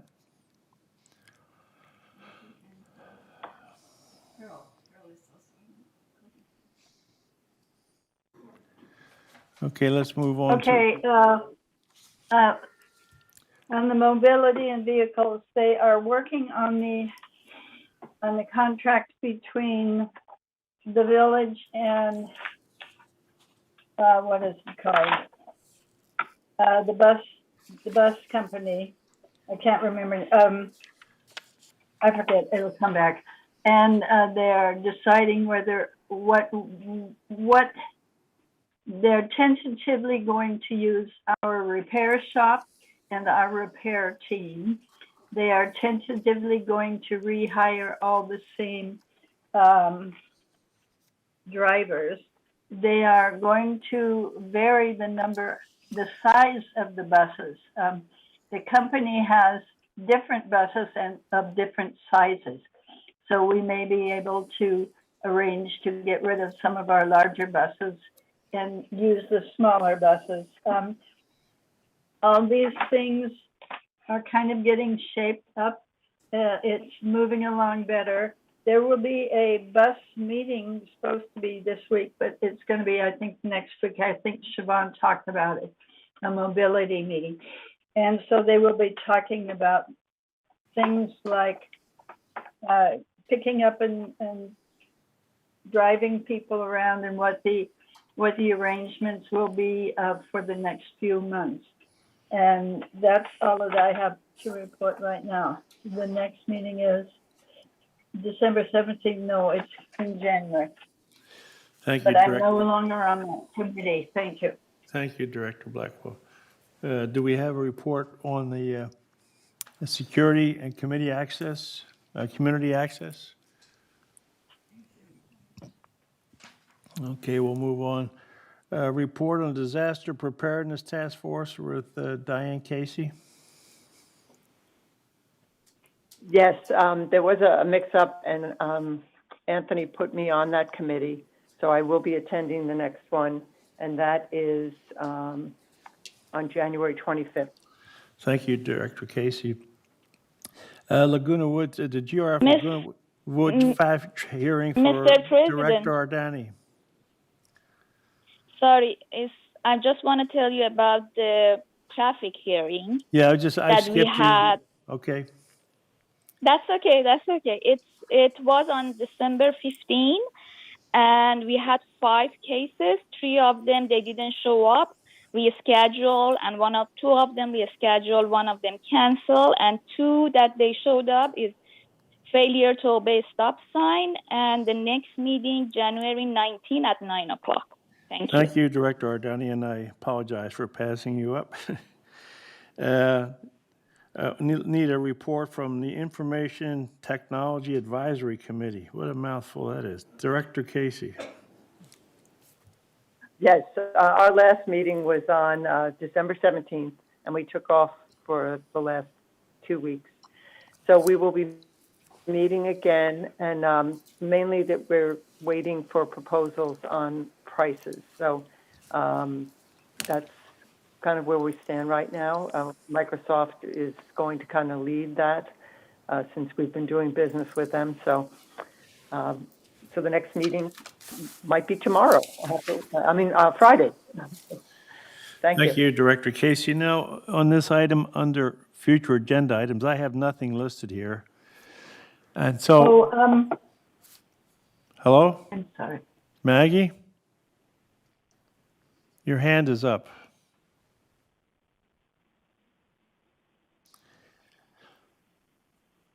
All right, number 18 again is future agenda items. I don't have anything on this list. And so it's now, according to my watch, 2:36, and I want to give ourselves and staff a chance to get upstairs. So we are going to go into recess, and we'll give us, 2:40. Let's make it 2:50. Is that all right with you, Grant? Can we have it? Because we're going to go up to the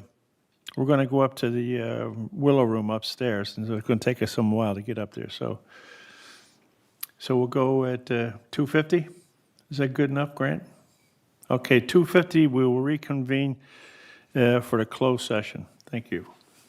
Do we have the same link or different link? There was a closed session separate link sent earlier. It is a separate link for closed. Grant, can you send that one to me again? Thank you. Sure. Yeah, somebody called me. Somebody called me and said that the link would be the same. Yeah. But I don't know. So Grant, I appreciate if you send the link for the closed meeting. We'll do that. Thank you. Thank you.